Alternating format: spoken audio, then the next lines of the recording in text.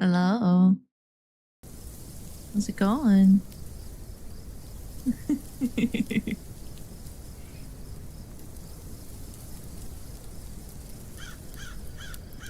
Like the spooky vibes. I worked very hard on it. Make y'all just a little bit smaller. Over there. There we go. Just for today. We got ambiance. You think I was gonna do spooky stories without ambiance? It's just campfire stories after all. Also, don't worry about the category. I know it says ASMR. I thought ASMR would get us more views for charity.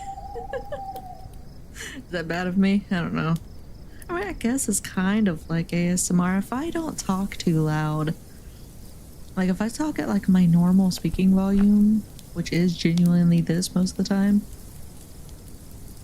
then it's like technically ASMR, right? Because most of the time I really don't talk louder than this. First story says ASMR adjacent. Exactly. Also, ASMR is like a smaller category than just chatting is right now. So I felt like if I was doing just chatting, it wouldn't attract as many people. Or if it was ASMR, it might attract more people, especially the spooky vibes. There's like some spooky ASMR artists. Did you see? Oh, you're Sasha for red circle.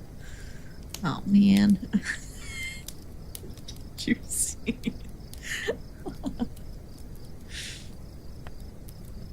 God, I saw it. I did too, Queen. Oh, I'm so scared. Guys, hold my hand. Guys, I'm terrified. I'm gonna piss myself. It's spoopy. It's spoopy. I got a lot of, well, not a lot really, but I have quite a few little stories for us today. And speaking of these stories, I don't know who has seen my charity stuff, like incentives and milestones on Twitter. But if you haven't, is that saved? Oh, that's saving. Hold on. I'm trying to show y'all it. It hates me.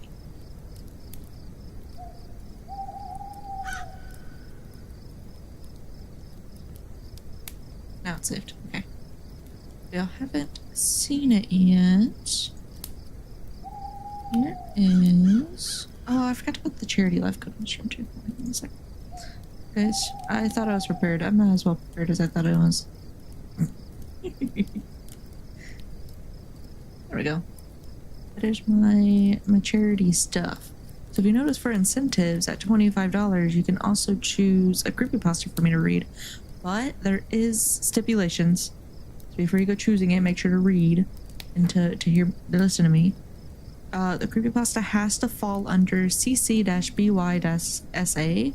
which is a copyright protection law.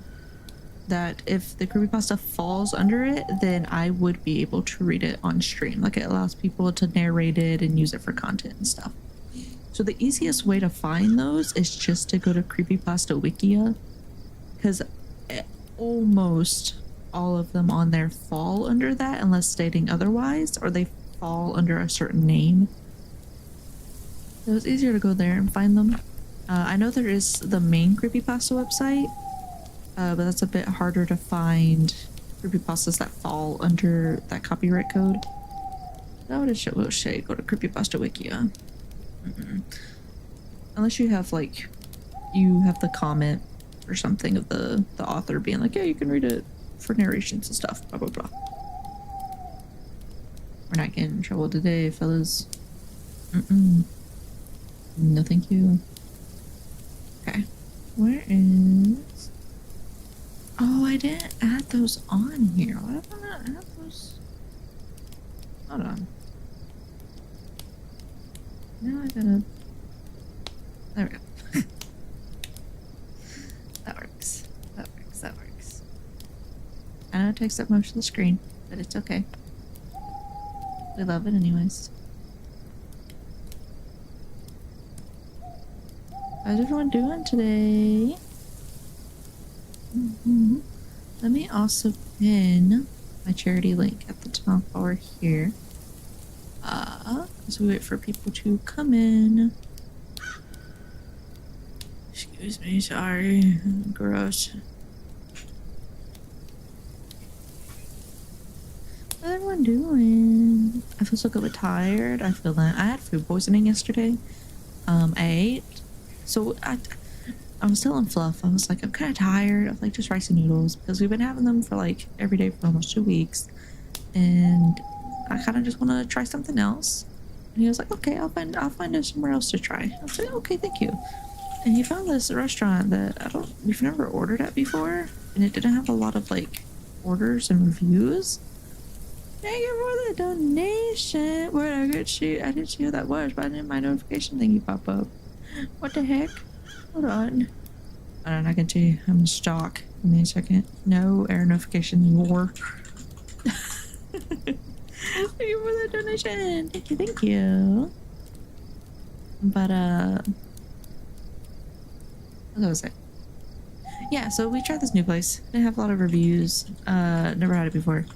And they had hot dogs. And I was like, you know what? This veggie hot dog looks kind of good. Because it was a hot dog and the thing showed that it had like some lettuce, some jalapeno, some onions, tomatoes, I think cucumber on it. Just like various types of veggies. And I was like, you know what? That actually looks like pretty good. I'm going to try it. And the picture also showed that you got 3 hot dogs. I was like, okay, 3 hot dogs. That'd be plenty. I won't eat all of them. I can save some for later. We order it. It was 1 hot dog. To be fair, it was kind of long, but it was 1 hot dog. And it only had a couple pieces of lettuce, some shredded carrots, and Thousand Island dressing on it. And I ate it. And it tasted okay. And then I got sick.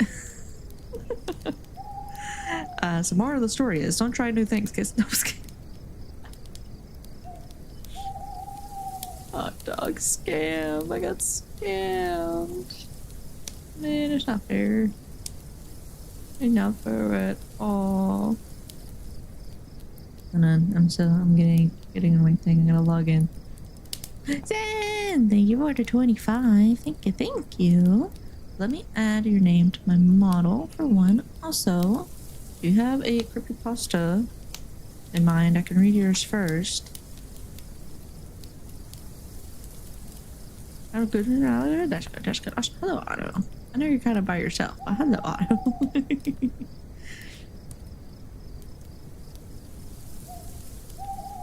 Well, then if I do this, it doesn't get messed up by my... Oh, I hate how the Z's look in this one. Oh. Maybe... Does that look like Zen's name? It kind of doesn't, but I guess if you can read cursive, it kind of does. I can't read cursive very well. I never fully learned. I know, shocker. But to be fair, I grew up in the South. You're really great, baby.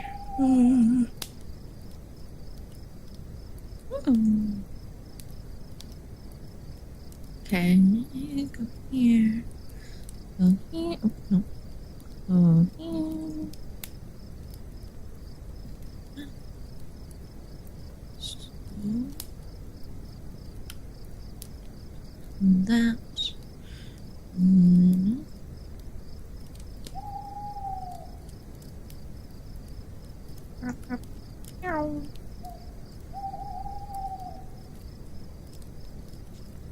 Then where you want to be? Want to be on my shirt? Want to be on my head? You can't really see it. You want to be on my hair? Be my boob? Where you want to be? I'll let you choose since you're the first one. You know what would be pretty funny? What would be pretty funny? I'm scared. Or you say I'm scared. What would be pretty funny? You don't know what my... Guys, just think about it.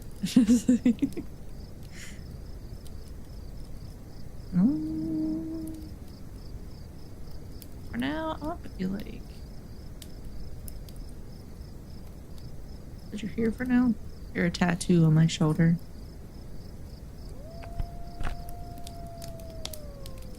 Okay. Sorry, I have to re-pull up stuff. There we go. Rage. I know if you can't recursive, it doesn't look like it. It does. It does. Yes, and if you want to pick a creepypasta story,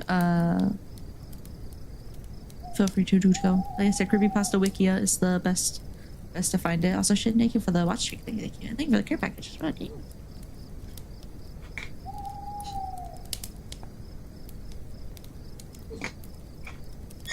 Also, I don't know why my redeems for this aren't working. I set up like campaign redeems.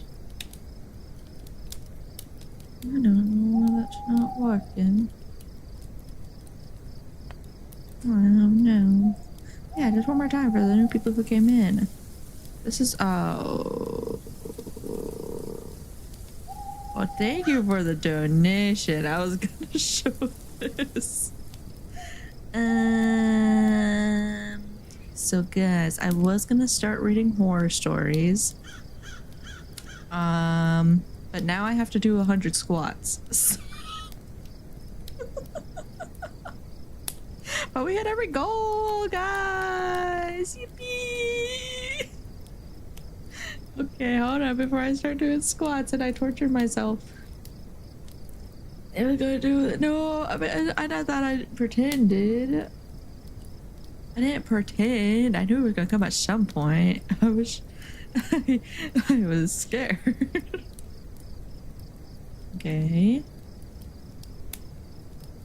Ryusei, you want me to put your whole name or just Ryusei? You want to put like Mabushi Ryusei or just Ryusei? Yippee! Charity! Charity! But yeah, thank you for the donation. Thank you for the donation, Ryusei. Thank you. Oh, Ryusei's got okay. Thank you. I know we all really appreciate it. Thank you. Mm-hmm. It's for a good cause. A cause that I hold dear to my heart. For anyone new or who wasn't here for the last charity stream, this is raising money for StackUp, which is a charity that raises money for veterans and military personnel for their mental health, like resources and like sending them care packages while they're deployed, stuff like that, just to make sure they have the help they need. Some of those care packages they send out is like video game care packages, so they'll send consoles and stuff out to deployed military soldiers. Well, not just soldiers, but all of them. They give them something to do while they're overseas fighting a fight. And I know war is a very sensitive topic for a lot of people. I understand that. I don't like war either. But as a veteran who was in the military, it is important to me because not everybody in the military is there for war. Some people are there for, they feel like it's their only option. They feel like there was the only way to get away from home. They felt like it was their last resort. Me. They did it for education. They did it for a job. They were scared of not being anything in life, so they joined the military because it preys on people. I can admit that. It preys on lower income neighborhoods. I'll admit that. But there's a lot of good people in the military too. A lot of good veterans, and they all deserve good mental health. And I stand by that.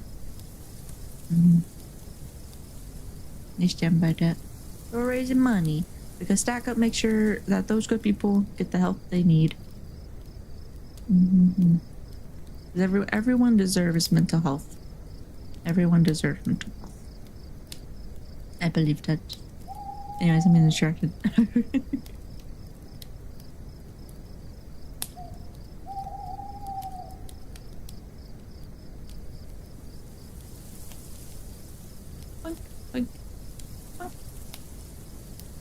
Turn you a little bit. You go on the other shoulder. There we go. Yeah, but that's if you're wondering why it's important, it's mostly important to me. I was the one who was gonna do something originally, and then I think it was Halia brought up an idea of doing something for summer, and I was like, well, I was gonna do a charity event if you guys wanted to join, and they all agreed. All of our artists agreed. So we put this together with each other, and I'm very happy that they care about the cause to it. It makes me very happy.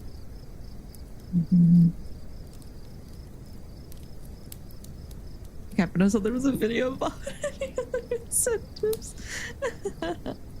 No, that's fair. That's fair. Dragon Lady for watching. Thank you. Let's go donation finish. Let's go. You know what that means? We gotta up our goal. Gotta keep up with the times. I swear I'm not totally distracting from doing my squats. And we'll upgrade it. Let's see. We go to here. It's here, I think. If I just do this.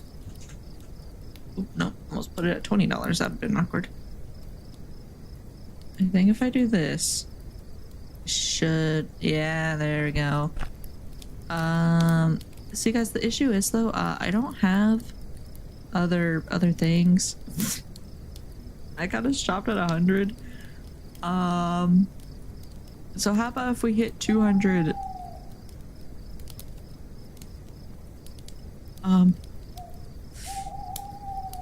If we hit 200, how about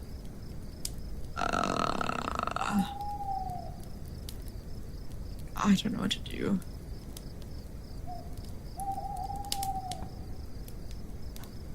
Yeah, I'll think about it. We hit 200, I'll do something.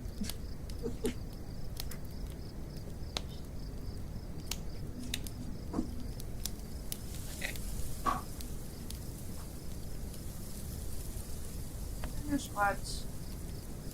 Oh god, I'm scared, guys. Guys, I'm scared. Oh, dragon. Okay, you guys have to help me keep track in case I lose count.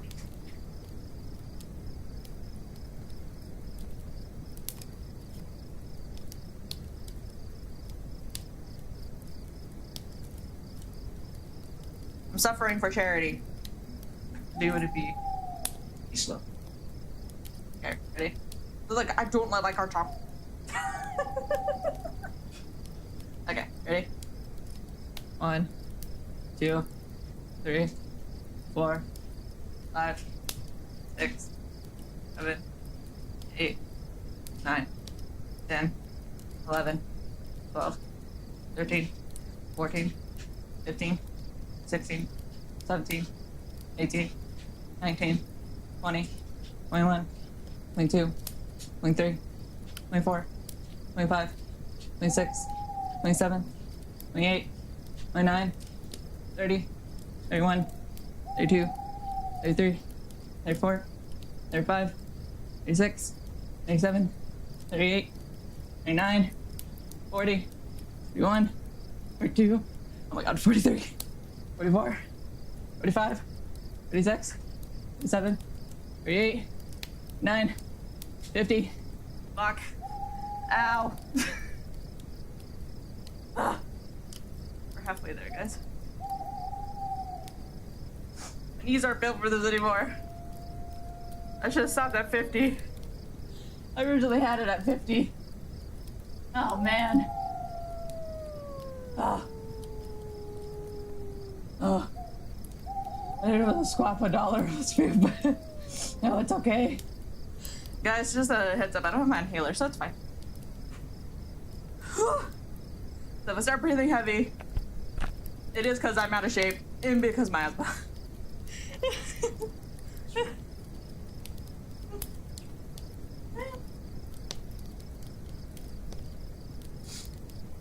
There should be allowed. No. We get as many as we can and then we stop. Hold on. I'm shipping right now. My thighs already hurt, guys. We're good. It's for charity, guys. Think about it. It's for charity. It's for charity. So there's turtles. Yeah, CPR. I am actually CPR certified. Okay. I am until like I think 2028. Okay, 10. Let's do 10 at a time. 10 at a time. I got this. All right, 50. 51. 52. 53. 54. 55. 56. 57. 58.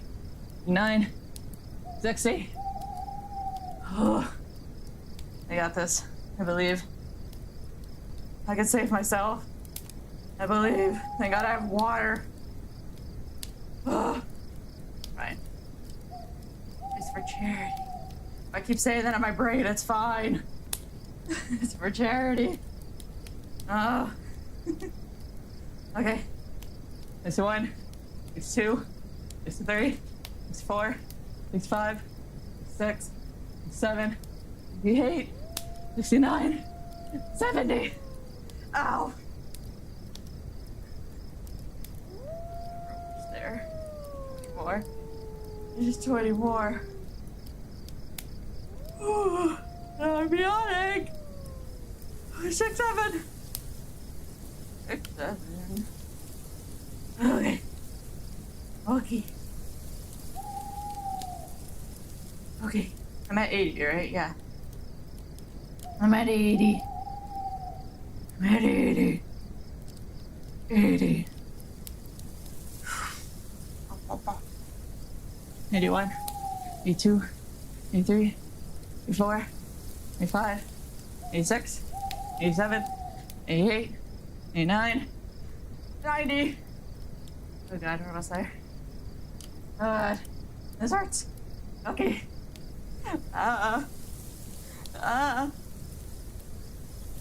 91, 92, 93, 94, 95, 96, 97, 98, 99, 100. Oh, I did it. Oh my god. Oh. Oh. Oh my god, I feel like a grandpa. Oh my Jesus. Thank you. It hurts. Now I'm sweating. Now I don't even want my blanket anymore. Here, Fluff, you take the blanket. You take me. Thank you for the care package. Oh, thank you. I'm gonna be breathing heavy now for like 15 minutes. I'm sorry. I do. I have some. I thank you. Oh, we did it. Oh. Ow.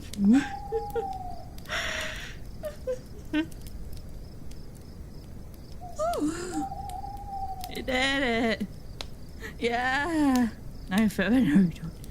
But I never feel bad for charity. I'm dying. I ate it. I mentioned I had food poisoning yesterday. Thank God I didn't shit myself. That'd be crazy. Thank you for care package. Thank you. You're so strong. Thank you.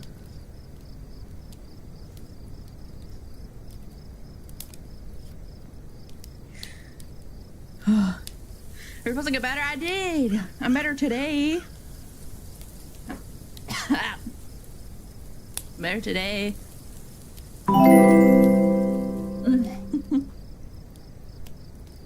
Just for dropping 100 times such a thank you for you, Shay. Thank you for the biddies. Thank you, thank you. We should give your money to charity, not to me. I appreciate it, though. You should give money to charity. How you doing? I'm tired. I'm tired. Oh, God. I'm surprised I can even do 100 squats, though. My legs didn't start giving out till about, like, 70. I was surprised. Where's the middle one?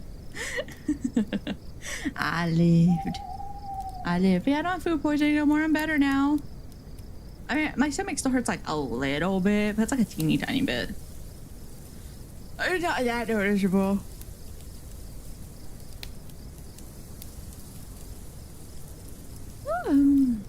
Excuse me. Hello, Chris. Welcome in. Thank you guys for coming to my stream. That's the end of my That's the end of the stream, guys. 100 squats. We're done. ignoring me. Quick, when they started to kill me at 30, I got legs for days. That's my only strong muscle in my body, Jenny Queen. It's the only one. Did I drink enough for care packages? I had 2, right? Or 3. Did I have Holly's? I think I did Holly's. Oh, well, I drank like multiple sips of water. It counts. My name is Granny. I feel that though. I would never attempt God's already too close to the girl. Queen, what are you talking about? You're like 7'2". Can I show them again? Oh yeah. Here. Oop. Show for incentives. It was name on model for $5. 25 was pick a creepypasta to read.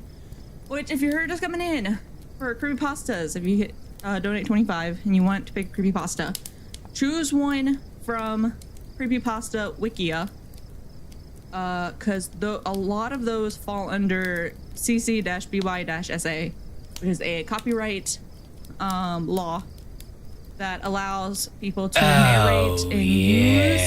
Thank you for the follow. Thank you. To narrate and use creepypastas for content. So CreepyPasta Wikia is the best place to find those because they all fall under that code unless they say otherwise, or they're from specific authors. So it's easier to find them. There is the also normal creepypasta website, which is creepypasta.com, I think. But those are harder to find. It's hard to find stories that fall under that copyright code because it doesn't specifically say on a lot of them. So it's better just to use CreepyPasta Wikia. And then 50 was a personal thank you message video, which I'll film those probably the next week or 2 and get those sent out. Under squads. Yeah, we hit all our goals, guys. Can I edit this? Hold on. Can I color on it? I don't know if I can color on it here. Hold on. And color on it here. Not here. Yeah. And if we hit $200,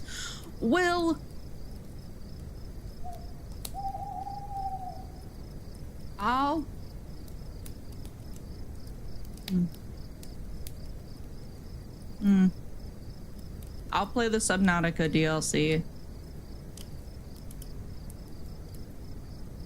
And if you wonder why that's a big thing, I have a very big fear of deep water, the dark, and big things underwater. And all 3 of those combined make me very scared of the ocean. The guy doesn't contribute this year. No, you don't have to. You don't have to choose one if you don't do it. Just if you do. Lion Long, watch along. Yeah. Iron Long. Oh, also, I need to also donate to the cause. Oh, hold on, let me get my thingy. Don't let me forget that. They're like, oh look, you have to donate. I'm like, okay. Okay. Mark up, baby. Gonna mark up so hard, you have no idea. Okay. We did this one, and this one, and this one, and this one, and this one, and this one, and that one, and that one, and that one, and that one. We save. And then we come here, and I go to properties. And that should be saved. There we go. Yay! Yippee! I'm afraid of the deep sea or ocean, but I saw the movie trailer today about some guy getting swallowed by a whale. It scared the shark. Oh my god, I saw one of those videos. It terrified me. Well, look, I love whale sharks, okay? If I saw one of those things in real life, I'd probably shit myself. Okay. Yes, we have the first one, which is donate to the cause. So I'm gonna donate directly to the iridescent one. Just FYI.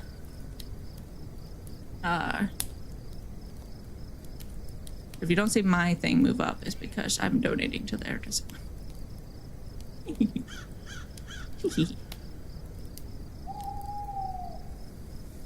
Okay.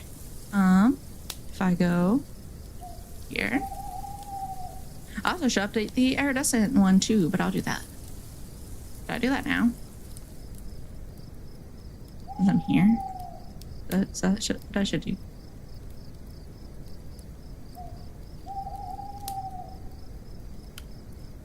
The yandere one? So that's gonna be like a video. So that's gonna be a scripted video instead of like a stream. So it'll be on my ASMR YouTube channel. Because I've tried doing yandere ASMR streams. It doesn't work. I laugh too much. So I have to do it as a video. So I can cut out all of my laughs. So Finding Nemo. Okay, how much do I want to donate? We'll do this much.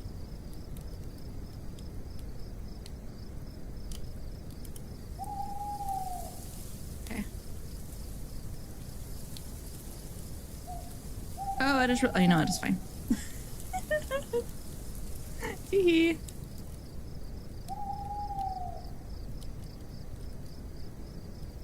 Just gonna do that.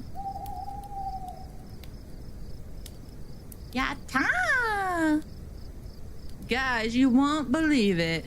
The iridescent StackUp call to arms is now at $415.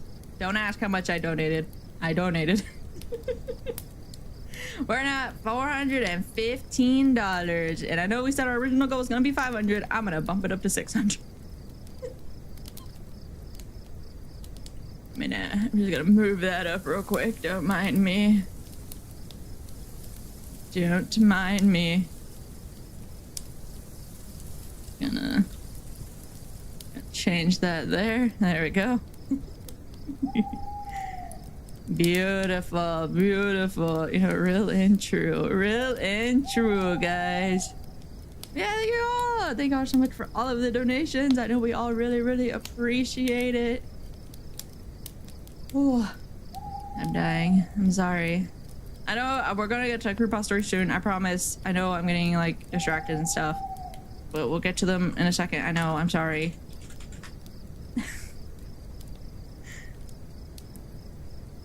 I'm doing this really quickly. I'm updating stuff really quickly. So quickly, you have no idea.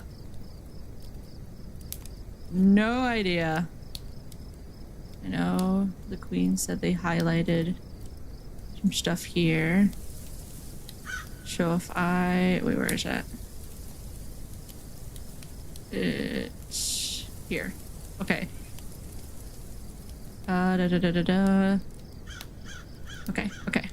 Okay, okay. Okay. I'm just gonna put these randomly. So queens later, if you think I should change them around, please let me know. We'll do create.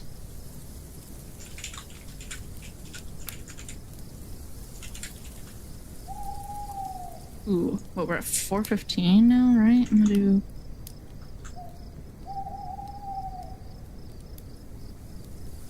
$450 on that one.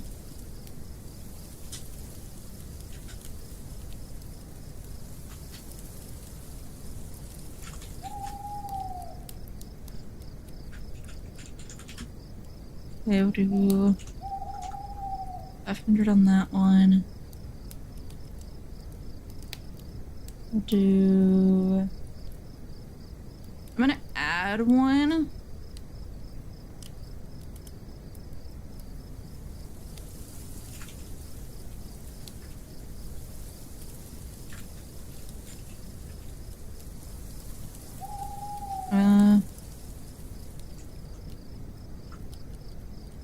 $550. And then this one would be $600.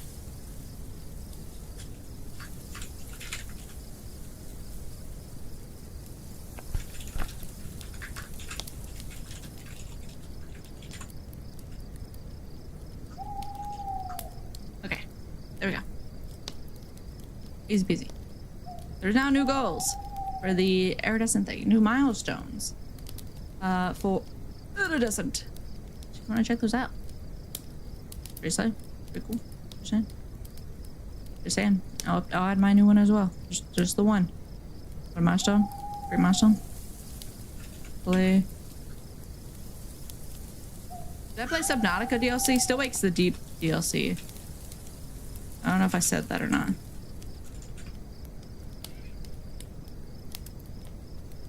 I don't know if I said that or Subnautica, because I've never actually played Subnautica, so I can't play the Subnautica DLC, but I've never played Subnautica. Funny Fish Game DLC? I've never even played Funny Fish Game. What the fuck about that scary deep ocean? Okay, Subnautica scares me more than Still Wakes the Deep, but I believe Still Wakes the Deep DLC is what I meant to say. That's what I meant to say. Yeah, that is now a new goal for 200. Easy peasy. Okay, let's stop being. Well, let me stop being distracted. And let's read some stories, guys. Or let me read some stories. Let me read some stories. I'm on the Creepypasta website. We're gonna do. Let's see. Oh, oops. Hold on. Let me go to browse all pages. Easiest way to do that. And then we can go to.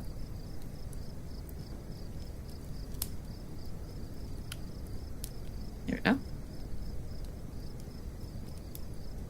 Can you find the iridescent? Yeah, hold on. I can link the thing.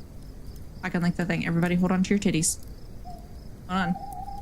I can link it. I can link the thing. No, what are you doing? I was talking to myself.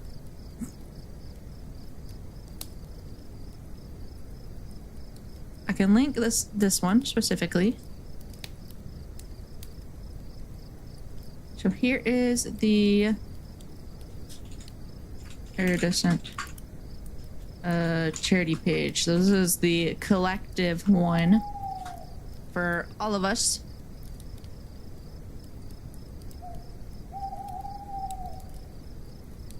You'll see the group goals and stuff there. And while we're here, let me get my charity page. Teehee.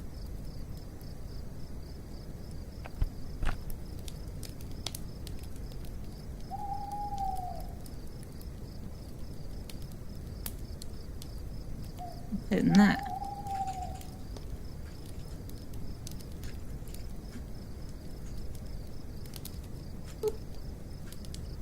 Let's do that. Pin this at the top before I forget. And this one is my specific donation link. So this will be like for my goal specifically.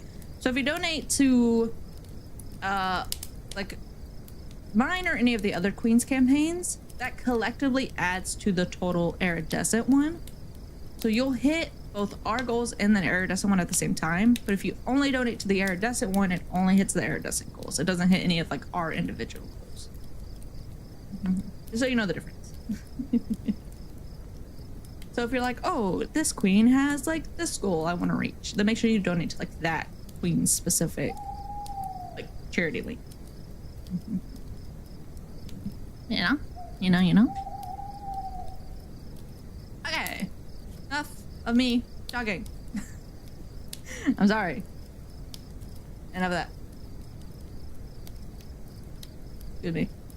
Okay, our first story is Bunnyman Bridge, and it is by a unknown author. And like I said before, all of these are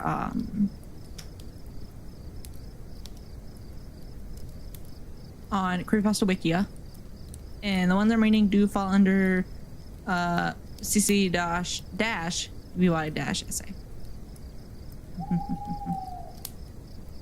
Yes. I'll pull up the rules just to make sure I remember them all. Okay. Easy peasy.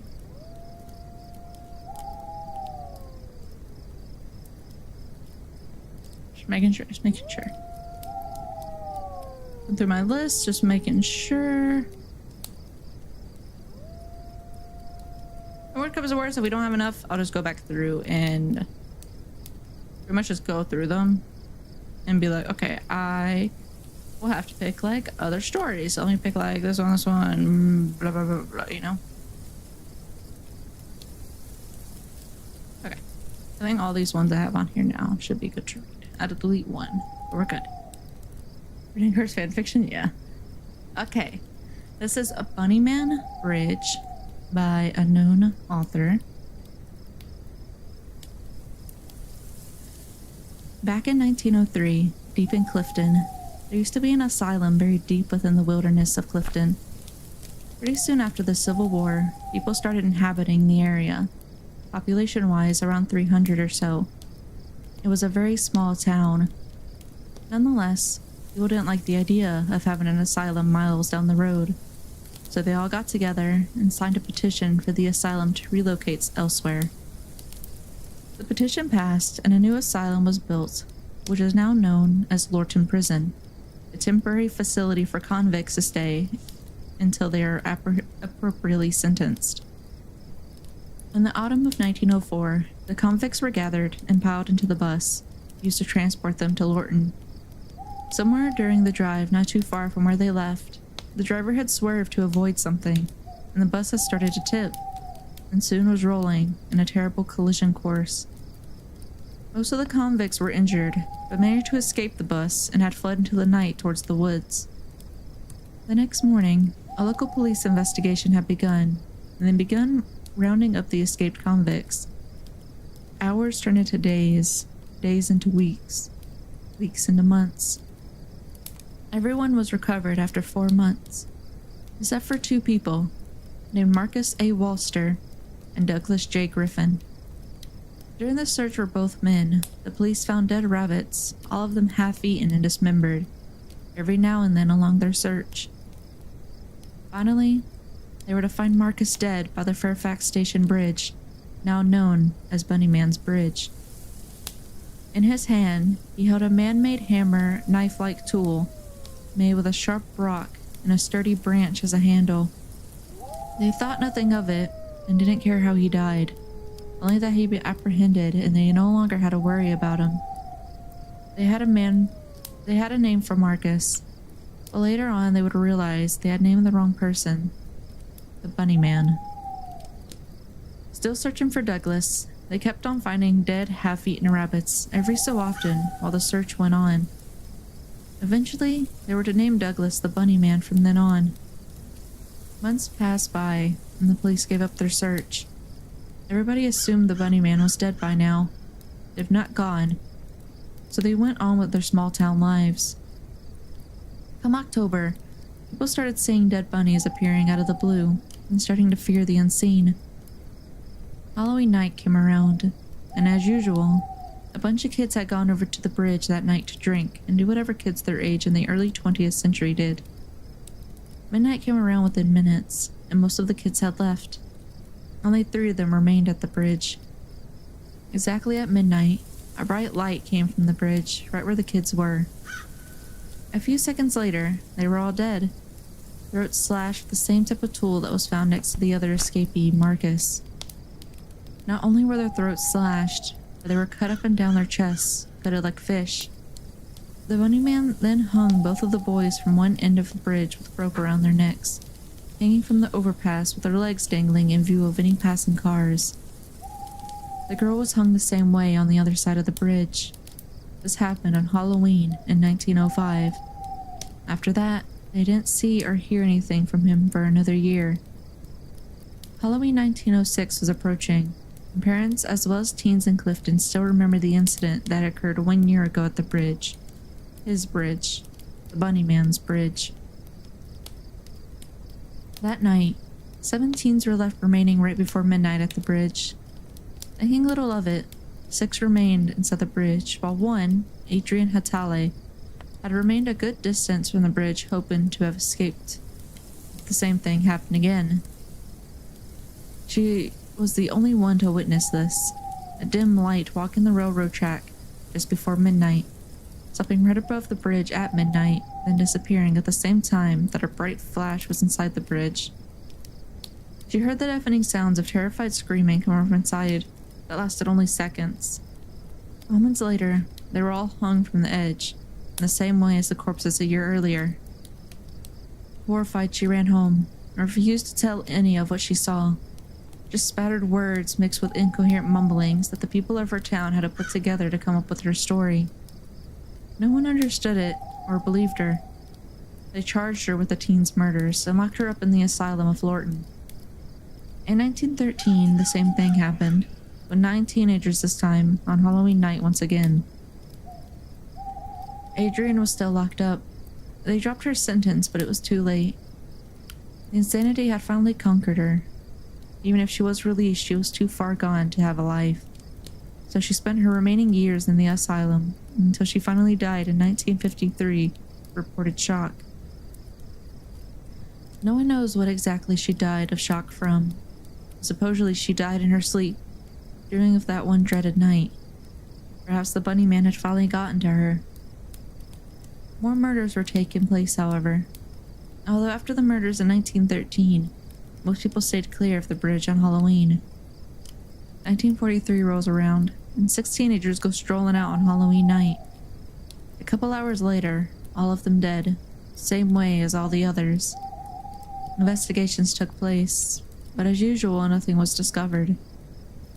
1976, the same situation occurs, this time with only 3 people.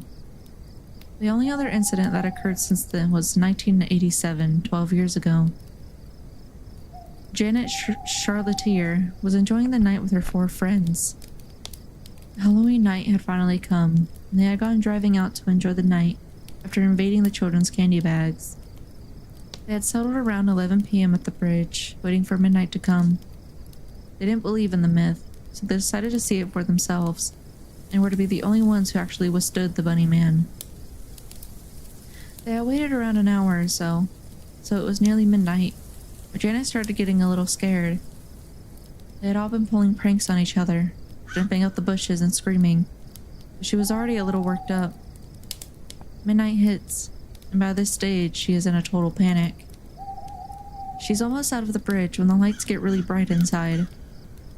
When that happens, her body is halfway outside of the bridge. She sees her skin start tearing at her chest, but nothing is piercing it.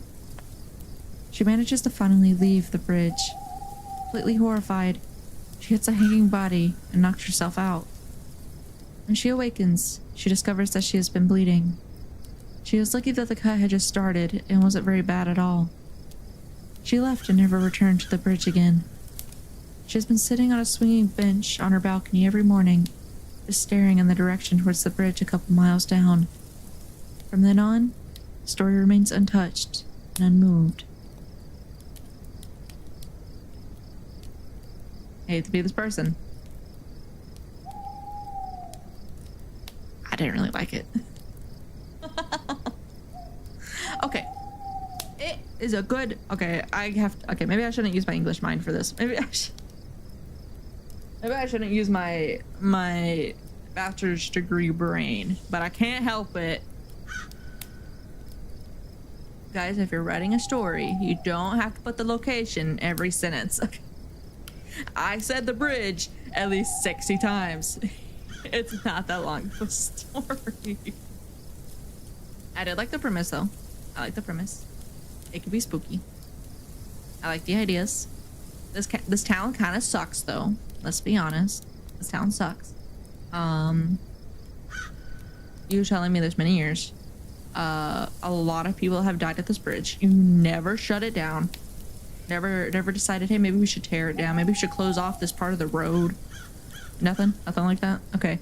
Also the fact that people died and you were like, yeah, it's totally this young girl and not the escaped convict that we know probably killed the other people. And they were killed the same way. And this is only a year later. Only a year later, he's very clearly still out there. And it was just young girl and not the escaped convict. Okay. Okay. Okay. Okay. Another lesson learned. Don't live in small towns. I'm just kidding. Don't live in small towns that have asylums or prisons. Duh. Real and real. I like the concept, though. I did like the concept. The idea of an escaped convict in the woods is terrifying. It is. It happened in real life to me. Not this, but my grandparents had a house, and it had like a whole bunch of woods behind it. But, you know, we lived in freaking redneck Louisiana. So, and one day, I used to like go out to their backyard, and they had like this, you know, one of the little like build your own swing set things.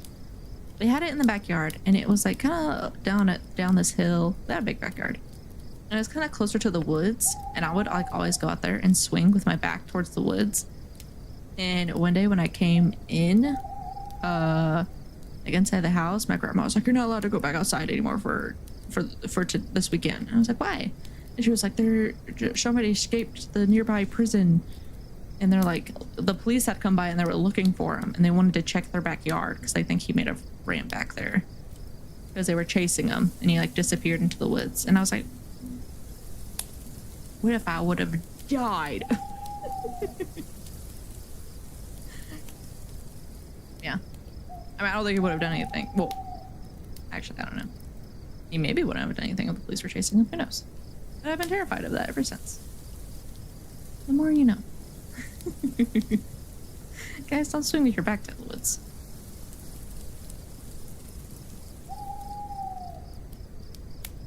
That bridge is still there. It's still there.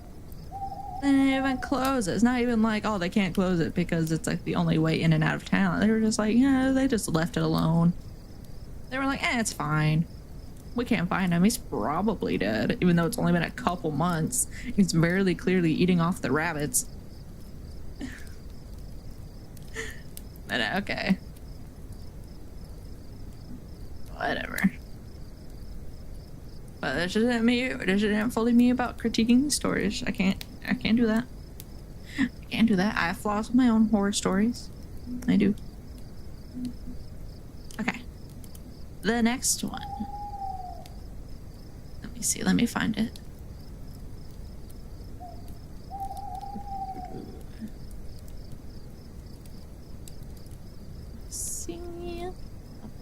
Oh my god, there's so many Chef to Killer stories. Okay, where is it?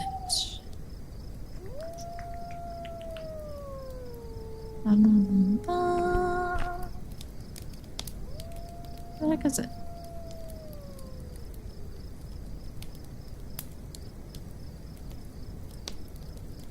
Oh, it's the next page. Hold on, I gotta scroll through so many pages. Oh, found it. Okay. This next one, I think, might be a little on the sadder side. So I did kind of skim over all these. I didn't fully read them because, you know, I wanted to be spooked too. You know, I wanted to be spooked too. I want to know what they're about. But I kind of skimmed them to see if I liked at least the premise of them or not. I think this one's more sad than scary. But I don't know. It could be spooky. It could be very spooky. Let us read. This is The Last Train Home by Stray Dog 1980. Okay. Ready? Everyone, sit on your little logs. Listen in, children, listen in. Do you ever watch other people in the subway? It's so strange to have to ignore someone who's right up there in your face. A can of sardines springs to mind, except passengers aren't joined by a bond of thick oil or brine. Instead, they're stewing in a miasma of sweat, cologne, and annoyance. Everybody absorbed in their own little worlds, warm little cocoons. There, whizzing through the bowels of the city at a brisk clip, you'll find people reading books, newspapers, maybe on a PlayStation Portable, maybe on a smartphone. Except me. I'll always be looking through the thick glass windows at the flickering blackness just beyond. Sometimes, late at night, I hope I'll get on the same train once more, so I can see it all again. It had been one of those weeks, and actually it had been one of those months, where the targets piled up like so much dirty laundry. Boss was on my case, Miserable, balding fart with his mortgage and his European sports car, running us all for another bullshit project for some client across the country. The days and nights lost their meaning. And at work early to beat the crowd, heading home without ever seeing the light of the sun. Caffeine was my only friend. The last thing on the agenda for the workday was the mad sprint for the last train home, because the miserable bastard wouldn't even sign off on the late-night taxi claims. It showed up on the work-life balance indicators, he said. It had been another mindless day of numbers, presentation slides, and text. To be frank, I didn't even know if the version of the meaningless report I was working on was the 5th or the 15th. Nor could I have told you the difference between the two. The office had already emptied out an hour before. My last coworkers giving me a commiserating pat on the back as they headed off. I cursed as I stuffed my laptop and swept through papers into my bag. I was going to miss the train. The stale warmth of the building gave way to the bitter cold as I hit the streets running. The station was deserted. Not unthinkable at this time of night, but eerie all the same. Oh, there's an ad. My bad. I didn't know there was an ad. Oopsies. Everyone back? Okay.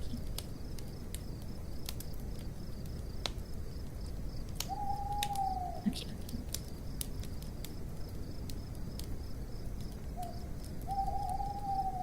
The station was deserted. Not unthinkable at the time of night, but eerie all the same. There's something about a hollow space meant for crowds. I'm not talking about muggers or anything like that. There is an air of the forbidden about these empty spaces.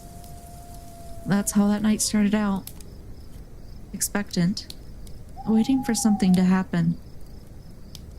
Not that I cared at the time. The escalators were out for the night. I was wheezing hard by the time I got to the bottom. That old college fitness, long drowned under an ocean of booze, buried under a mountain of fast food. I thought the last train had already left, resigning myself to a long wait for an expensive taxi ride back.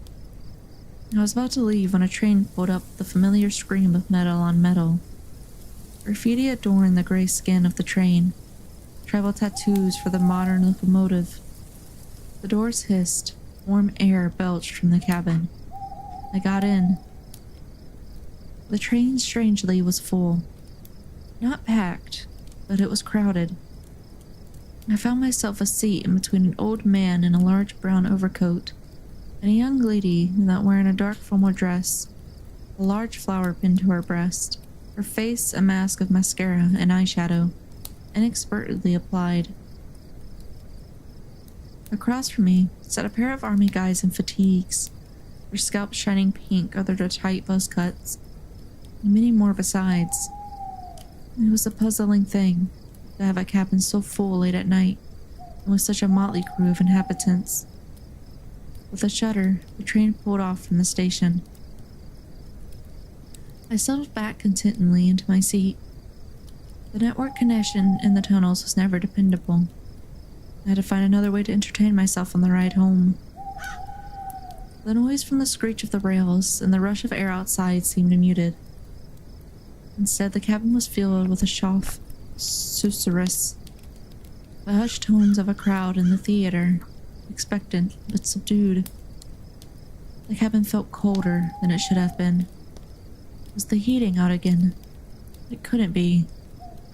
I was certain that the cabin was warmer than the platform a second ago, yet now, I felt like I was back outside in the howling cold. I tugged my jacket a little tighter, looked at the hodgepodge of strange individuals in the cabin. Everybody seemed out of place. Why would there be a gaggle of high school kids, obviously inebriated this late at night? Or the waifish girl that was wearing what seemed to be a school uniform. I shifted uncomfortably on the sculpted plastic seat. Not a single mobile phone or any other electronic device in sight. A strange sight in this day and age. I looked up at the row of LED lights that indicated the train's progress along my route. 4 more stops. I was still staring at the display when the train whizzed by the next station. It didn't stop, didn't even slow down, just kept going right. The lights and pillars of the station streamed by in a blur. I jerked upright in my seat, my eyes widening. What kind of train had I gotten on? The rest of the crowd was unfazed by this development. If anything, the low buzz of whispers got even louder as the train progressed. We were still hurtling through the dark tunnel, the overhead lights flickering on and off, when the little girl in the school uniform fixed me. Stared at me. That's weird. Wide-eyed. She crept over to the group of high schoolers and tugged at the sleeve of one of the young men. He must have been a basketball player, towering over his companions. He nearly had been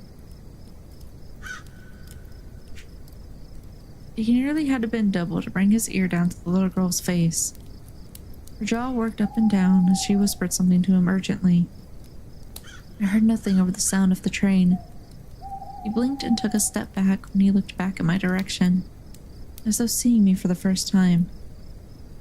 His handsome face twisted strangely. What was it? Anger? No, he looked like he wanted something. He looked hungry. His compatriots noticed the break in the conversation and directed their gazes to the focus of his attention, to me. The same gamut of emotions cycled through their faces. Shock, and then a sharpening, a hardening of their features. They were hungry too. The giant took a step forward, perhaps meaning some harm for some slight on his person that I must have committed. One of the high school girls held him back. The feeling spread throughout the cabin, like a spark arcing from person to person. The two uniformed men, looking up and tightening their jaws. The old man next to me, perking up and scooting down another seat so that he could look at me without straining his neck. Outside, a blur of lights told me that another station has shot by. 3 more stops.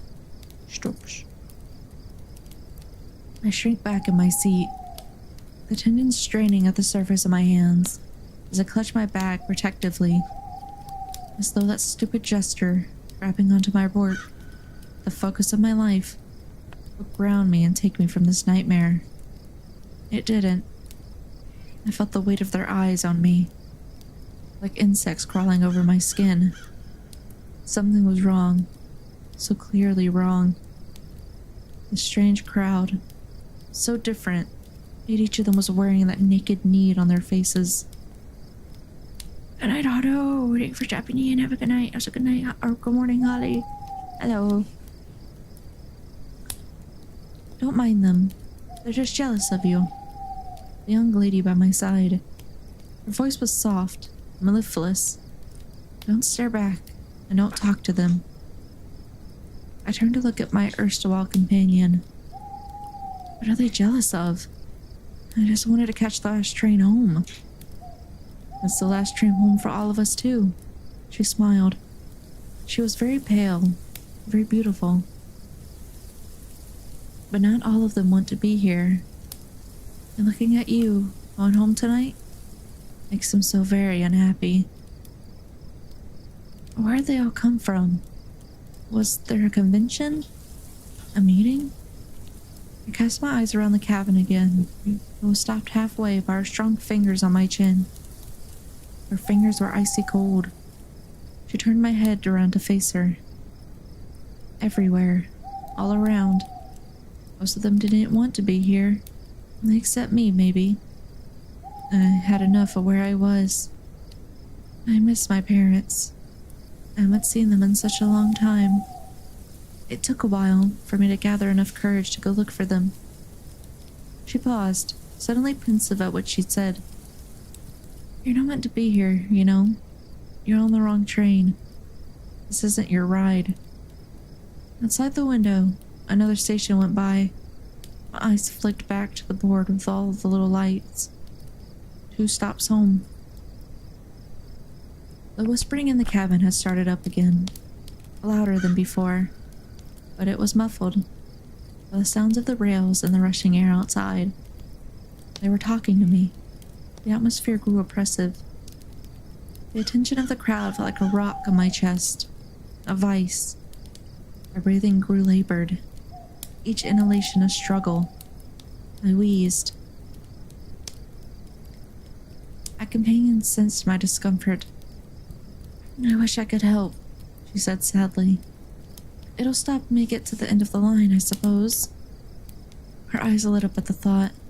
She turned around and scooted up onto the seat, her knees on the hard plastic, palms on the cold glass. Even with her face pressed up against the glass, there wasn't a trace of fog on the window left by her breath. If she was even breathing at all. Here, why don't you take this? I won't need it where I'm going.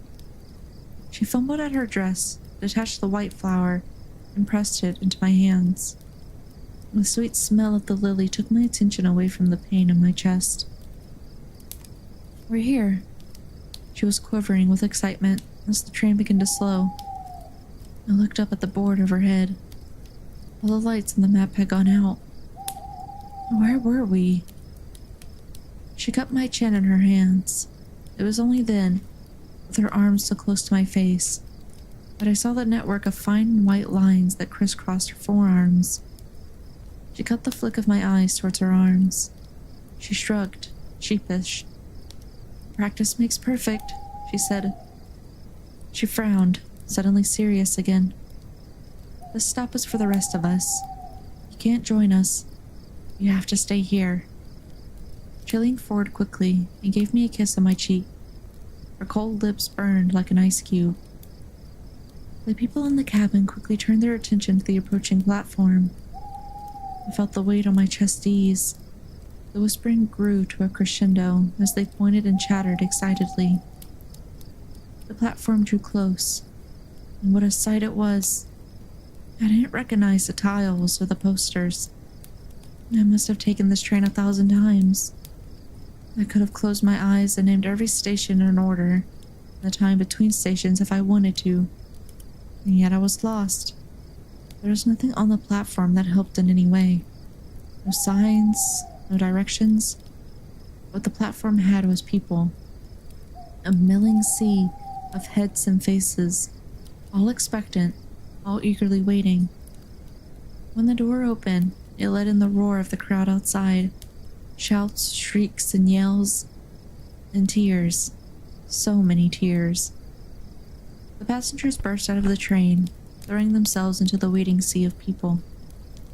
I saw one of the army boys embracing an older gentleman, also dressed in military fatigues. None of that new age stuff that pixelated camouflage. This was old school, with big green and brown splotches.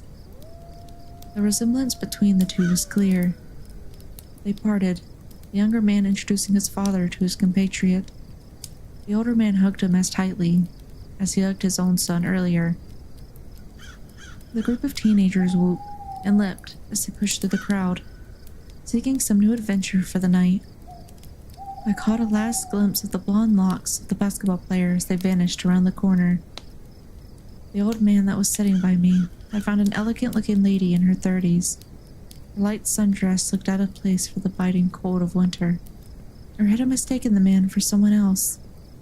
I looked again, and it wasn't the old man anymore, but a young couple laughing in the prime of their lives. No, it was the same coat, and his features, lined with the jealous greed scant moments ago, were now lit with a fierce joy. Just as the train doors hissed shut, I saw the girl that sat next to me on the train. She was in tears, with her arms around a well-dressed couple. She waved at me as the train pulled out of the station. I waved back. My legs shook as I got off the train at my stop. The platform was reassuringly deserted. I watched as the train screeched into the distant darkness of the tunnel. I gingerly touched the numb spot on my cheek, where the girl had kissed me. My fingers came away wet. I don't even remember the tears falling. My nose was suddenly assaulted by a rich, thick greenhouse scent. Decaying plant matter. I fished out the lily from my coat pocket, where the strange girl had left it. The pristine white petals were dry to the point of crumbling and speckled black with rot. I let it fall from my fingers and watched it bounce on the station floor. It sat there, like an unmelting snowflake on the pocketed gray concrete. I stared at it for a long time before I began the long trek home. And that's that one. Look at thing. If I can listen to Creepcast. I take that as a compliment. Welcome in. What'd y'all think of that one? I kinda like that one. It's more sad than creepy. I guess it could have been creepy at the beginning, but it got more sad and more like, wow, it's kind of heartfelt a little bit.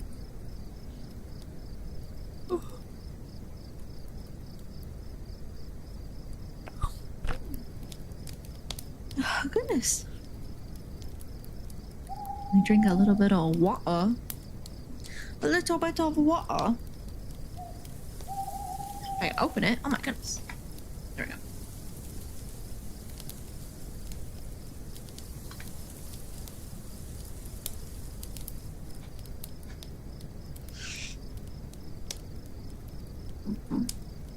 Goodness me, goodness ma. Hee hee.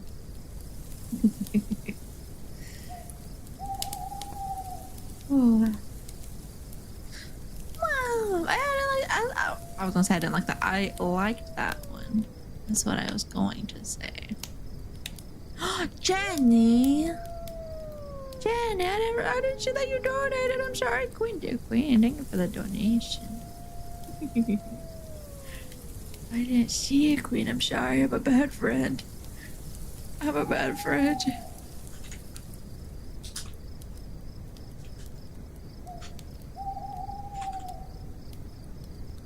Okay. Put your name, but you are my body. That sounds weird. Would it be? Would it be? I don't know why the notifications don't work.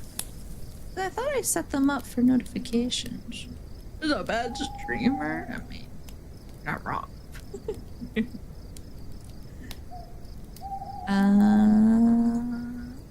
Okay. That in there. Get my gin. I'm drunk as well. Yeah, I don't know if there's something to fix that or not. Penny, I'm gonna put you on the side of my head. You get this spot. There you go. You're attached to my hair so you wiggle. Nobody's going to invite me during the Scots of Ballad. Oh, it's okay. Thank you, Queen. Thank you.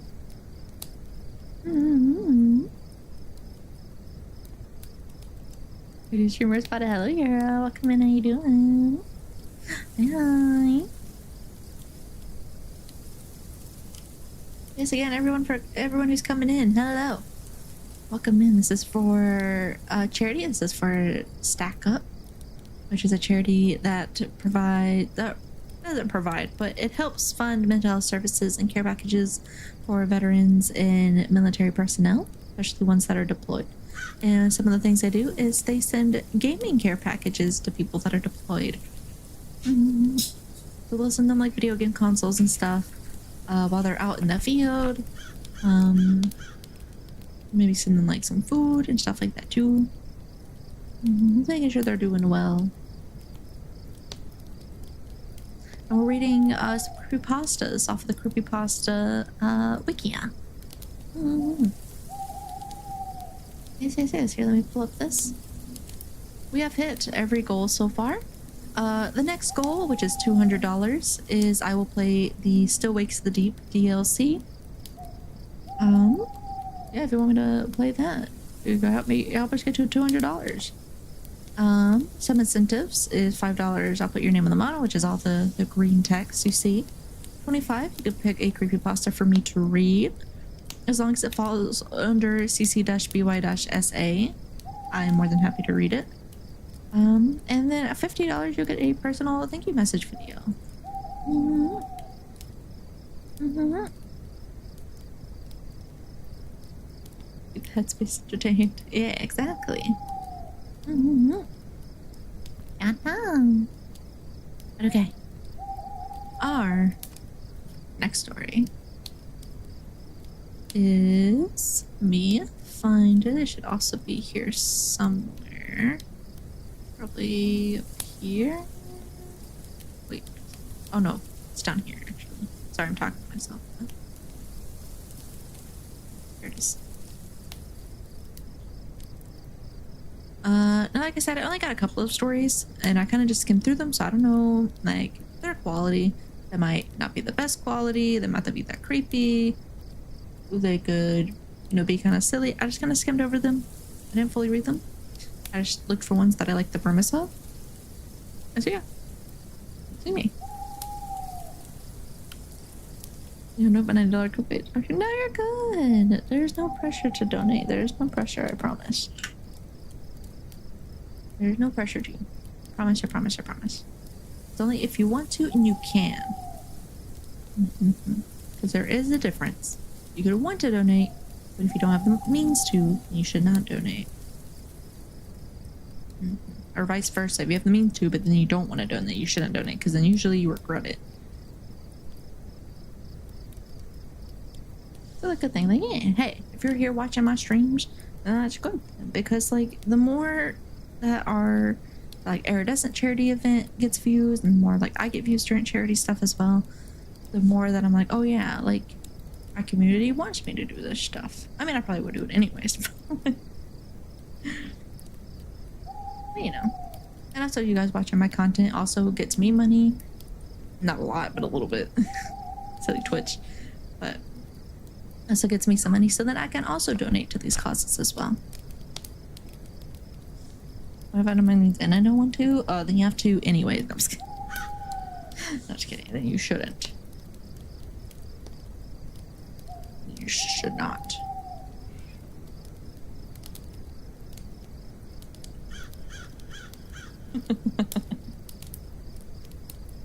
Voluntold, baby, voluntold. Okay. Anyways, let's go on to our next story.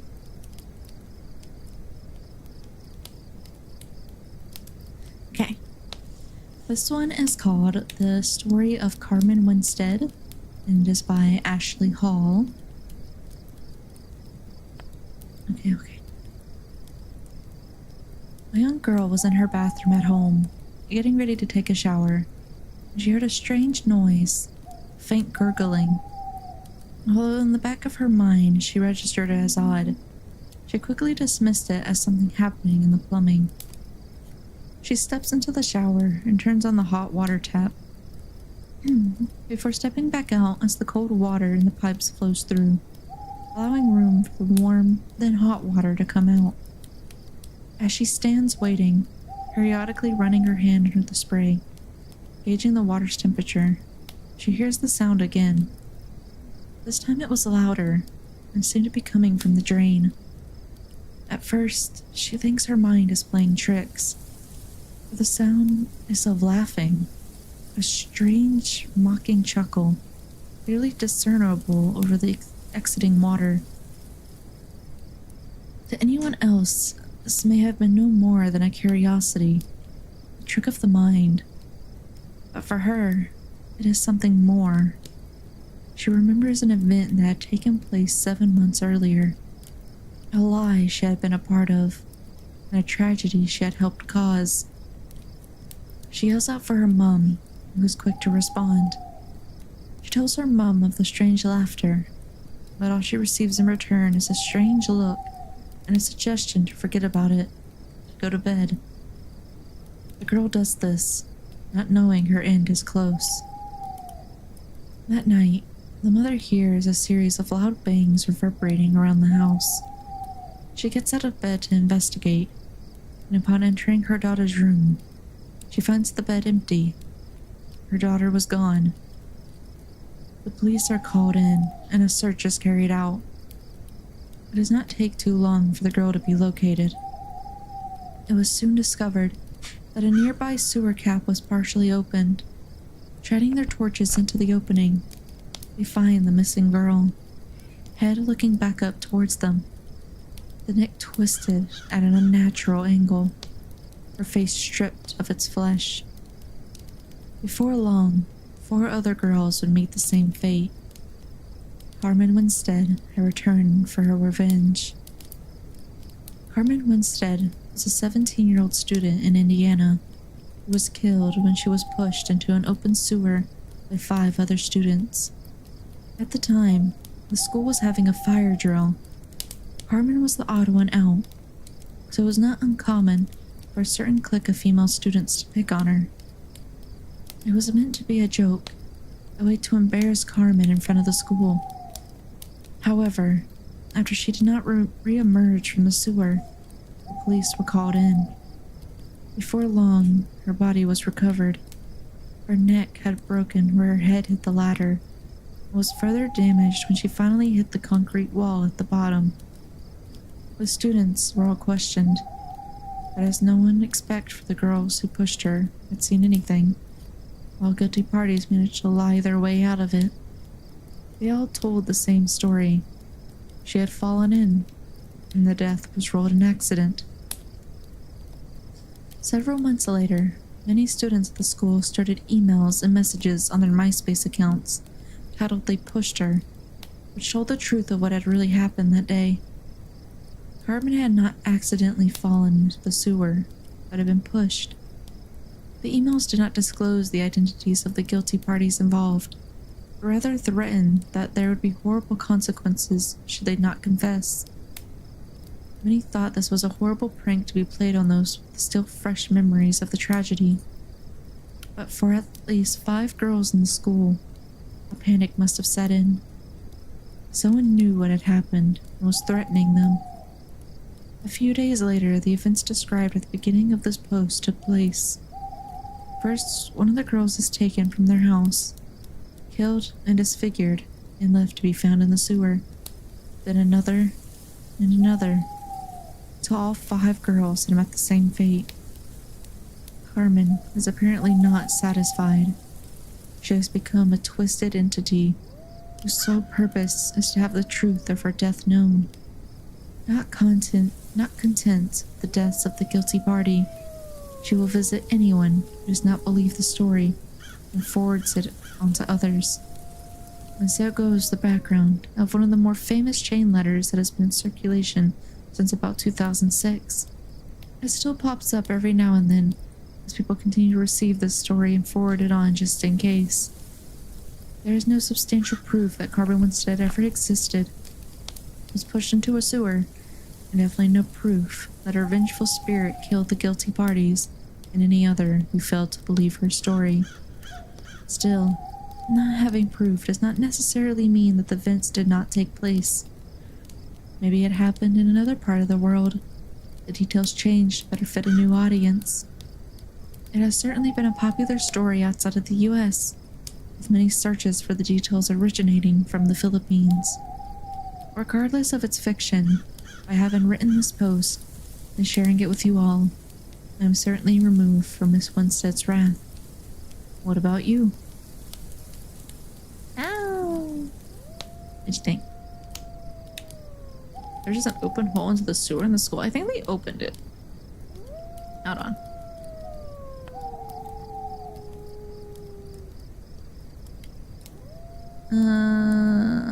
I don't...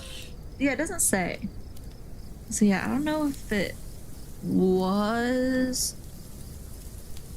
And, like, it was just open, or if they opened it and then pushed her. You know what I mean? I don't know. There's the math classroom. Freaking math, man. You can never trust math. The fire drill, that explained why a sewer would be open. I think it wasn't explaining why the sewer would be open. I think it was explaining why they were outside. Like, why they were all outside. I think that's what it was explaining.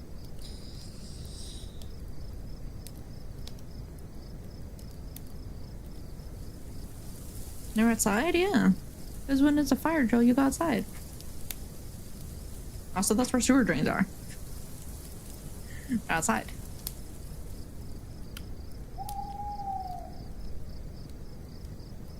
Okay. That was okay. It wasn't bad. I like the chainmail type stories. I like a little bit. They're not my favorite. But I like them a little bit. Because I used to be, because, you know, as an impressionable young child, I used to be scared of chainmails when I was younger. I was like, I'm not taking my chances. You can't fool me. Well, you know, after that, I'm sorry. I just know that they're outside. It would it be?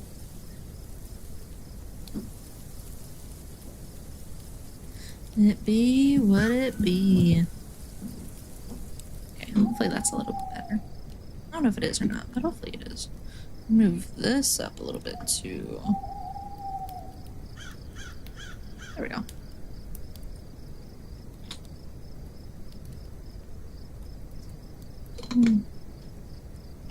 Nom nom. Just my mic a little bit. It's not as close to my face. That should be fine, I think. Probably. Possibly. Aren't the little whole storm drains like the little metal ones that are like inside buildings?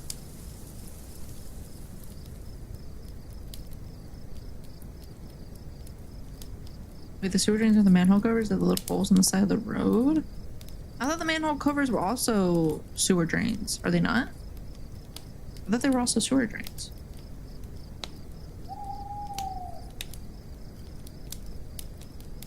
Sewers are for poop. For poop. For poop. The water goes down there, right? Yeah, I don't know how they got her in a sewer drain. I don't know. Colorful telephone lines. Huh. Well, that story is wrong. Delete. No, I'm just kidding. I'm kidding. And for rainwater. Yeah.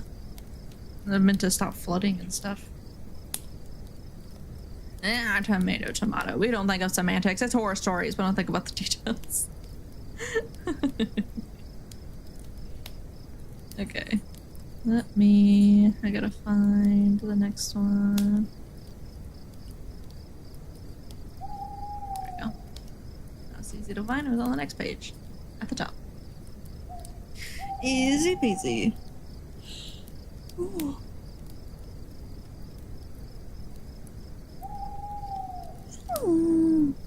Excuse me.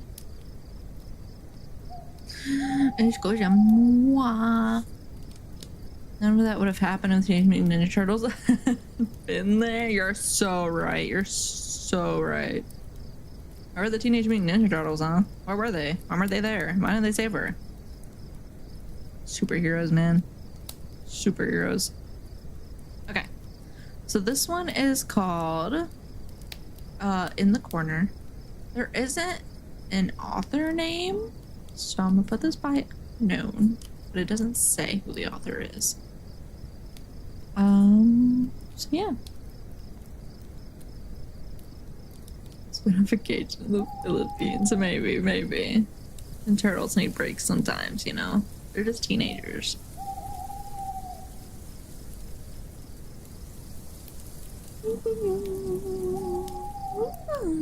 Excuse-moi. Okay. Ready? In the Corner by unknown. I always remember the first time I saw him. Our first meeting is forever etched into my memory.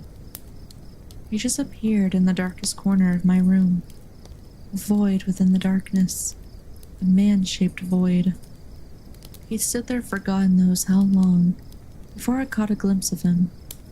I saw him and froze. My body froze. Everything froze. Everything but my brain. My mind didn't freeze. The rest of my body did. Ossified.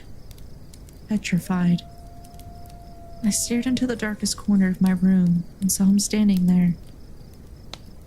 Something prevented me from tearing my eyes away from him. I just stared, hopelessly. He seemed to grow bigger.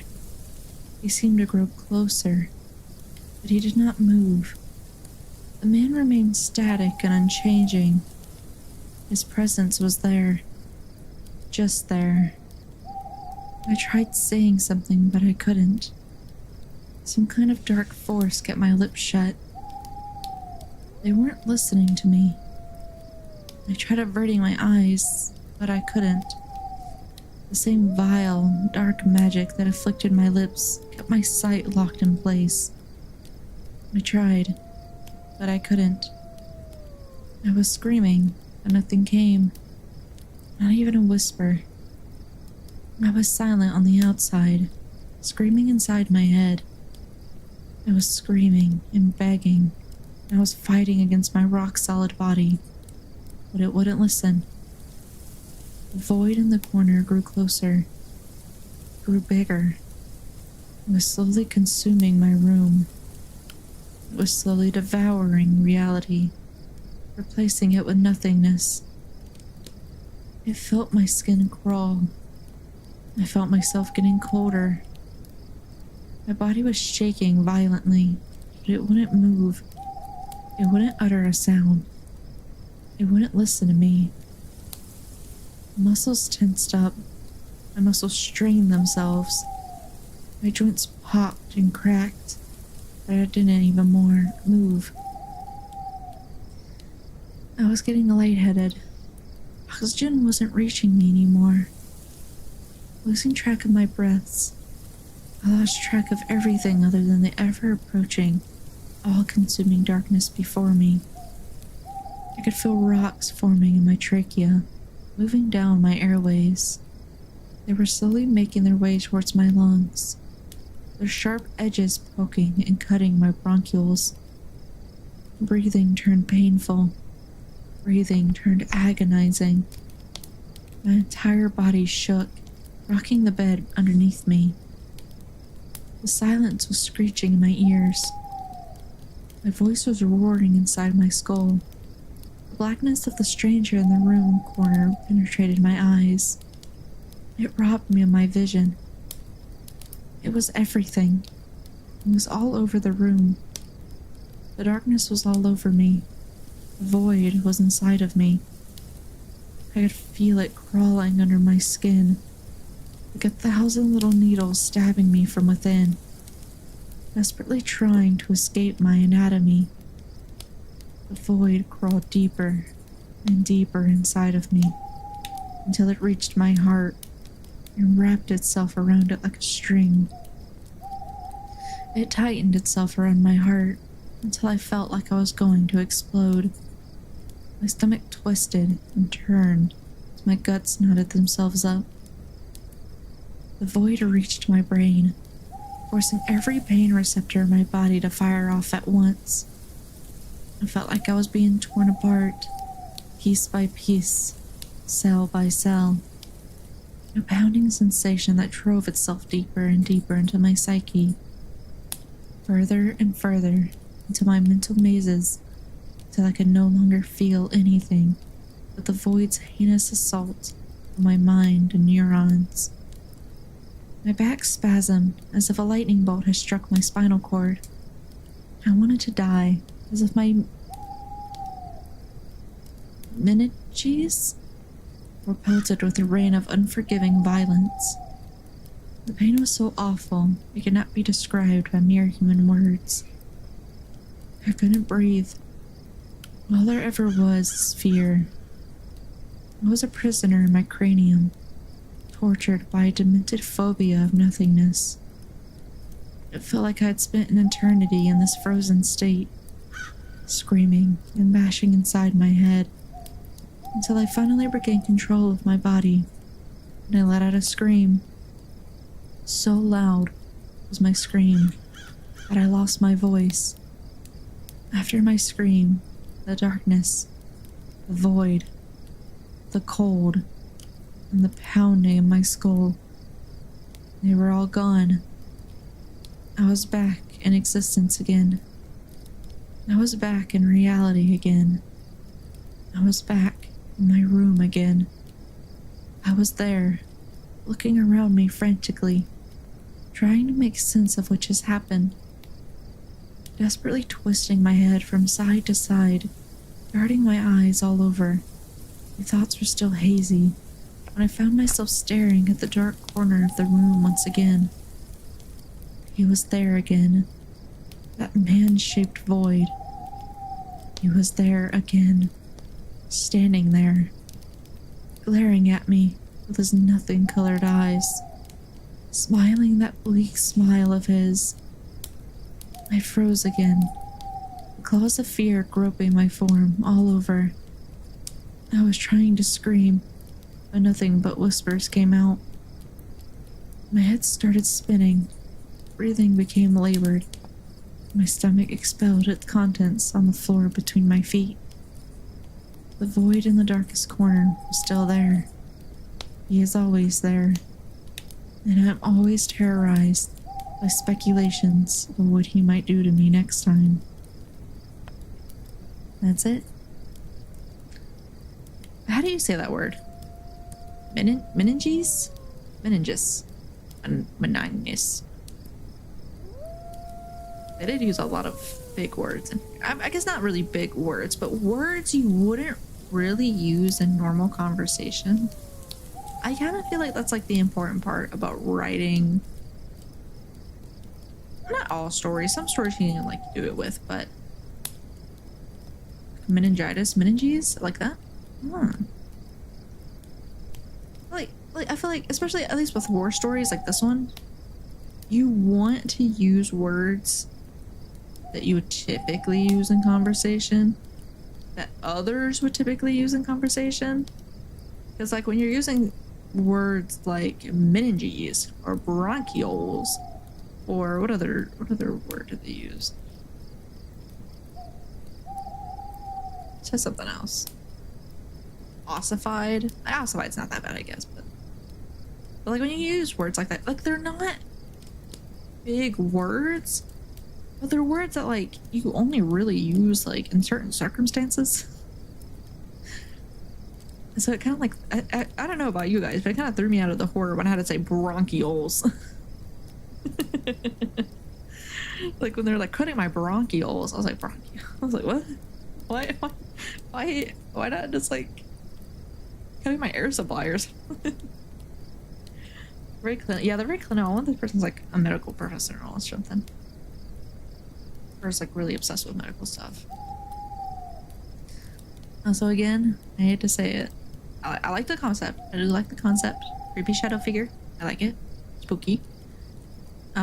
You don't have to repeat the same word over and over again. I'm not gonna lie, the last like 3 paragraphs, I cut out the word again 12 times. It's literally towards the end. 1, 2, 3, 4, 5, 6. There's 6 there. 7, 8, 9, 10. Yeah. There's like 10 in this like one chunk of this last half of just the word again. And sometimes used multiple times in the same sentence. You don't gotta do that, guys. You don't gotta do that. You can just use it once and then it's applied. Or you don't have to use it at all, honestly. Ooh.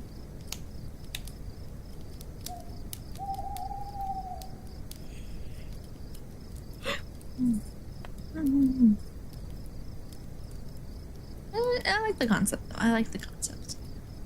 I like the spooky shadow figure that's always watching. I like that idea. It's a spooky idea. It's a spooky idea. Yes. Okay. Let me drink some water real quick. Load up the next story already.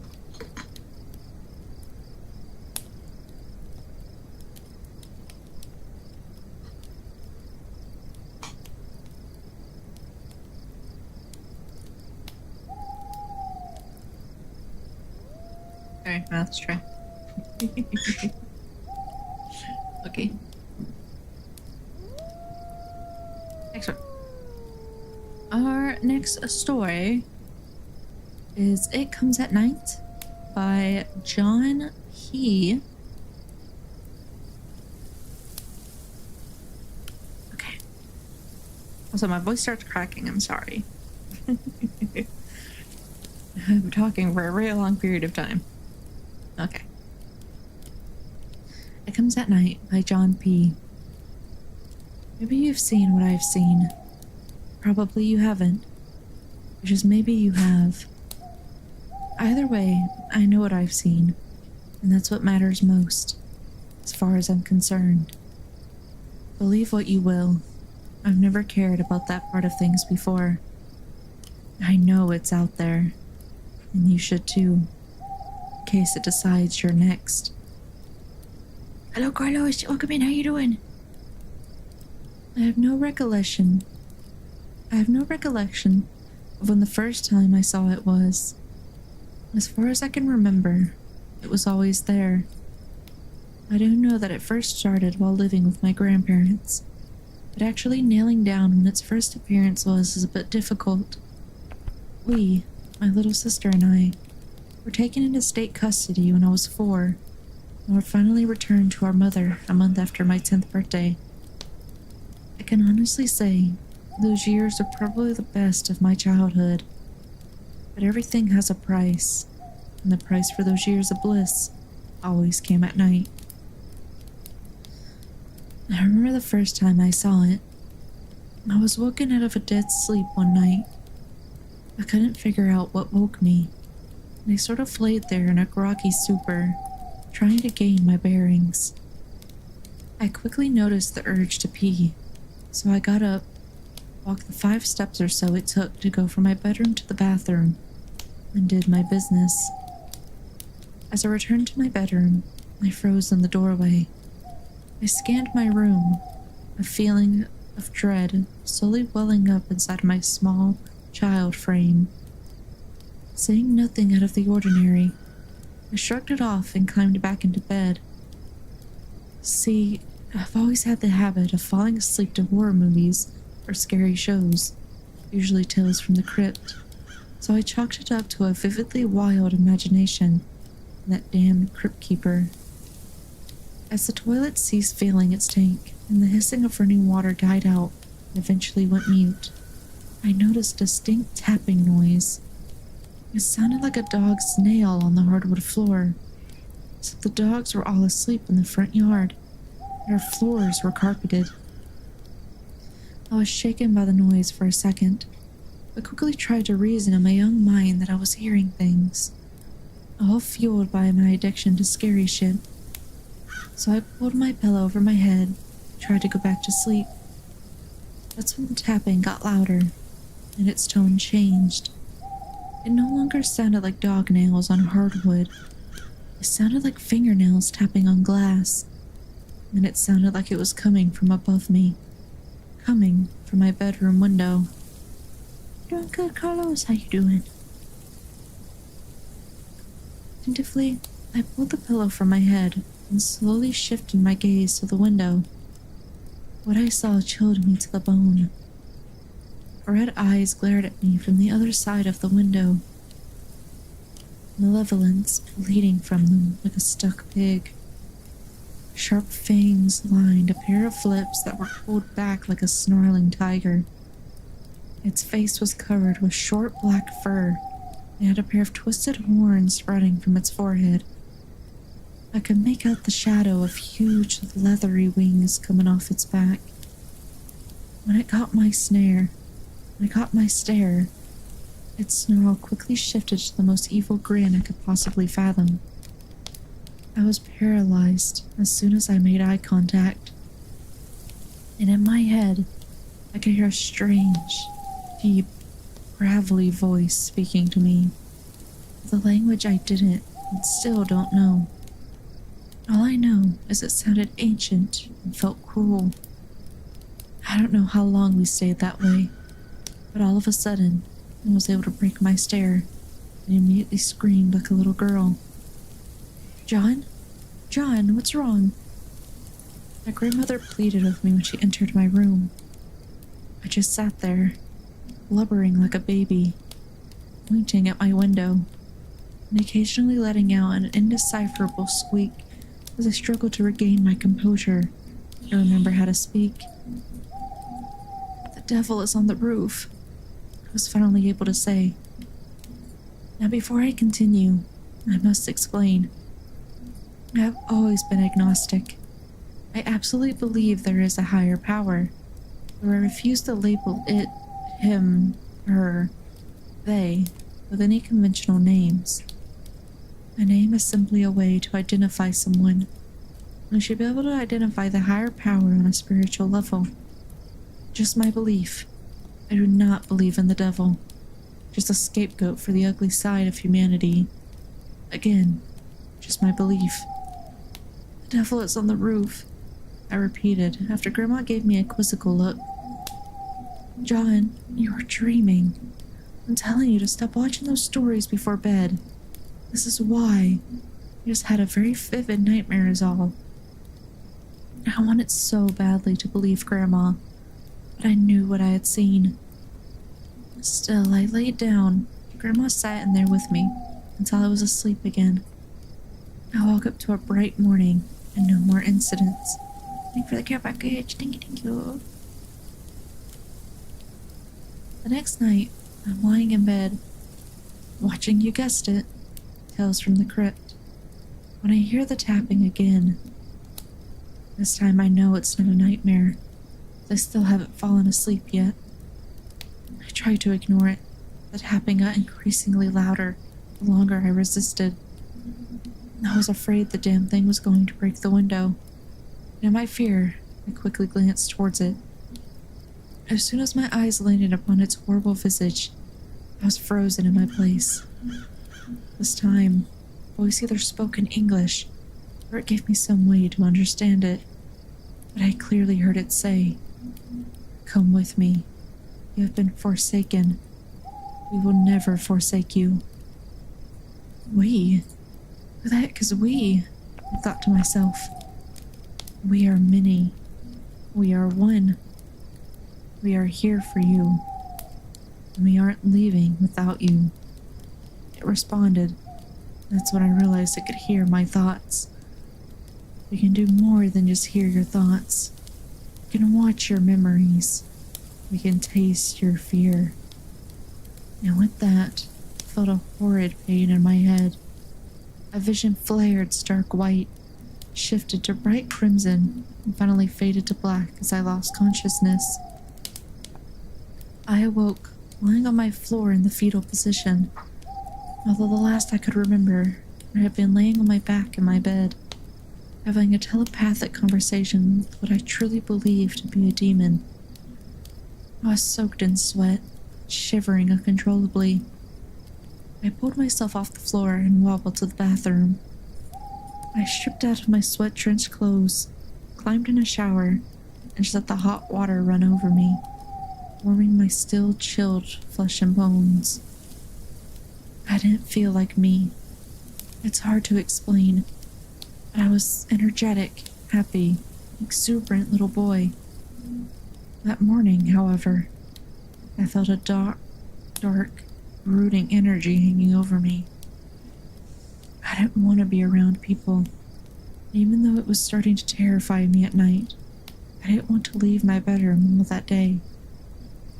This continued nightly. Every night, I would either be awoken or summoned to look by persistent tapping on my window. And when I finally would look, I get locked into the trance-like state that instigated our mental exchanges. And every day, I become more and more introverted. One particularly hot summer night, I woke up to an entirely new sound. The tapping had been replaced by a scratching sound. As I slowly opened my eyes, I felt a draft come through my open window.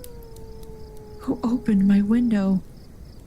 And then I remembered my grandma coming into my room, saying how hot it was. I remembered begging her not to open the window. and her begrudgingly agreeing to leave it closed. She must have opened it when I fell asleep, and the scratching continued, louder, closer to my head. "Come with me." Gravelly voice, but this time it was audible. I hadn't looked toward my window, using every ounce of willpower I could muster in the hopes of avoiding that trance-like state. But the shock of actually hearing that voice with my own ears was enough to snap my head around out of surprise, my eyes immediately fixating upon this beast that tormented me nightly. It opened its mouth, and a barbed forked tongue slid out and flicked the air like a snake. It reached an unproportioned snooey arm covered in short, black bristles through my window and tried to grab at me. In the process, it broke our stare, and I was able to look from the window and move my body again. As I lunged off my bed and towards the door, one of its razor-sharp, two new claws sunk deep into the meat of my shoulder. I screamed out in sheer agony as its claw tore through skin and muscle, splashing blood across my bedding and one of the walls. Grandma came running to my room, opened the door, and froze. I don't know if it was the blood, the beast, a combination of the two, or something else entirely. She too let out a scream. I heard the hard flap of leathery wings and felt a hard breeze push against my back from the window. Grandpa arrived at my bedroom door, glancing around the room, saw the gore on the bed and wall, and immediately had me up in his arms, rushing to the truck, and then rushing to the hospital. The doctor said I must have snagged my shoulder on a nail in my sleep, but I couldn't understand how could it get cut so long and deep, and with such a clean cut from a nail. 14 stitches in my shoulder, a tetanus shot, and we were sent home with a preventative antibiotic to keep my shoulder from getting infected. That was the last time I ever saw that thing. I know it exists. What it is, I don't know. What it wanted, though, seems clear. It wanted me. Occasionally, I'll still hear a tapping on my window, like fingernails on glass, despite it being over 20 years since the incident I first wrote about. My skin crawls, my blood runs cold when I hear it, but I keep not only the window closed, but the blinds stay closed at night too, just to be sure that I'll never get caught by his hypnotic stare again, never hear that horrible voice playing around inside my brain again. It's out there, right now, looking for victims. This much I know for sure, because some nights, after I've fallen asleep, I'll dream things. I'll be gliding over houses and land on the roof of one. I'll lean over the edge of the roof and tap on the window with claws that are clearly not mine. And then I'll hear, clear as day, my voice purring, "Come with me," before my eyes snap open and I wake up. That's it. Yeah. Yeah. What do you think? I kind of like that one. I think it's my favorite so far.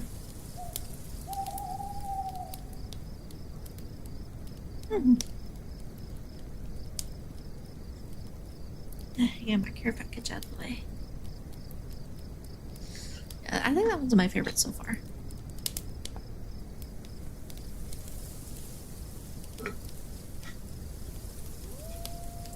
I really enjoyed it. It was spooky.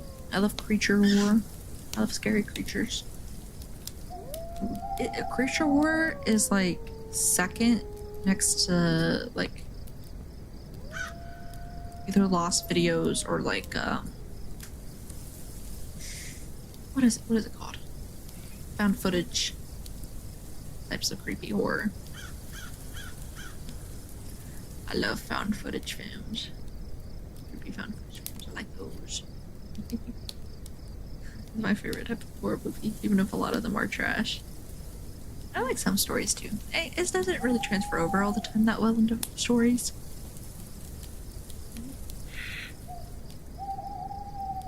I like them anyways. Creature horror too. We love a good creature. Love a good spooky creature to terrify us into the night. Okay. Next one. Next one. Let's see. It is going to be this one with a really long title.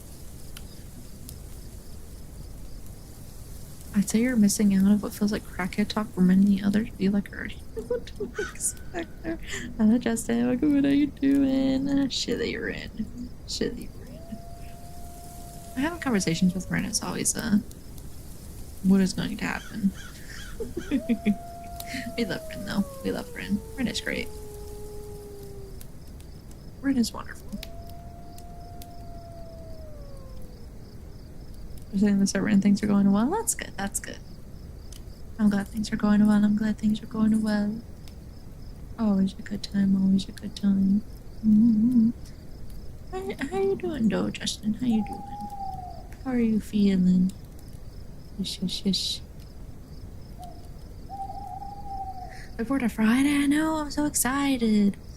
I'm so excited. I'm so ready for Roast SMP. I love Roast SMP.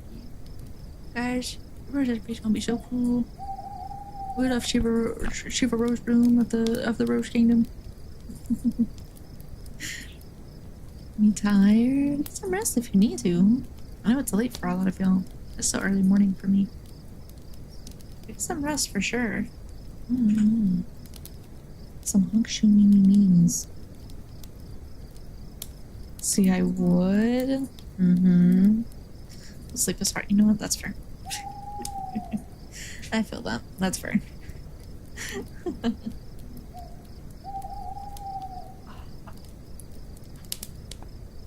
Stretch a little bit. Stand up. Oh, my legs. Oh, God, guys. Ow. They hurt.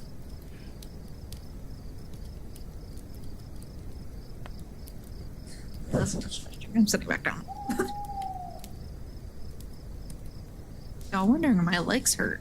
I did 100 squats at the beginning of the stream, so my legs really hurt. Because I'm sitting here and I'm like, oh, they don't hurt that bad yet. They'll probably start hurting later. I stood up. Wrong. Wrong. They hurt now. I have to get my water soon too.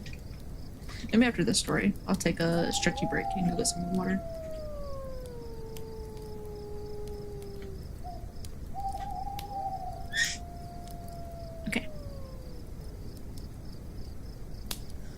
Okay, this one, that's a little bit longer than the other ones have been. It also has a longer title. But this one is called My Friend Went Train Hopping and Never Came Back. What came back wasn't my friend.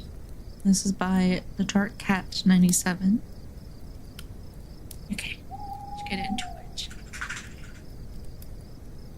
So, after seeing an overwhelming amount of posts over the last year or so regarding first-timers train hopping or traveling, I figured I'd write this. Train hopping is a very romantic idea. You know, fuck everything, fuck any obligations, fuck the world, fuck where we're going. Let's just get on a train and see where life takes us. Right, well, first of all, I'm not here to be the killer of anyone's dreams or aspirations. But I've never been in the mood to travel by train, so you're probably not gonna get some advice from me. But if you go on YouTube and see what these people do, then yeah, they're the guys you'd want to go to. Don't get me wrong, it's not really that hard. But at the same time, you have to have some common sense and be able to use whatever equipment you got. For example, a lot of you are probably thrill seekers looking to throw caution to the wind, or a bunch of middle-class kids that don't know what they're doing. You do realize the type of people that hop trains are face-tatted, nothing to live for, alcoholic drug addicts looking for dumb kids to get a new pack or whatever. Never see a bunch of degenerate-looking folk with several dogs and a 40 asking for their change outside of 7-Eleven. The people you decide to blatantly ignore. That's the people you now have to sleep under a bridge with if you train hop. Somehow get thrown into the drunken night without getting robbed, or worse, shit kicked out of. Or if you're being truthful, killed. I'm not trying to scare anyone, but the whole traveling community in America is not the most accepting community out there, to put it lightly. Quite frankly, it's the complete opposite. Don't get me wrong, there's many awesome people within it, but for the most part, it's a cesspool of dumb decisions. You might think to yourself, is this really what you want to do with your life? I'll tell you firsthand, the majority of people will consider you, if you start train hopping, as a second-rate citizen. Even fast food workers would agree, and I don't think I'm going to take that chance anytime soon. And hopefully, you'd agree with me on that. It's the only way I can put it in the distinction. And once you start leaving everything behind, you'll start getting heat from a shit ton of people. Yeah, it's practically God's way of giving you a wedgie. Take my friend Chris as a prime example. He's been train hopping his entire life, going from place to place, practically thrill-seeking just for the fun of it. To him, train hopping is a passion, an obsession. He can't go a day without traveling around the world, seeing sights and wonders Mother Earth has in store for him. As for me, I never liked to train hop. I just go ghost hunting with the rest of my college friends. Usually, Chris would post images on his Facebook page, and I'd see the places he'd gone to via locomotive. I'd comment him back, but he'd just get enthralled on his expeditions that for some stupid reason, he'd go and do what hobos tend to do.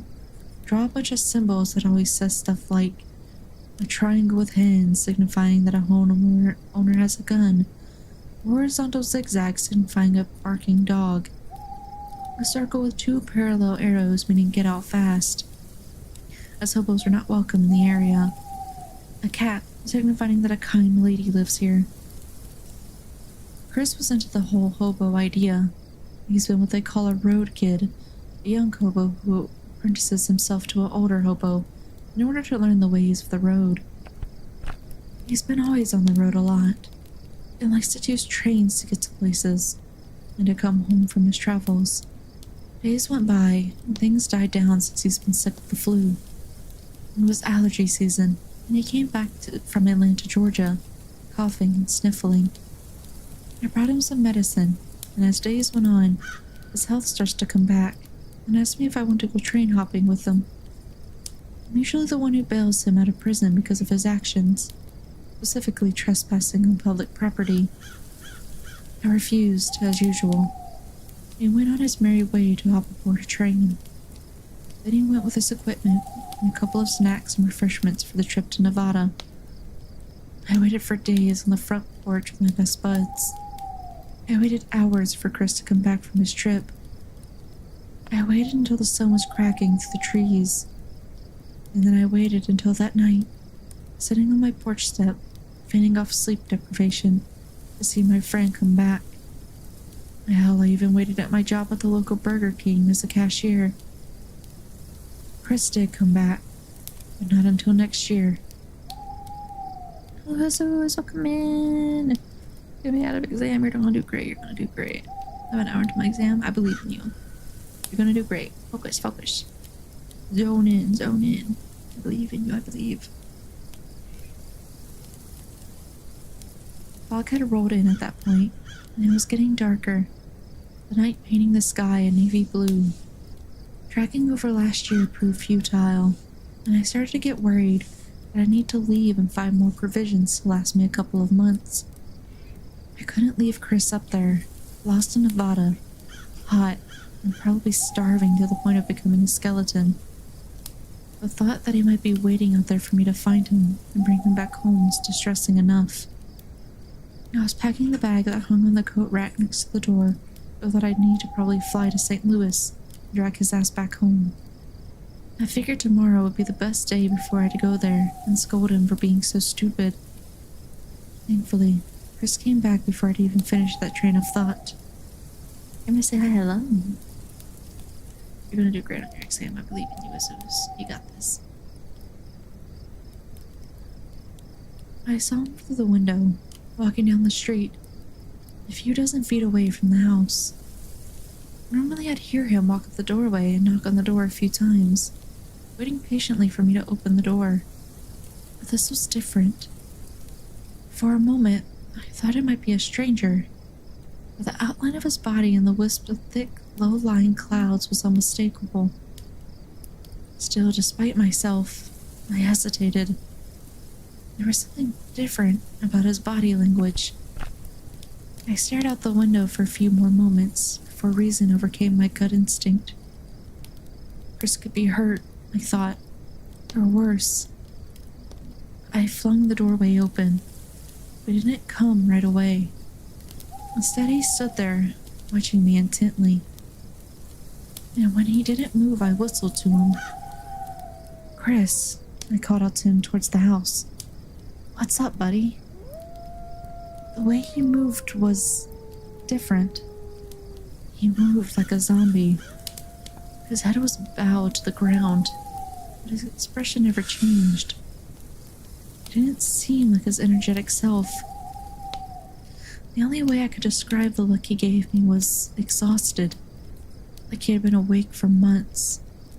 I mean, I don't blame him for being tired.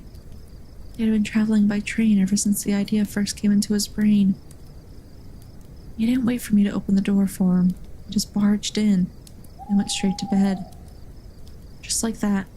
No handshakes, no high fives, not even a simple greeting. Went straight to the guest room to lie down, like he owned the place. I thought this was a bit rude for Chris to just barge in here to go lay in bed, but he had been train hopping ever since, so I thought this was the perfect time for him to rest from his adventures. But there was something about Chris's appearance that was off.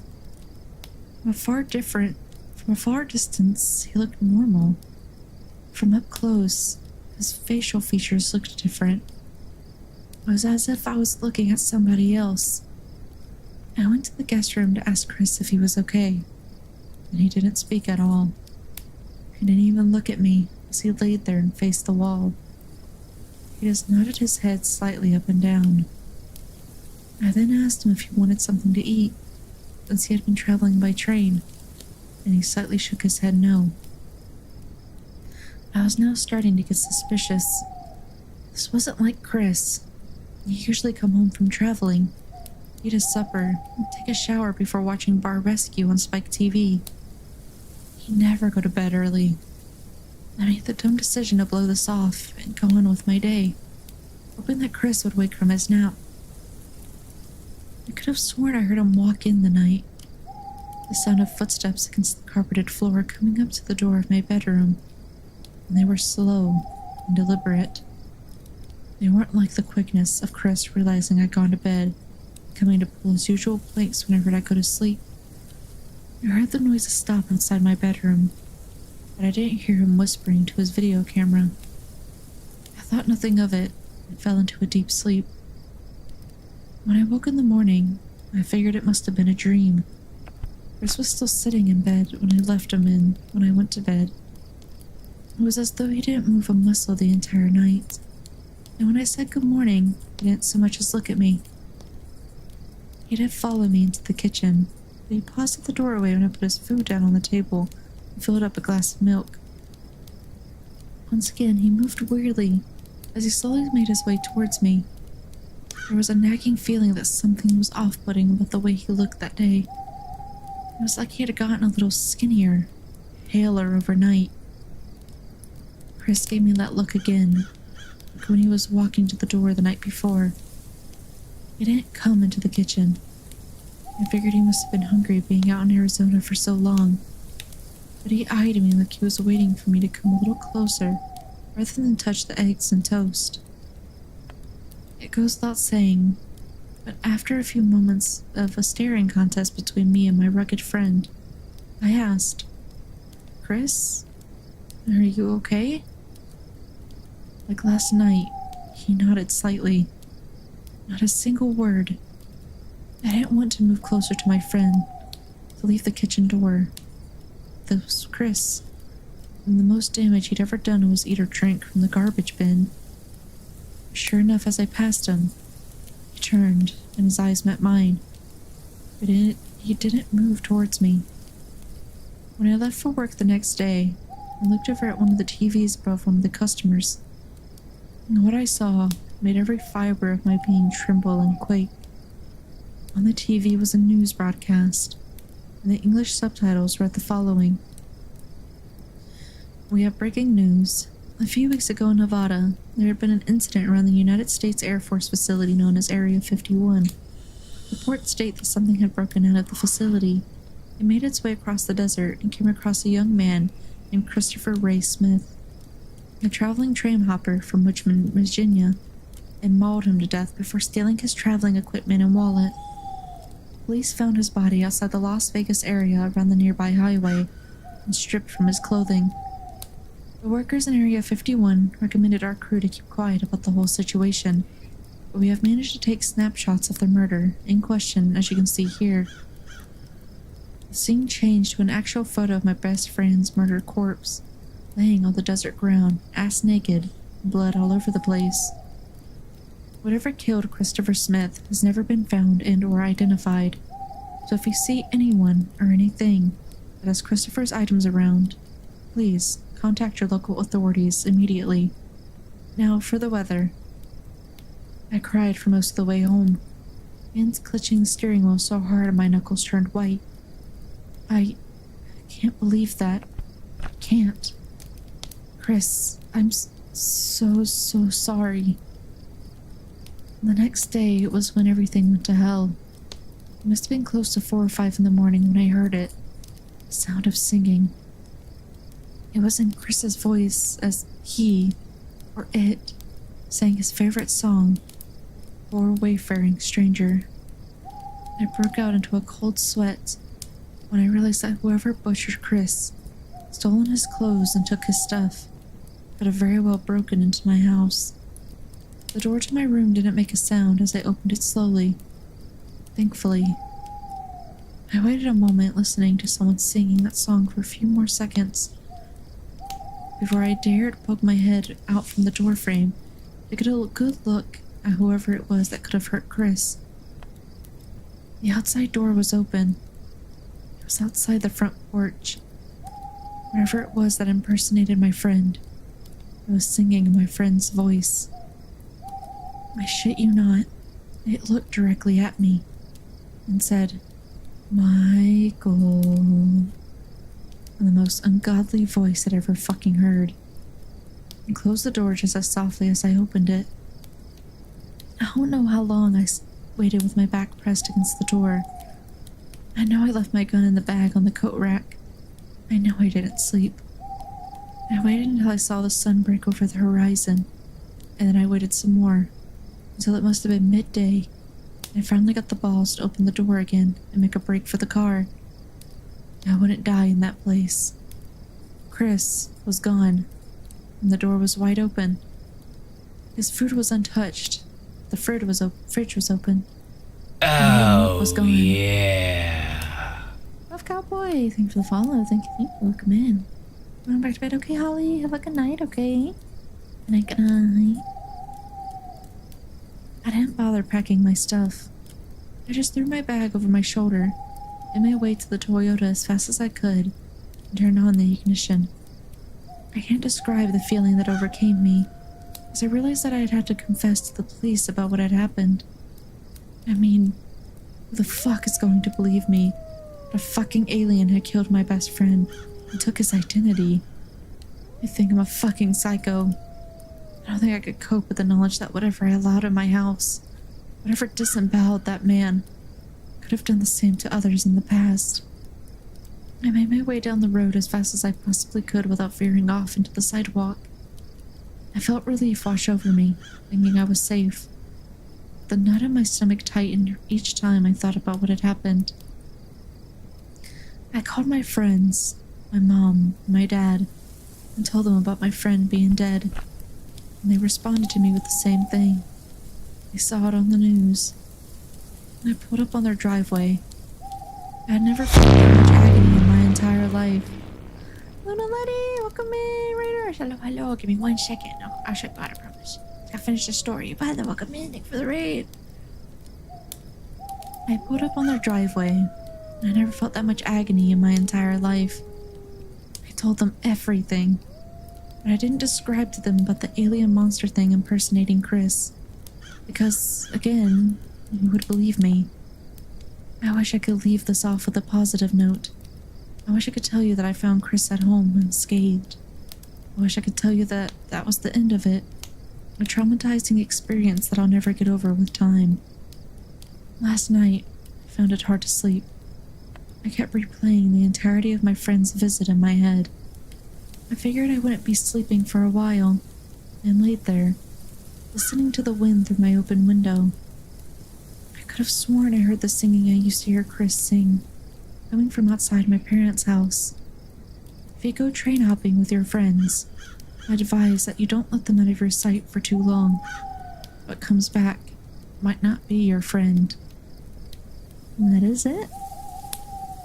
Well, Luna Letty, welcome in, Raiders. Hello, Raiders. My name is Electo Humanid. I'm your local man-made snake hunter and rebellion leader. I'm a Friday streamer who does gaming and ASMR content here on Twitch and on YouTube as well. And today we are reading creepypasta stories for charity. The charity is StackUp, which is a charity that supports veterans and military personnel's mental health by providing money for mental health services, as well as sending them care packages if they need it, especially gaming care packages. As an example, they'll send consoles and games to those overseas to help keep them entertained, to help keep their morale up, and help make sure they're doing okay while they're deployed. Welcome in, welcome in. I'm so glad I caught you. I love scary stories. I've been having this stream. I have. I did 100 squats at the beginning of stream, so my legs are kind of killing me. But it was for charity, so it's okay. How was your stream? Hello, is it Incursik? Hello, and Danger Martin. Hello as well. Welcome in. Let me shout you out. There we go. There we go. I do have to warn that this isn't technically like normal ASMR I typically do. I do have some redeems on, mostly like ones that kind of fit the theme, like a jump scare redeem and stuff. And of course, like you heard when you came in, I do have like follow alerts and raid alerts on as well, just so I can hear them. But it is mostly just creepy vibes. I do talk mostly in this tone of voice for the most part. And we are reading creepy stories. For charity, of course you do not have to donate, but if you do donate, I can pull this up real quick. Some incentives we have: if you donate $5, I will put your name on my model. If you donate $25, you can even pick a creepypasta for me to read on stream. And the only stipulation is that it does have to fall under the CC-BY-SA copyright law, which pretty much just means that that story is available to narrate and read for content online. So I recommend, if you do have any creepypastas, looking at CreepyPasta Wikia as the best place to find everything, because everything on that site does fall under that copyright law unless it states otherwise. So yeah, and then $50 is a personal thank you message video as well. And then if we hit the $200 goal, I will play the Still Wakes the Deep DLC. And if you're wondering why that is a goal, it's because I have a very big fear of deep water and giant objects under the water in the dark. So all three of those combined is not a fun experience for me, but I'll do it anyways. Yes, no, Letty, and anybody else from the raid, if you need to take care of yourselves, please do so. Go get food, get water, get rest. Please do what you need to do to take care of yourselves. Thank you so much again for the raid. Thank you for stopping in. I really, really appreciate it. Do take care of yourself, please. Yes, yes. Yes, yes, yes, yes, yes. Okay. Let's go. Well, hello, cowboy. How you doing? That was nice and loud. Sorry. I can turn them down, actually. I probably turn them down. Here, I got it. Let's see. Go here really quick. Go here. We can turn it down to really pop. Maybe? Oh, go ahead. And we'll do this as well. I just gotta remember to turn these back up later. And we'll do all of them, I'll just do a few of them. This one. Then do this one. Perfect. Perfect. Beautiful, beautiful. Oh. Oh. Shot went up. My shot went up.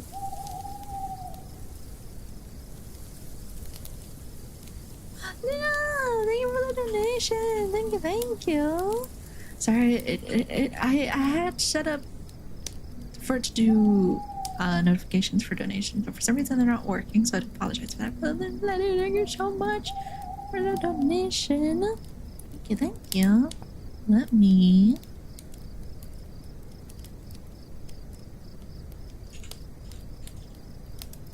There we go. Do that. I took out my school chat. No, you're okay. You're okay. No worries. No worries. You don't have to apologize. It's okay. I promise. I am very, very thankful. Thank you so much. It means a lot to me. If anyone is curious, if you're just coming in, if you're curious why this charity means a lot to me, it's because I am a military veteran. I was in the U.S. Air Force for about 5 years. I got medically discharged for a lot of reasons, mostly mental health reasons. But I did get medically discharged. And that is why this is very important to me, because I did get discharged for medical reasons. And I'm doing this with my group Area Descent. They're all wonderful people, so I do highly recommend checking them out as well. But they also joined me for this charity. Tomorrow will be our lovely Arun, who is doing some arts and crafts. Yes. So it's great. That's why this charity means a lot to me. It helps support mental health for veterans, military personnel, which I'm always an advocate for mental health. I believe everyone deserves mental health. Everyone. Okay. So we put that in there. Let's come here. Oops. Didn't do that. That's fine. That means I won't move. Okay. Let's get this. I'll put you on this piece of hair. There we go. You also wiggle. Eden, welcome in. You still love the chair for us. Hey, to be fair, I was security forces. I was military police. I didn't have an office job until like my last year. And the only reason I got an office job my last year is because they were like, well, you're too mentally unwell to hold a rifle. And I was like, please do not put me on. We had a like a medical flight, but like they didn't do anything. They just sat in like the same room all day. I was like, please don't put me on that. Please don't put me on that flight. I'm gonna go insane. So instead they put me rude. Instead they put me in the commander's office, which I appreciate.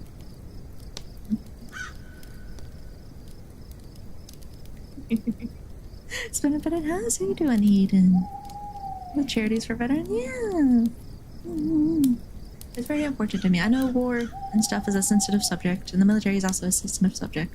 And I know they're not always great. I can admit that as someone who was in the military. I know it's in and outs. I know its flaws. I know a lot of its flaws. But not everybody in the military is bad people. Some people join for specific reasons. And those people deserve support if they want it, you know?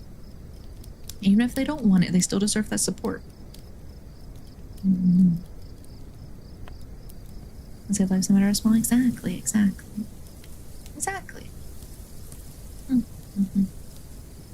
I never try to make fun of people's jobs in the military. Every job has its like own stipulations. You know? Every job has its own issues. Mm-hmm. Mm-hmm. I almost did go army. Believe it or not, I almost did go army. But my JROTC instructor, he was in the army. That was an army JROTC, and he was like, "You're not going army. You're going Air Force." And that same day, he called the Air Force recruiter. I was like, "Okay."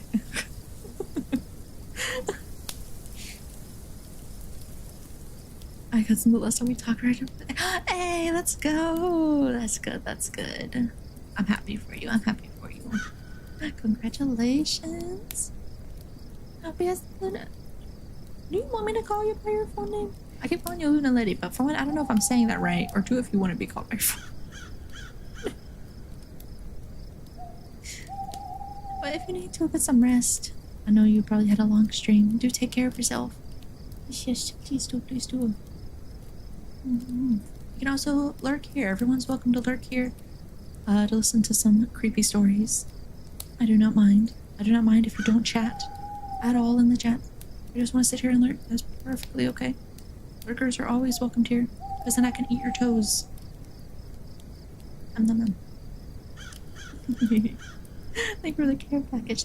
Oh yeah, I was going to get more water. I'm running out of water.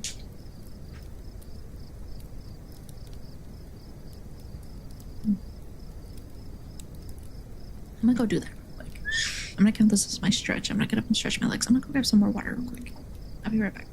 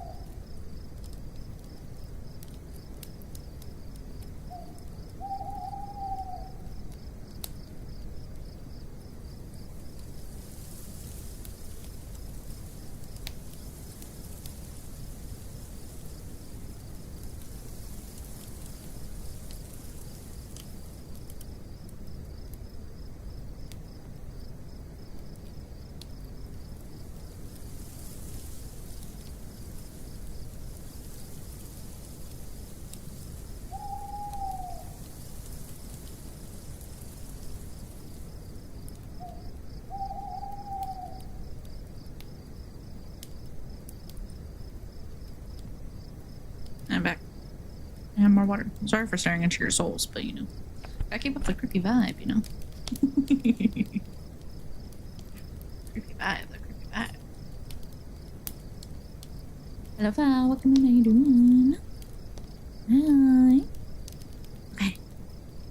Let me get to our next story. Da-da-da-da. It is...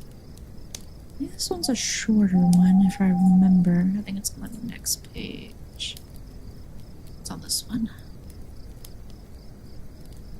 Are we dot-dotting? What's going on? Are we dot-dotting?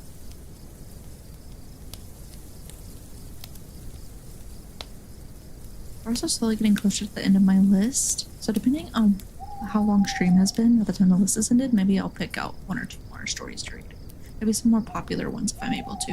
It just depends on like the author and stuff. And if I can read it on stream. We'll see. Okay. So this next one is called Hatman. Oops, sorry. Fixing some stuff real quick, don't mind me. Okay. This next one is called Hatman, and it is by unknown writer. That can either be their name or just that they go by unknown. Who knows? Okay. Let us begin. 10:30 p.m. Late in the summer season. It's storming outside. My favorite time of year, my favorite kind of weather. Whenever it storms, I just have to smile. Storms are beautiful. Or at least I used to think so. Almost all the lights in the apartment were off. And I'm just talking to some friends over AIM. And suddenly, it became very, very cold. As if the storm from outside was creeping through the door. I just figured there was a temperature drop because of the storm. So I toss on a sweatshirt. After about 30 minutes or so, I'm still freezing cold. I start to get this feeling. The feeling we all have felt before. The feeling that someone is staring at you. The feeling that this someone is not very far away. Feeling that if you turn your head just the slightest, you would see them. I shrug this feeling off because I'm an extremely paranoid person. I get this feeling all the time. I continue to converse with my friends. I even mention the sensation that I currently had. My friends naturally laugh at me, saying I need to stop being a baby. The sympathetic ones say it will go away eventually, and not to worry. I waited a while. It did not go away. In fact, it increased. I felt like something was consuming the very happiness within me. Like something was filling me with dread. That chilling terror we all felt as a child when the lights were turned out. A true fear of the dark. But it's not the dark we are afraid of, but what lurks in the dark. I almost couldn't take it anymore. Here I am, almost a grown man, and I'm jumping at shadows. It's ridiculous, but as ridiculous as it seems, I still have this little voice in the back of my head telling me that maybe I have a reason to be afraid. Maybe I should turn around and see if there's actually anything there. Wait, why would I turn around? I don't want to turn around. Whose thought was that? That certainly wasn't mine. But who else's could it be? I reached my limit. If I stay in this chair another second, I'm going to go insane. I wonder if I can make it to my room before this thing gets me. It could be nothing, but I'm not staying here to find out. I'm a pretty fast runner. There's no way this thing can catch me. Let's do this. The chair clatters as it falls to the floor. I don't think I could move this fast again if I wanted to. After my first foot was through the gateway to my room, I was already in the process of slamming the door. I rush over and turn on every light, including the TV, making sure there's no room for any shadows. I put my ear to the door to see if I can hear it following me, Nothing. Complete stillness. The type of silence most people only experience once in a lifetime. I don't know why people would ever seek out this type of quiet. I never want to hear silence again. I slowly back away from the door. I have one thought going through my mind. What in the hell did I just see? And why did I ever look over my shoulder? I'll never forget what I saw. It was a shadow, but it wasn't a shadow. It was freestanding, as if it was a man. The surrounding night seemed to channel into this horrific being, making it seem blacker than the darkest pit in hell. It chilled me down to my very bones. Though something peculiarly odd stood out about this particular shadow being. It had a cane with a silver handle, a top hat, akin to something you'd expect to see in a movie from the early 20th century. And the thing that was the scariest part about it, to this day I swear it was smiling. And not the smile you ever want to be on the receiving end of. A smile that said I'm evil. A smile that said I had fun tonight. A smile that said I enjoyed toying with you. A smile that said I really want to hurt you. A smile that said I'll see you again. There we go. That was a shorter one. Like, shorter than most of the others. Hatman! The Hatman, guys, Hatman! Everybody sees the Hatman at least once, right? Hello, Audrey. Welcome in. How you doing? Hi. Oh, yeah. Louis, thank you for the follow. Thank you. Come in, welcome in. How you been? I've been good. I've been okay. My legs. Oh god, I forgot to mention this. I saw was, I went to get water and I went to the bathroom. I was walking back. My legs almost gave out on me like 3 times. I'm going to be in so much pain later. Why I do that to myself, I don't know. But it was for charity. Anyone wondering what I mean? I did 100 squats earlier at the beginning of stream. So if you want to hear me suffer, rewatch the beginning of streaming. We love charity. We love charity. Yatta. Okay, that was the Hatman.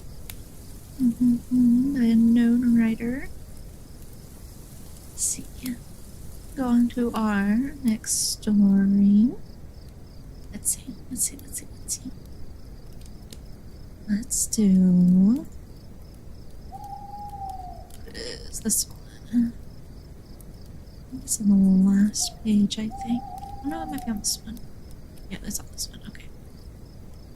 I'll for now have a of course, Audrey. Thank you. Have a good lurk, okay. Yes. Yes. Oh, excuse me.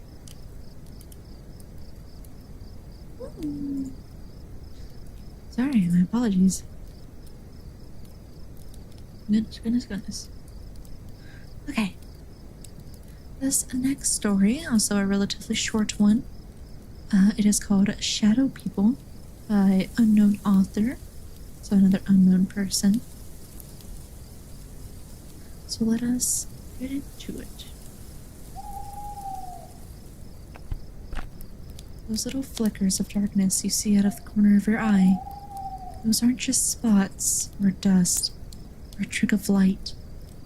Maybe they're ghosts, as some people believe, but I'm convinced they're the Shadow People, beings from a dimension close to our own. They're not able to be seen when we focus fully on them. I've always been able to see the Shadow People. When I was young, my mother had my eyes checked by several different optometrists because I complained about the things I saw. I learned to keep quiet about them, but it took a while. My first encounter with them took place when I was about 3 or 4 years old. We lived in a high-rise flat with a sweeping view of the hills and the city below us. My best friend at the time, Michelle, was over on a play date. Her family lived across the landing. We spent more time together than apart. That day, she greeted me by running into my room, fueled by a ridiculous burst of enthusiasm.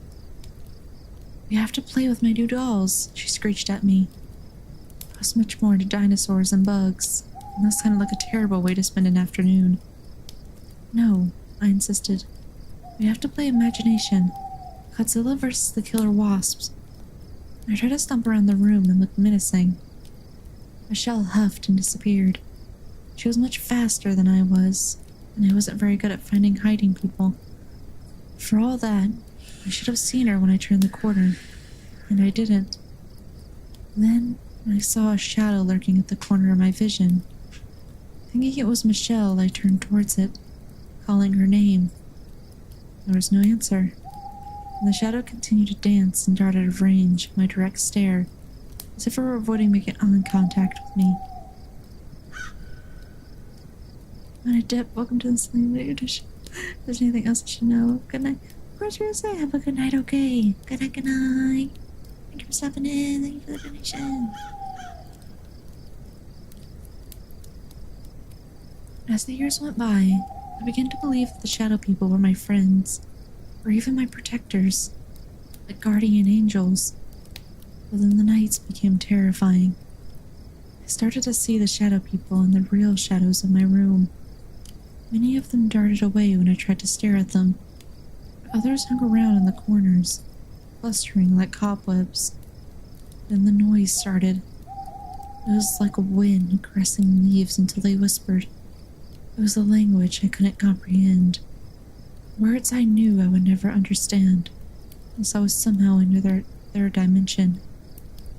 As the whispering grew more I'm assuming this must be frantic.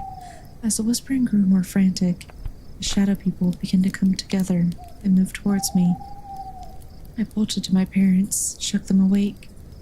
Of course they didn't believe me, trying to coax me into believing it was just a dream or my imagination. I know it was the shadow people. And if you see a shadow within the shadows, or a shape flittering at the edge of your vision, you may not be alone. Dun dun dun. Shadow people. Does that mean shadow people are watching me poop? It's very rude of them. That is my private space. I would like them to not be in the bathroom while I'm in there. Thank you very much.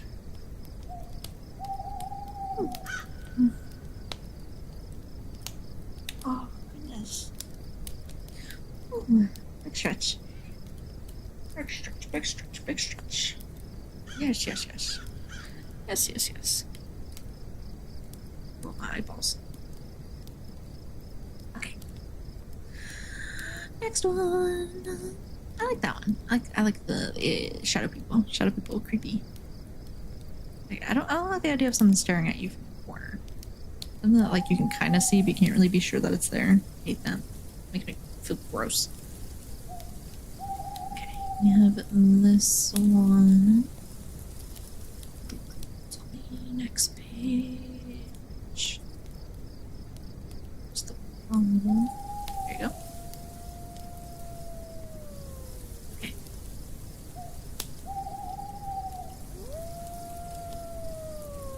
Oh, that's the alpha back there, guys.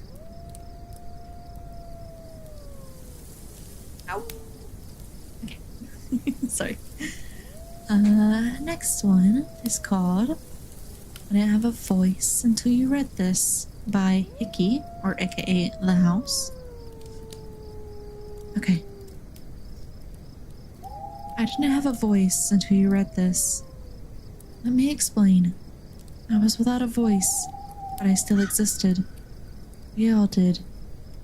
We have been here ever since the first men peered fearfully out of their caves into the deep, still darkness beneath a moonless sky, and thought, what could be hiding out there?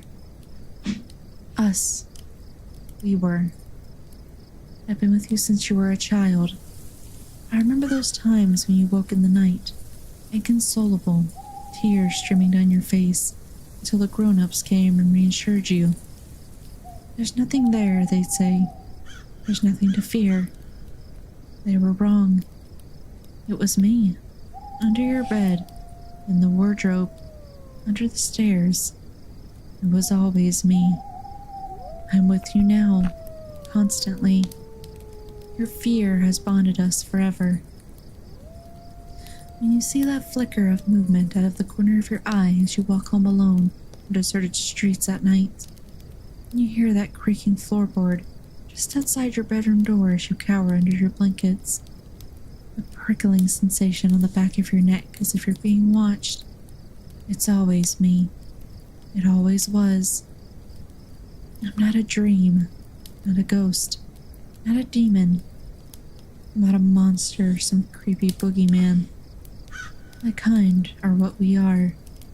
You may have heard of the Tibetan tulpas, beings summoned to existence through sheer force of will and concentration. I suppose that is the closest that man has ever come to finding a term that describes me and my kin. We come from belief, too, that irrational fear of the dark, the terror of the unknown, the horrors that tiptoe through your nightmares and return suddenly, without warning during the waking hours, filling you with dread. No, it's silly to be scared. You chastise yourself, face flushed, tutting and sighing, chiding your rogue imagination for such fanciful, nonsensical behavior. But you do it again, and again, and again. There's a part of your brain that won't be told otherwise. Maybe that's what keeps us here, and maybe we're the reason it won't ever be quiet. Which do you think it is? I know, just like I know your mind is the world's greatest gift to us. Till you started to read this, I didn't have a voice. Now as your treacherous consciousness speaks these words aloud inside the confines of your mind, it's my voice you're hearing. Thank you. It seems strange to me. Not the voice I would have chosen, but it's the one with which your fear has bequeathed you. The voice that haunts you the most. The tone most likely to cause you to shiver and break into a cold, helpless sweat has become mine because of what we share. And we have shared a lot, you and I. A whole lifetime. Every single day. I'm watching you now, studying you as you stare nervously at your glowing screen, praying that its light will be enough to protect you from the things in the shadows. Because I think I may be the first of my kind to realize something about the way things are between us. I watch you all the time, even when you're sleeping, stood at the foot of your bed, gazing down at you. I know when you're thinking of me. I hear the whimpers and the gasps. I see the involuntary jolts and shudders, and I smile. You're picturing me doing it, aren't you? Go on. Imagine me standing there in your room, my shadows looming over your prone, terrified body. I grin wide, showing my glinting teeth in the moonlight. Thank you. Before you did that, I never had a face. Now you've given me one. The face of your darkest phobias. I like it. It was the only face I could ever have worn. In the short time it's taking you to read my story, you've already given me a voice and a face. I wonder what gifts you'll bestow upon me tomorrow. Maybe in time, I'll be able to touch you. Just imagine my hot breath against your ear, my icy fingers on the nape of your neck, my teeth and claws sliding into your trembling, yielding flesh. Thank you. Oh, what fun we shall have. Just that one. I like the concept of this one. Like it's something speaking to you, like something writing to you inside your brain. Because we all just make up our own fears. But what if they turned into something, you know? What if they became real? I think that's what a lot of people get scared of the most. Their fears become reality. I like that one. I like that one. Drink some water.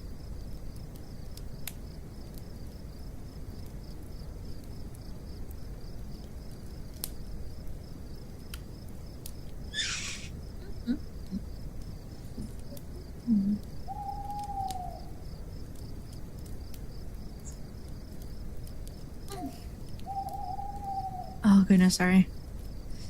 Stretchy stretch. Oh, stretchy stretch. Okay. Next one.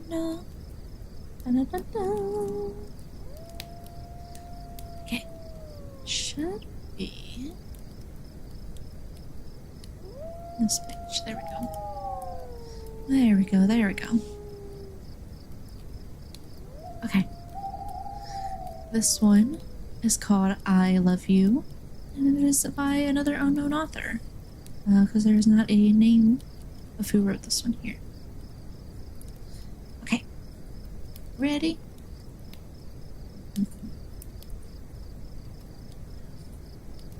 My mom used to be a huge prankster, with emphasis on the used to be.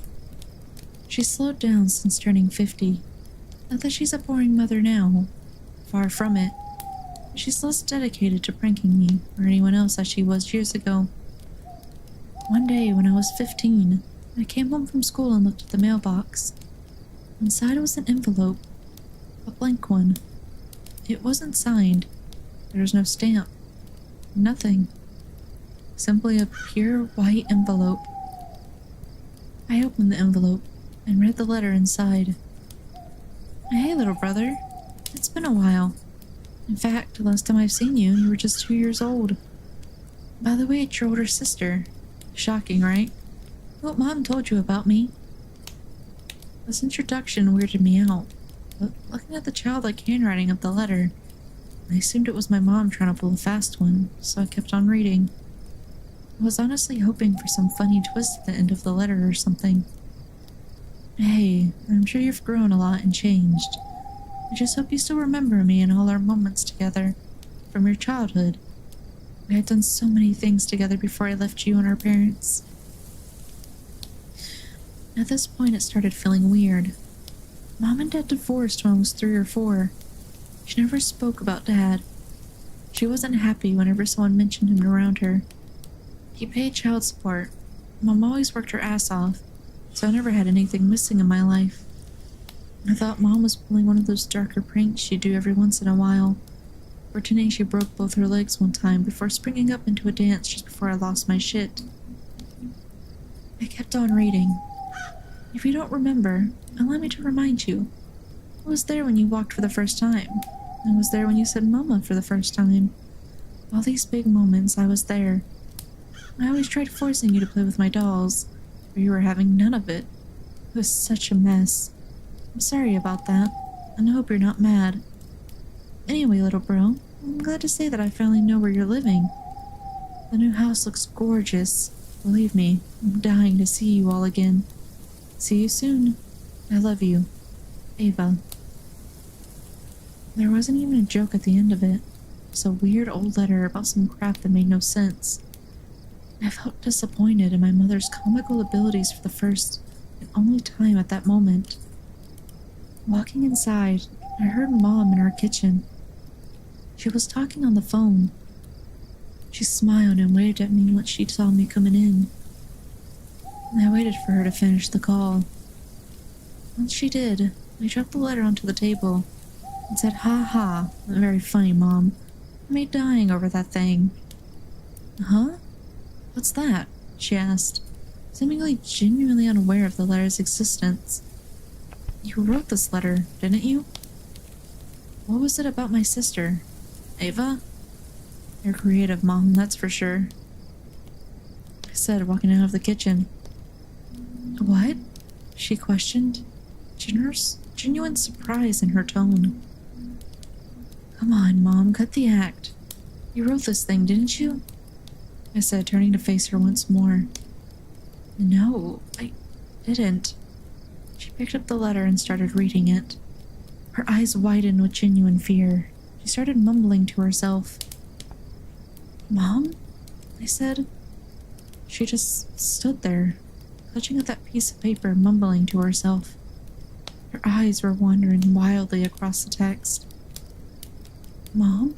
I called again. Oh, yeah. She was in a trance of sorts, completely fixated on that letter. Look at me, thank you, follow, thank you, welcome in. Mom, are you alright? She mumbled something, slowly shifting her eyes to look at me. I can't understand what you're saying. Ava, my little girl, my poor little girl. Fire. The hell, Mom? My girl, she died when you were 3. She died in a fire. Wait for the 30 seconds to be up.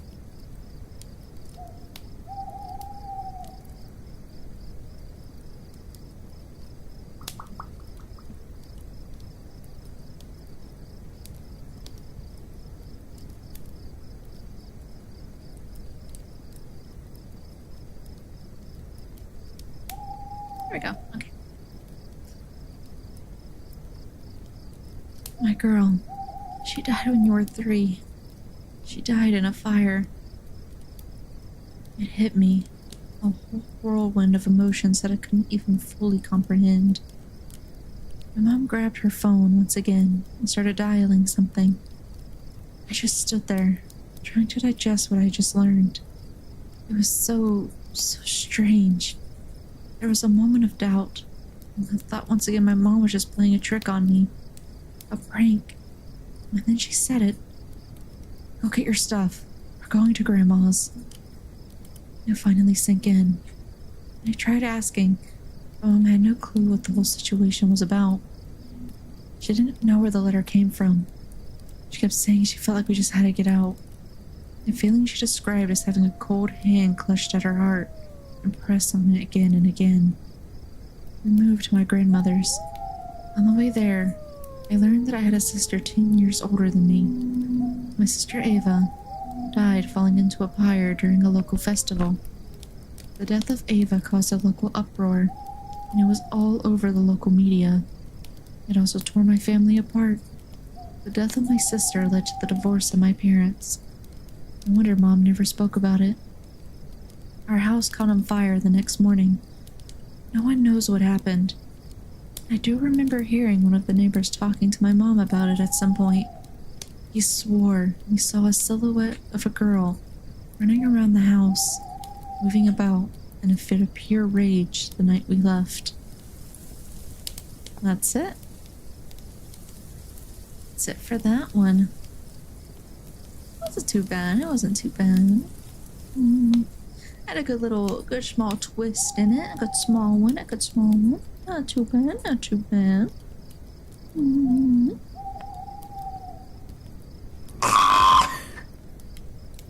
Well, now. That was rude. That was quite rude. Sorry. I'm thinking of something. Okay, we have one more on my pre-made list. You know what? I'm doing it. I'm doing it too. I can't see it, but I'm doing it too. I'm flipping you off too. Aha. Ah.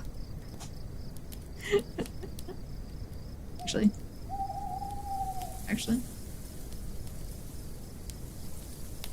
Ah. There you go. Aha. You can do about that, huh? Nerd. Okay. We have one more story on my list, and then maybe I'll choose like 1 or 2 more to read off.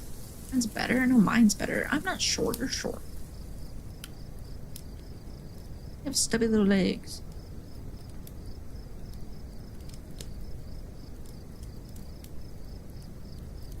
Let's see where. It's probably on the next page. Maybe not. Maybe it's on the first page. I missed it. I'm a liar. I am a liar. Here we go. It was on the first page. Green lady point, 5 trash point. I still get my 1 point. I still get my 1 point. I think I deserve it. And my cheesecake. And my cheesecake. You still owe me a cheesecake. A whole one. Yes. Yes. Now I'm hungry. If you ever get 0, we can't just take my points away. That's not fair. That's cheating. That is cheating. You're a cheater. I deserve my points. Watch me. No. No. No. Why am I negative? Man, this is I hate it here. This is cheating. You hate me. I see how it is.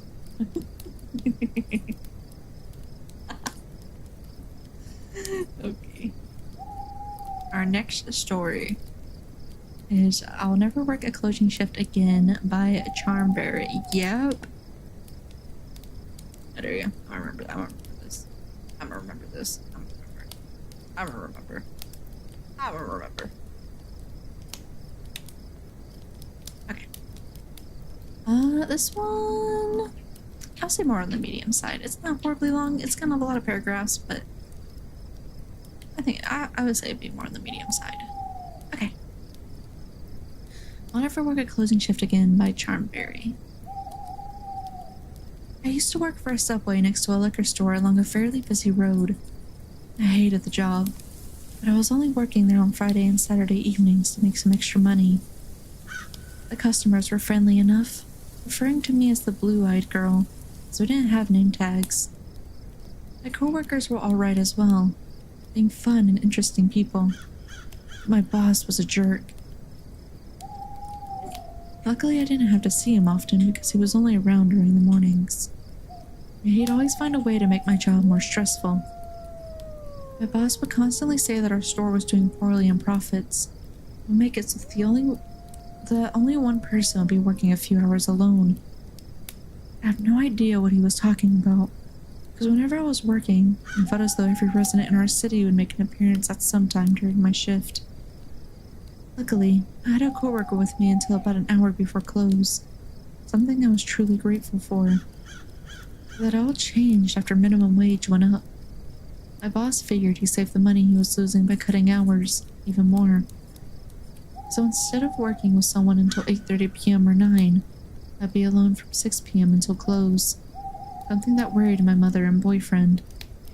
I didn't particularly like the thought of me being alone in the store for that long because I'm a girl. I didn't like the thought of it either, but what could I do? I dreaded the following weekend when the new schedule would be in effect. On Friday, my boyfriend agreed to stay with me until close, but on Saturday he couldn't, so I begrudgingly made my way to work for 5 p.m. on that day. I worked with someone else until 6 p.m., and then they left. I was now in the store alone. I was hoping to be dead in the store since a football game was on that night, and this proved to be true.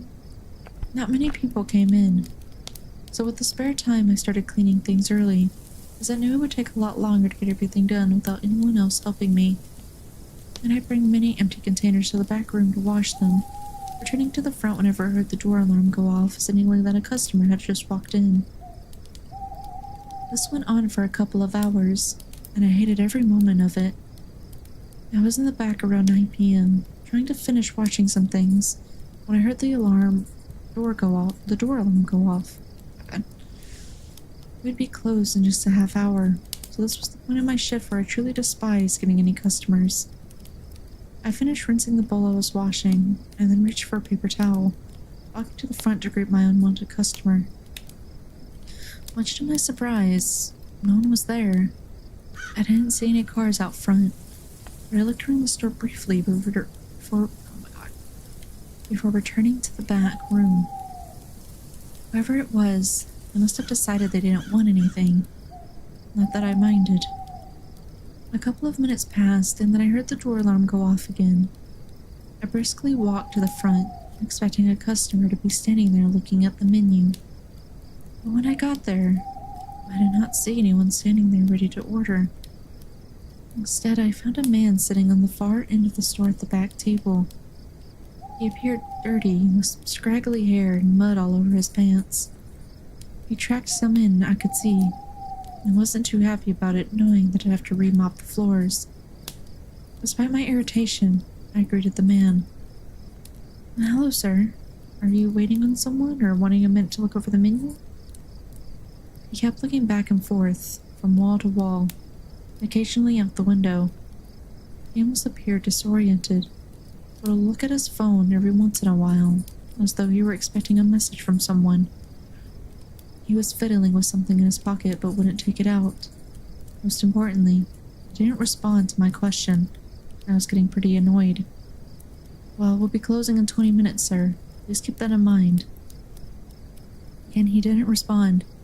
Just kept looking everywhere and anywhere but toward me. With an irritated sigh, I walked to the back room and began preparing the mop bucket, filling it with water and floor cleaner. This probably took about 2 minutes. Once it was ready, I wheeled it toward the front and quickly noticed that the man wasn't there anymore. He couldn't have left the store, however. I would have heard the door alarm go off if it had been opened. I grabbed my mop and looked toward the ground where I noticed a set of muddy footprints leading toward the bathroom door. Great. I'll have to mop the bathroom again, too. I began mopping the trail leading toward the table where the marionette sat, and then all the way toward the bathroom door. As I finished cleaning the floor directly in front of the door, I heard the faint, muffled cries of someone on the other side. I leaned in until my ear was almost against the door itself, and listened silently. I could hear quiet sobs mixed with some words like no and I can't. What on earth was going on in there? I took a step back as quietly as I could, and then was surprised by the sound of the door being unlocked. I immediately jumped away with mop in hand, and was a good 10 feet away when the door opened.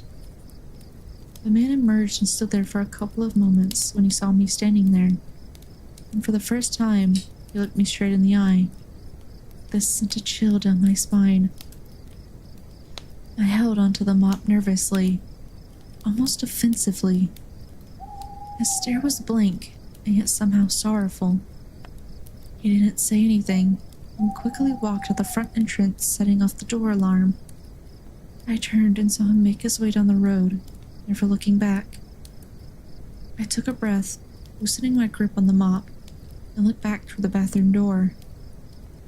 I reached for the handle and slowly opened the door, quickly peering around inside before actually entering. When I walked inside, I found a giant muddy mess all over the floor, as though the man had been walking in circles in there. I sighed and quickly mopped up the filth, and turned to leave when I noticed the garbage can lid was on the ground beside it. I reached for it, bending over the can itself in order to retrieve it, when I happened to notice something shining inside. I could feel my face grow pale when I reached in and retrieved an open switchblade. The only other thing in the can was a crumpled piece of paper. I reached for it and slowly opened it. The words on it still haunt me to this day. 435 Wilson Road, brunette, blue eyes, Saturday 9 p.m., $1,200. I closed the store early that night. I didn't finish washing the dishes and didn't bother sweeping or mopping the back room. I just locked the door, put the food away, counted my drawer, and left. I quit the next day. I told my mom about what had happened, and she called the police. I gave them my description of the guy as well as the knife and note I had found. They thanked me for my information and told us that they'd do what they could to find the guy. My mom still freaks out about it and won't let me get another job. I don't go out as often, and I feel nervous every day. I always feel as though I'm being watched or hunted. I still wonder about that note sometimes, but in all honesty, I don't want to know. Whoever wrote it, whoever wanted to hurt me, I don't want to know. I may never know anyway. One thing I do know is that I'll never work a closing shift again. That's it for that one. I think that one's spooky in the sense that, like, it's not really paranormal, it's like real life stuff. So, like, I'd be kind of scared too, low key. I'd be terrified. I'd be terrified. I don't think I could ever work a night shift again. I don't think I ever work a night shift again, mostly because night shifts are horrible. I hate them. And two, I don't want to deal with that. Ever. I would really rather not. I've dealt with enough weirdos in my life. I don't deal with more. Okay. If I were to ever find a note with my description and money on it, and a switchblade in a trash can, I'm never leaving my house. I'm never going anywhere ever again. I'm staying inside, locking the door, I'm becoming a hermit. True hermit. Oh my god. Nowhere. Nowhere. Well, that one wasn't bad though. That was pretty good. That was pretty good. I liked that one. I liked that one. That was a good one. That was a good one.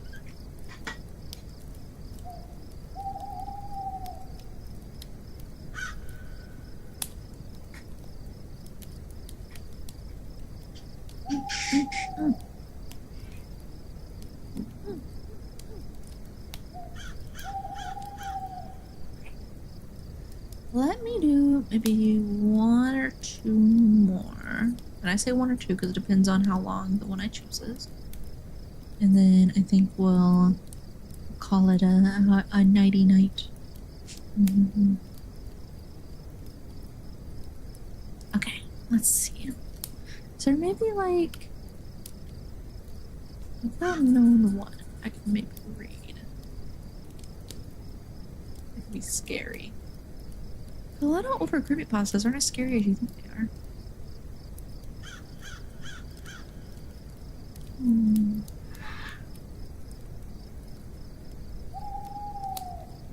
Let's see. What is this?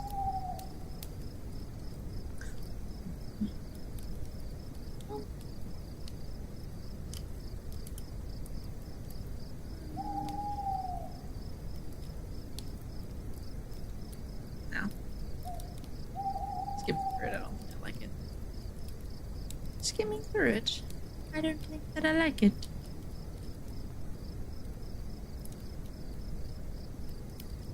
Ooh, okay. I think this is a relatively popular one.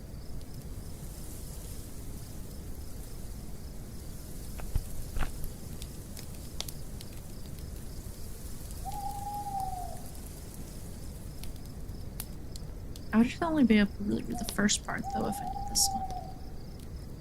There's quite a lot of, it's like 3 parts and they're all quite long. So, I'm not gonna be able to do all of them. But I can maybe do NoEnd House.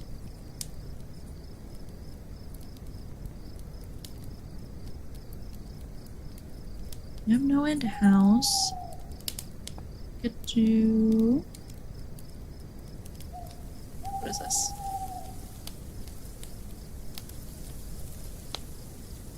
Oh, not that one. Not that one, not that one. Not that one. That one.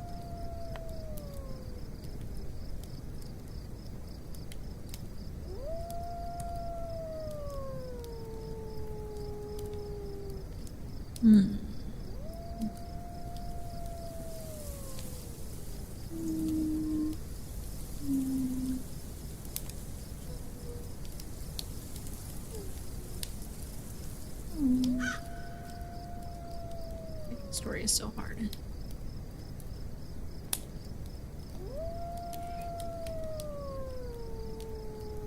Mr. Widemouth. I've done Mr. Widemouth before though.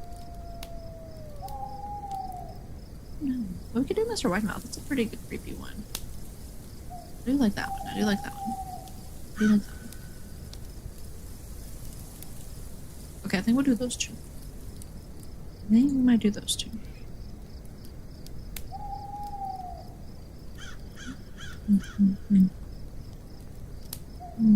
Just double check. Double check.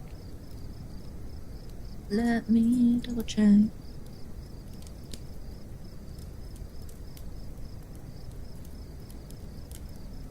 Let me double check.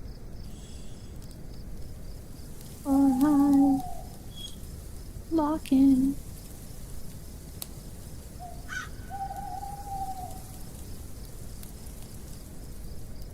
thought it was gonna burp. Sorry. Sorry. I thought I was gonna burp, but I did not. Probably is a good thing. Some things have a lot of parts. I'm not surprised.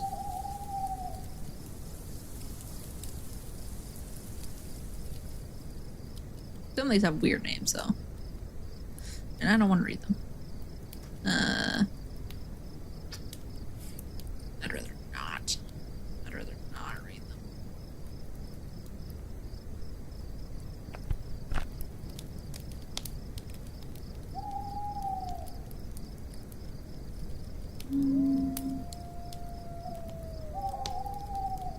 Ooh, okay. Actually, I think I might have to. We're gonna go with these three. We're going with these three. I'm pretty sure I can read all of them. No, don't make sure.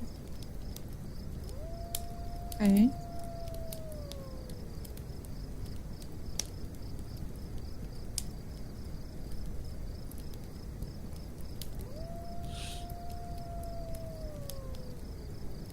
Okay. Yeah, okay, I can read this. For sure. Okay. I'll read the two short ones first, and then we'll read the longer one last. We have 3 more stories, and then we'll be calling it quitties. Okay, so this one is The Smiling Man by Blue Tidal. Okay. About 5 years ago, I lived downtown in a major city in the US. I've always been a night person, so I'd often find myself bored after my roommate, who was decidedly not a night person, went to sleep. To pass the time, I used to go for long walks and spend the night thinking. I spent 4 years like that, walking alone at night. I never once had a reason to feel afraid. I always used to joke with my roommate that even the drug dealers in the city were polite. But all of that changed in just a few minutes of one evening. It was a Wednesday, somewhere between 1 and 2 in the morning, and I was walking near a police-patrolled park, quite a ways from my apartment. It was a quiet night, even for a weeknight, with very little traffic and almost no one on foot. The park, as it was most nights, was completely empty. I turned down a short side street in order to loop back to my apartment when I first noticed him. At the far end of the street, on my side, was a silhouette of a man, dancing. It was a strange dance, similar to a waltz, but he finished each box with an odd forward stride. I guess you could say he was dance walking, headed straight for me. Deciding he was probably drunk, I stepped as close as I could to the road to give him the majority of the sidewalk to pass by me. The closer he got, the more I realized how gracefully he was moving. He was very tall and lanky, and wearing an old suit. He danced closer still, until I could make out his face. His eyes were open, wide and wild, head tilted back slightly, looking off at the sky. His mouth was formed in a painfully wide cartoon of a smile. Between the eyes and the smile, I decided to cross the street before he danced any closer. I took my eyes off of him to cross the empty street. As I reached the other side, I glanced back, and then stopped dead in my tracks. He had stopped dancing, and was standing with one foot in the street, perfectly parallel to me. He was facing me, but still looking skyward, a smile still wide on his lips. I was completely and utterly unnerved by this. I started walking again, kept my eyes on the man. He didn't move. Once I had put about half a block between us, I turned away from him for a moment, to watch the sidewalk in front of me. The street and sidewalk ahead of me were completely empty. Still unnerved, I looked back to where he had been standing to find him gone. For the briefest of moments, I felt relieved, until I noticed him. He had crossed the street. It was slightly crouched down. I could tell for sure due to the distance and the shadows, but I was certain he was facing me. I looked away from him for no more than 10 seconds, so it was clear that he had moved fast. I was so shocked that I stood there for some time, staring at him. And then he started moving toward me again. He took giant, exaggerated tiptoed steps, as if he were a cartoon character sneaking up on someone. Except he was moving very, very quickly. I like to say at this point I ran away, or put out my pepper spray or my cell phone, or anything at all. But I didn't. I just stood there, completely frozen while the smiling man crept toward me. And then he stopped again, about a car length away from me, still smiling his smile, still looking to the sky. When I finally found my voice, I blurted out the first thing that came to mind. What I meant to ask was, "The fuck do you want?" in an angry, commanding tone. What came out was a whimper. What the fuck? Regardless of whether or not humans can smell fear, I can certainly hear it. I heard it in my own voice. That only made me more afraid. But he didn't react to it at all. He just stood there, smiling. And then, after what felt like forever, he turned around, very slowly, and started dance walking away. Just like that. Not wanting to turn my back to him again, I just watched him go, until he was far enough away to almost be out of sight. And then I realized something. He wasn't moving away anymore, nor was he dancing. I watched in horror as the distant shape of him grew larger and larger. He was coming back my way, and this time he was running. I ran too. I ran until I was off the side road and back onto a better lit road with sparse traffic. Looking behind me then, he was nowhere to be found. The rest of the way home, I kept glancing over my shoulder. I was expecting to see his stupid smile, but he was never there. I lived in that city for 6 months after that night. I never went out for another walk. There was something about his face that always haunted me. He didn't look drunk. He didn't look high. He looked completely and utterly insane. That's a very, very scary thing to see. We read it. We did it. I think about that one. That was kind of spoopy. I would have like clocked it. I would like bam, sucker punch. And I think it would have been like a demon or something. Who knows? Can demons be punched? Like if you punch a demon, would it hurt them? Probably. Maybe. Usually they have like actual forms, right? Like you can see them in the real world. So like that would mean you can maybe touch them. Jack them in the face. Won't do much, but it might do something. Okay, restructure.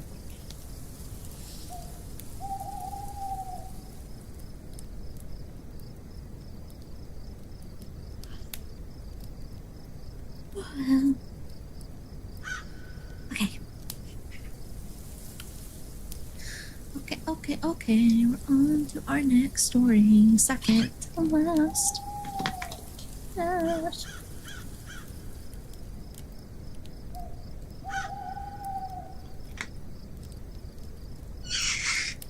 Okay. This one is called Mr. Widemouth, and it is by Perfect Circle 35. I think this one's pretty creepy. This one scared me as a kid when I was into creepypastas. So yeah, let us get into it.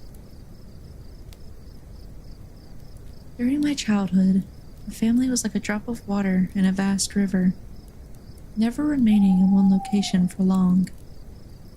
We settled in Rhode Island when I was 8, and there we remained till I went to college in Colorado Springs. Most of my memories are rooted in Rhode Island, but there are fragments in the attic of my brain which belong to the various homes we had lived in when I was much younger. Most of these memories are unclear and pointless. Chasing after another boy in the backyard of a house in North Carolina, trying to build a raft to float on the creek behind the apartment we rented in Pennsylvania, and so on. There was one set of memories which remain as clear as glass, as though they were just made yesterday. I often wonder whether these memories are simply lucid dreams produced by the long sickness I experienced that spring, but in my heart, I know they are real. We were living in a house just outside the bustling metropolis of New Vineyard, Maine, population 643. It was a large structure, especially for a family of 3. There were a number of rooms that I didn't see in the 5 months we resided there. In some ways, it was a waste of space, but it was the only house on the market at the time, at least within an hour's commute to my father's place of work.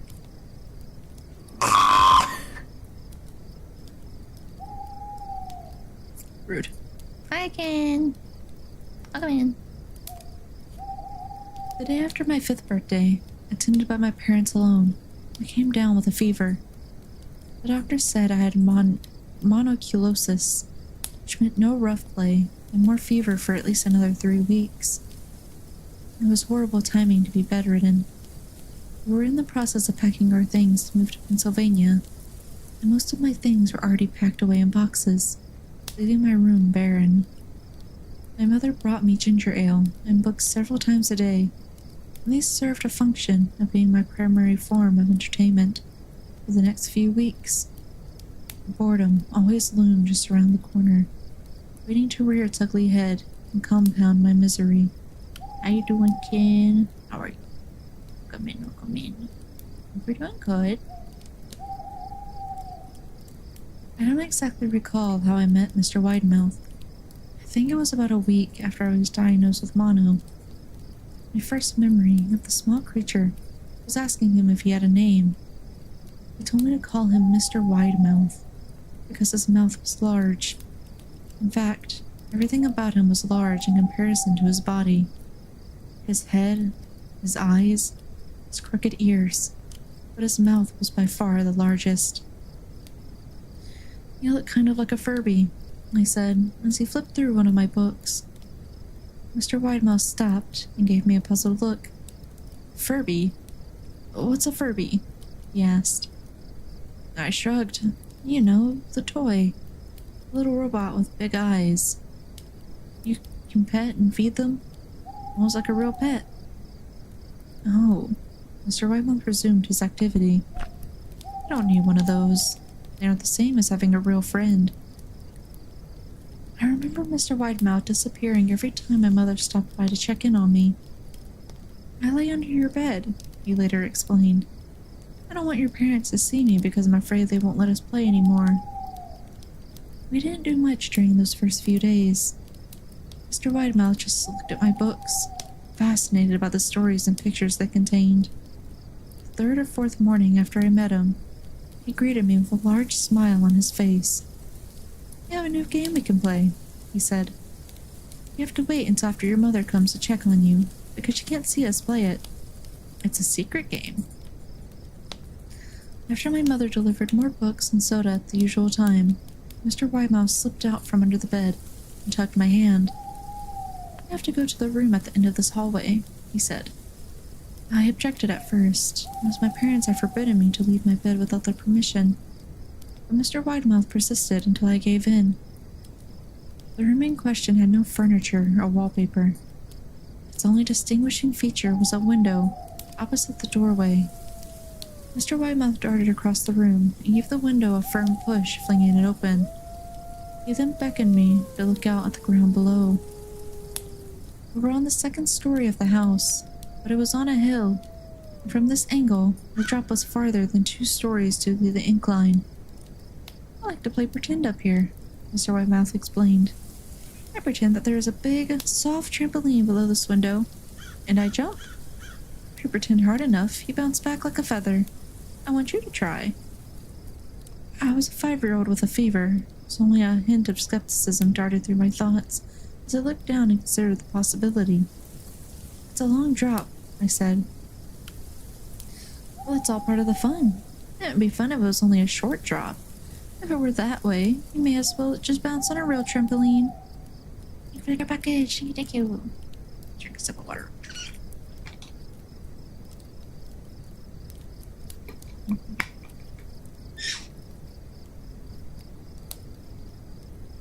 toyed with the idea, picturing myself falling through thin air, only to bounce back to the window on something unseen by human eyes. But the realist in me prevailed. Maybe some other time, I said. I don't know if I have enough imagination. I could get hurt. Mr. Widemouth's face contorted into a snarl, but only for a moment. Anger gave way to disappointment. If you say so, he said. I spent the rest of the day under my bed, quiet as a mouse. The following morning, Mr. Widemouth arrived holding a small box. I want to teach you how to juggle, he said. Here are some things you can use to practice before I start giving you lessons. I looked in the box. It was full of knives.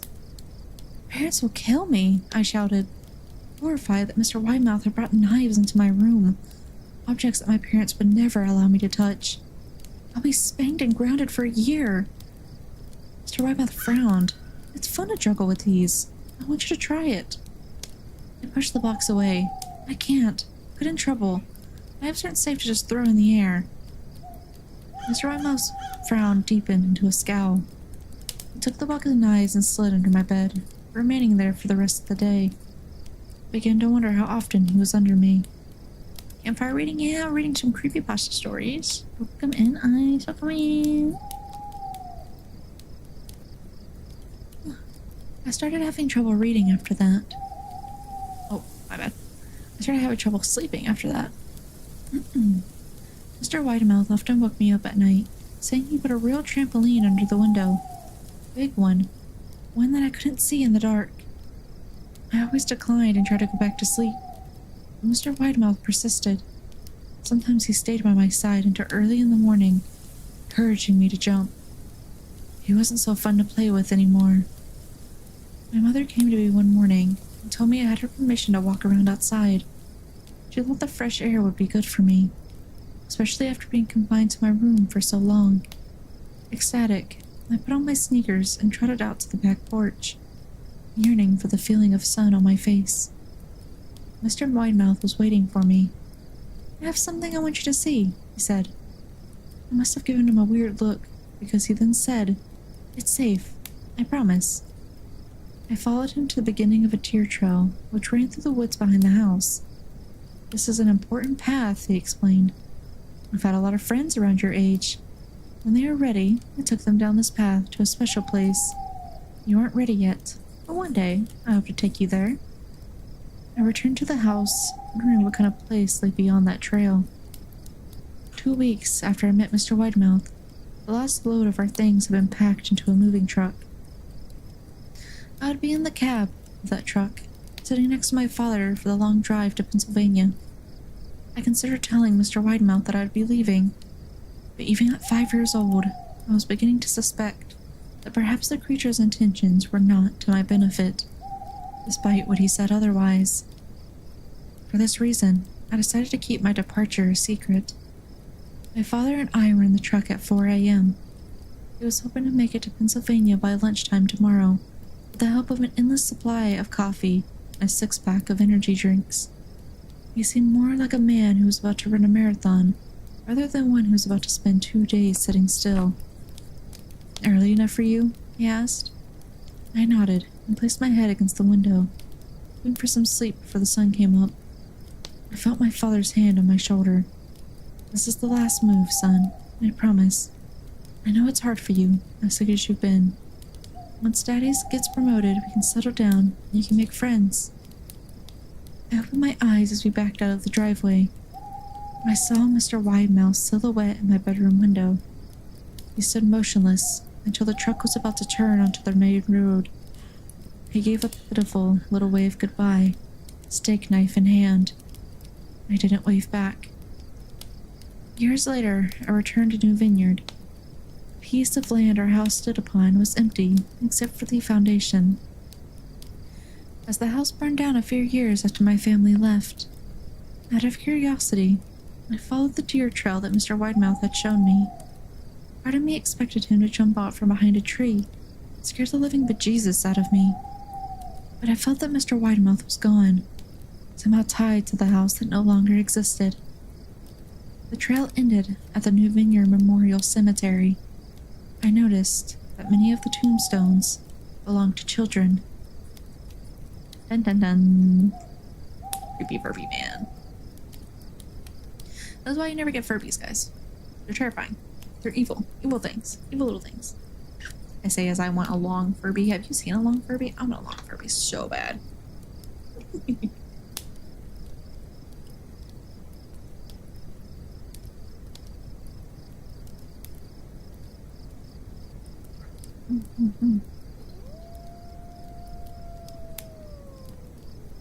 Okay. Okay. This is our last story for today. And then we will call it quitties. Okay, well, this is NoEnd House. I remember listening to some creepypasta YouTuber read this when I was younger. I don't exactly remember who. I don't know. It was CreepyPasta. I have no idea. But this is quite long, so I may have to take a break here and there. We're only going to read the first part. There is 3 parts. We're only going to read the first one. They are long.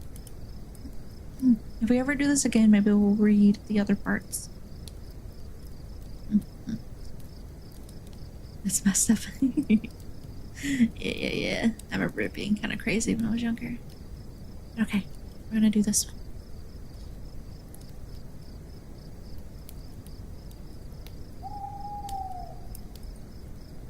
Oh, sorry. Okay. Let us lock in.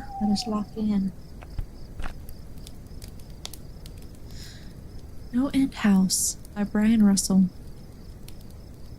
Let me start by saying that Peter Terry was addicted to heroin.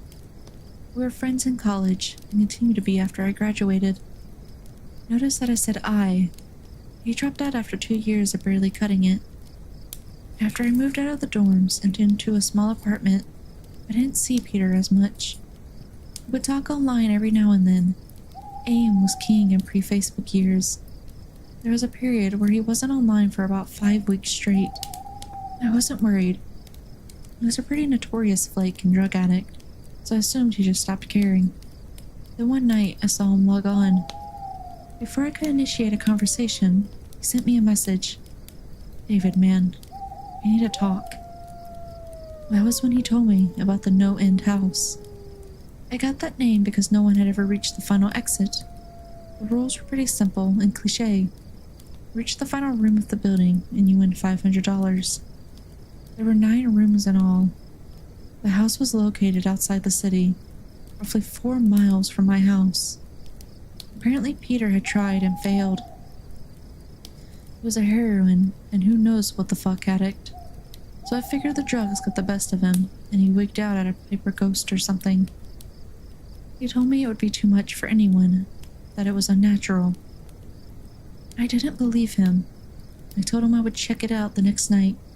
No matter how hard he tried to convince me otherwise, $500 sounded too good to be true.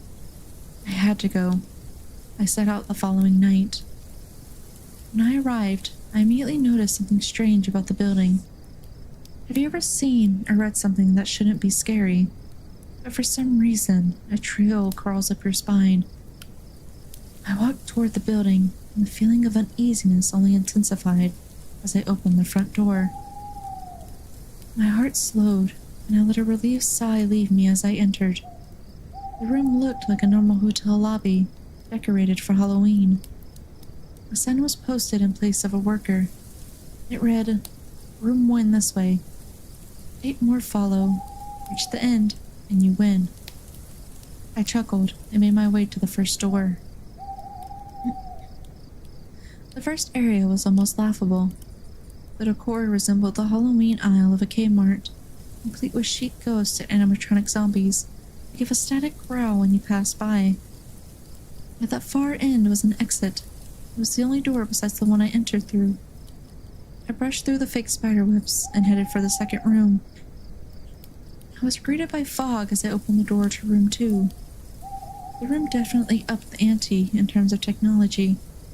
Not only was there a fog machine, but a bat hung from the ceiling and flew in a circle. Scary. They seemed to have a Halloween soundtrack that one would find at a 99-cent store on loop somewhere in the room. I didn't see a stereo, but I guess they must have used a PA system. I stepped over a few toy rats that wheeled around and walked with a puffed chest across to the next area. I reached for the doorknob, and my heart sank to my knees. I did not want to open that door. A feeling of dread hit me so hard I could barely even think. Logic overtook me after a few terrified moments, and I shook it off and entered the next room. Room 3 is when things begin to change. On the surface, it looked like a normal room. There was a chair in the middle of the wood-paneled floor. A single lamp in the corner did a poor job of lighting the area, casting a few shadows across the floor and walls. That was the problem. Shadows, plural. With the exception of the chairs, there were others.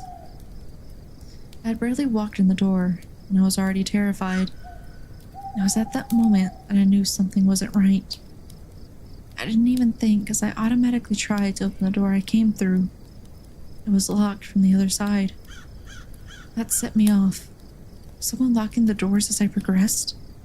There was no way. I would have heard them. Was it a mechanical lock that set automatically? Maybe, but I was too scared to really think. I turned back to the room, and the shadows were gone. The chair's shadow remained, but the others were gone. I slowly began to walk. I used to hallucinate when I was a kid, so I wrote off the shadow as a figment of my imagination. I began to feel better as I made it to the halfway point of the room. I looked down as I took my steps, and that's when I saw it. Or didn't see it. My shadow wasn't there. I didn't have time to scream. I ran as fast as I could to the other door and flung myself without thinking into the room beyond. The fourth room was possibly the most disturbing. As I closed the door, all light seemed to be sucked out, put back into the previous room. I stood there, surrounded by darkness, not able to move. I'm not afraid of the dark, I never have been, but I was absolutely terrified. All sight had left me. I held my hand in front of my face, and if I didn't know what I was doing, I would never have been able to tell. Darkness doesn't describe it. I couldn't hear anything. It was dead silence. When you're in a soundproof room, you can still hear yourself breathing. You can hear yourself being alive. I couldn't. I began to stumble forward after a few moments, and my rapidly beating heart the only thing I could feel. There was no door in sight. Wasn't even sure there was one this time. The silence was then broken by a low hum. I felt something behind me. I spun around wildly, could barely even see my nose. I knew it was there, though. Regardless of how dark it was, I knew something was there. The hum grew louder, closer. It seemed to surround me, but I knew whatever was causing the noise was in front of me, inching closer. I took a step back. I never felt that kind of fear. I can't really describe true fear. I wasn't even scared I was going to die. I was scared of what the alternative was. I was afraid of what this thing had in store for me. And the lights flashed for a second, and I saw it. Nothing. I saw nothing, and I know I saw nothing there. The room was again plunged into darkness, and the hum became a wild screech. I screamed in protest. I couldn't hear this goddamn sound for another minute. I ran backwards, away from the noise, and fumbled for the door handle. I turned and fell into room 5. Before I describe room 5, you have to understand something. I am not a drug addict. I have had no history of drug abuse, or any sort of psychosis short of my childhood hallucinations I mentioned earlier. And those were only when I was really tired or just waking up. Sorry, my nose is itchy. I entered the NoEnd House with a clear head. After falling in from the previous room, a view of room 5 was from my back, looking up at the ceiling. What I saw didn't scare me, it simply surprised me. Trees had grown into the room and towered above my head. The ceilings in this room were taller than the others, which made me think I was in the center of the house. I got up off the floor, dusted myself off, and took a look around. It was definitely the biggest room of them all. I couldn't even see the door from where I was. Various brush and trees must have blocked my line of sight with the exit. After this point, I figured the rooms were going to get scarier.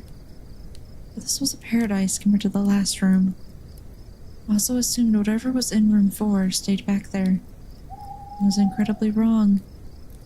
As I made my way deeper into the room, I began to hear what one would hear if they were in a forest. Chirping bugs and the occasional flap of birds seemed to be my only company in this room. That was the thing that bothered me the most. I heard the bugs and the other animals. I didn't see any of them. I began to wonder how big the house was. On the outside, when I first walked up to it, it looked like a regular house. It was definitely on the bigger side. But this was almost a full forest in here. The canopy covered my view of the ceiling. I assumed it was still there, however high it was. I couldn't see any walls either. The only way I knew I was still inside was that the floor matched the other rooms. Standard dark wood paneling. I kept walking, hoping that the next tree I passed would reveal the door. After a few moments of walking, I felt a mosquito fly onto my arm. I shook it off and kept going. A second later, I felt about 10 more land on my skin at different places. I felt them crawl up and down my arms and legs, and a few made their way across my face. I flailed wildly to get them off. They just kept crawling. I looked down and let out a muffled scream. More of a whimper, to be honest. I didn't see a single bug. Not one bug was on me, but I could feel them crawl.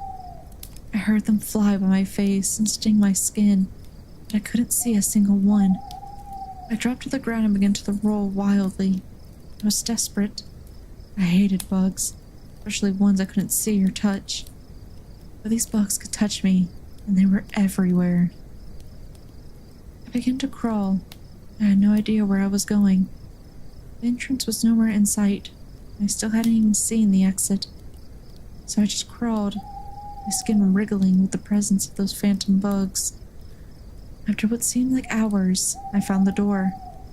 I grabbed the nearest tree and propped myself up, mindlessly slapping my arms and legs to no avail.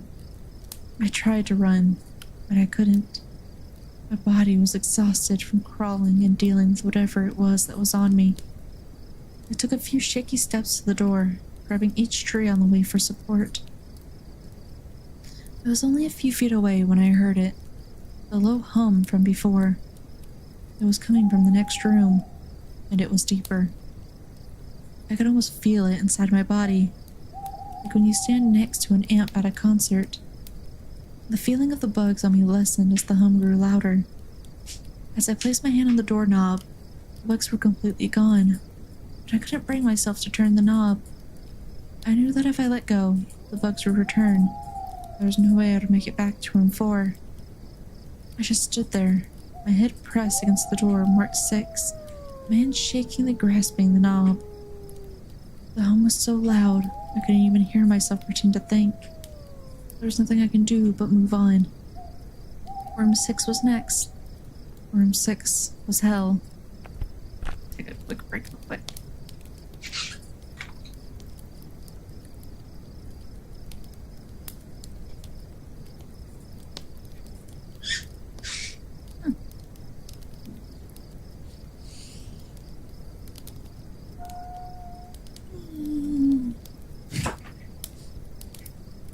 Okay.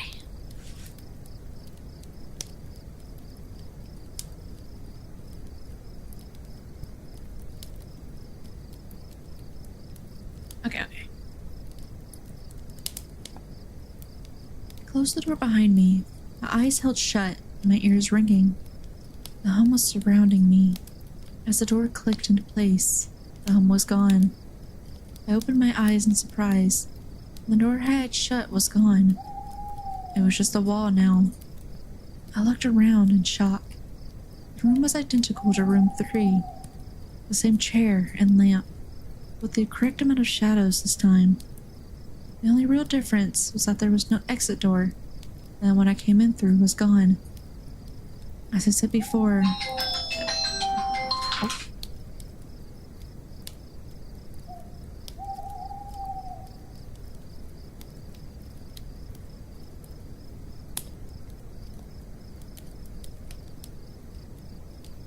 Alright, you got a phone call. Okay.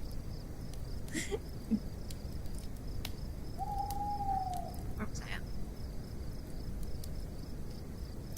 as I said before, I had no previous issues in terms of mental instability, but at that moment, I fell into what I now know was insanity. I didn't scream.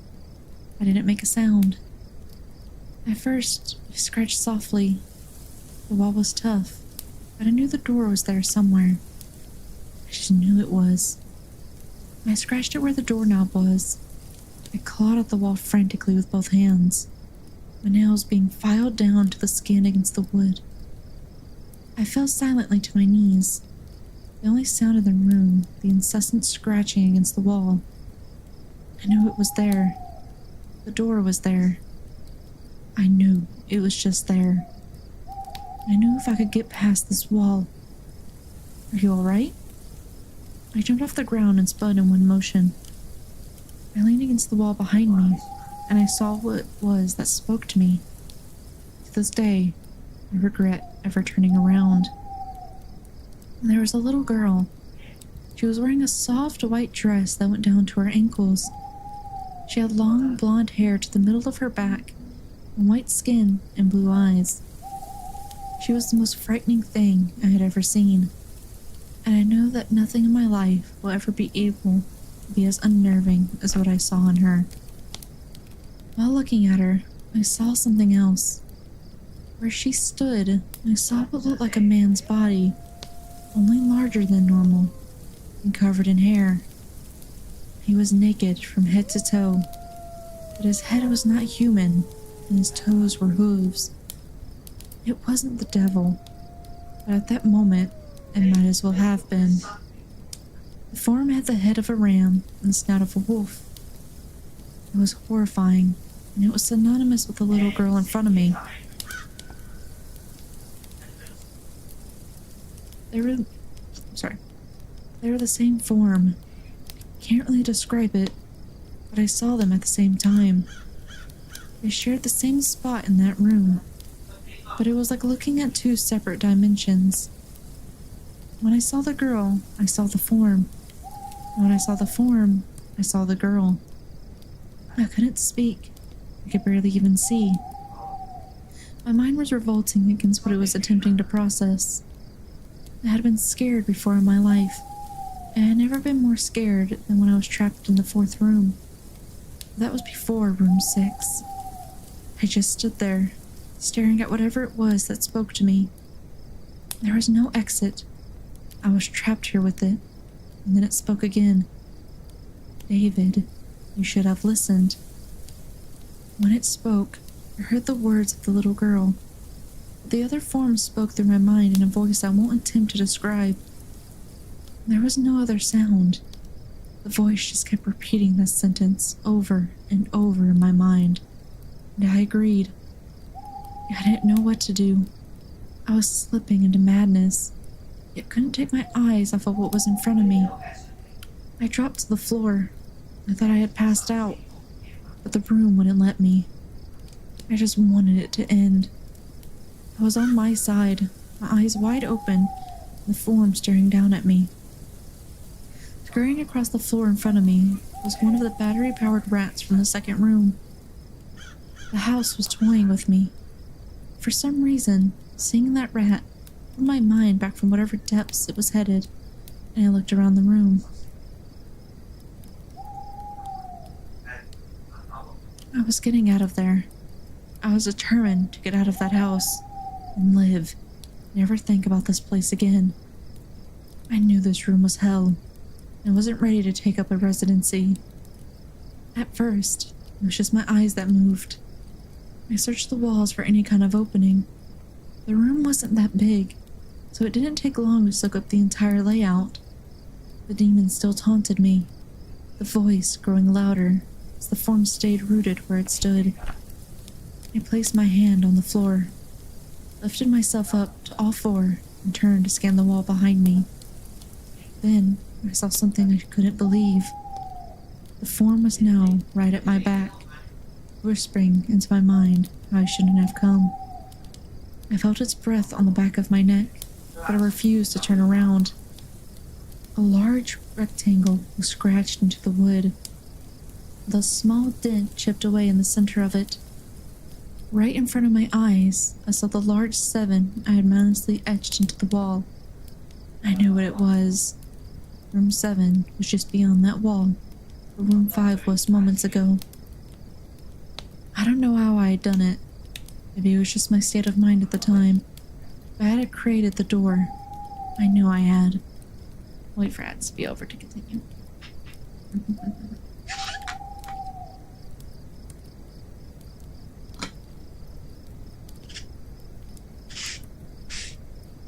And my water bottle's squeaky.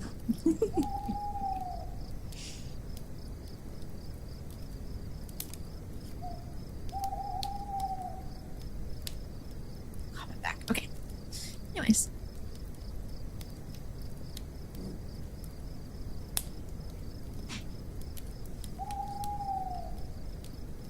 Room 7 was close. I knew the demon was right behind me, but for some reason, it couldn't touch me. I closed my eyes and placed both hands on the large 7 in front of me. I pushed. I pushed as hard as I could. The demon was now screaming in my ear. It told me I was never leaving. It told me that this was the end, but I wasn't going to die. I was going to live there in room 6 with it. I wasn't. I pushed and screamed at the top of my lungs. I knew I was going to push through the wall eventually. I clenched my eyes shut and screamed, and the demon was gone. I was left in silence. I turned around slowly and greeted by the room as if it was when I entered. Just a chair and a lamp. I couldn't believe it, but I didn't have time to dwell. When I turned back to the 7, I jumped back slightly. What I saw was a door. It wasn't the one I had scratched in, but a regular door with a large 7 on it. My whole body was shaking. It took me a while to turn the knob. I just stood there for a while, staring at the door.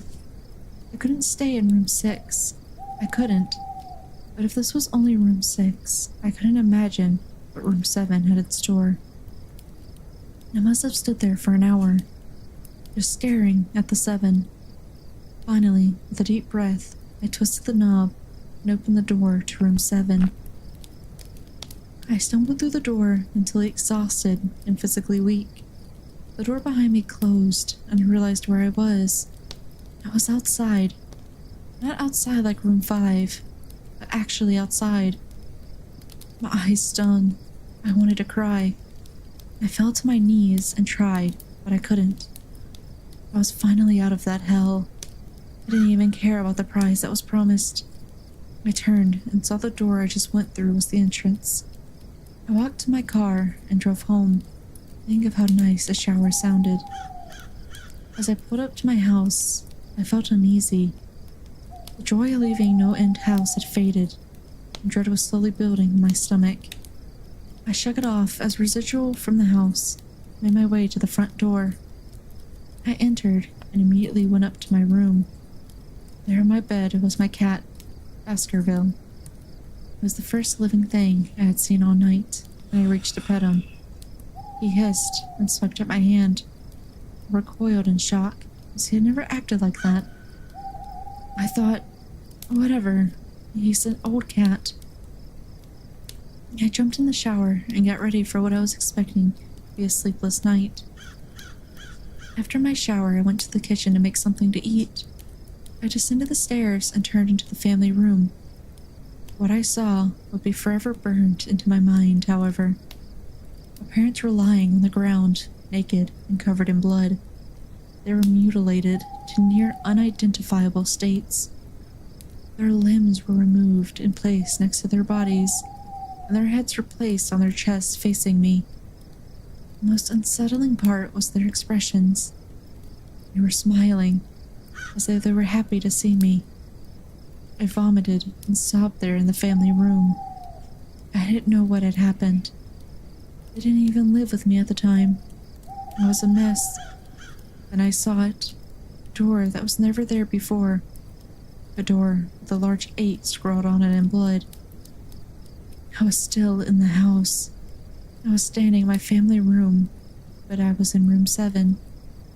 The faces of my parents smiled wider as I realized this. They weren't my parents. They couldn't be. They looked exactly like them. The door marked 8 was across the room, behind the mutilated bodies in front of me. I knew I had to move on. At that moment, I gave up. The smiling faces tore into my mind. It grounded me where I stood. I vomited again and nearly collapsed. Then the hum returned. It was louder than ever, and it filled the house and shook the walls. The hum compelled me to walk. I began to walk slowly, making my way closer to the door and the bodies.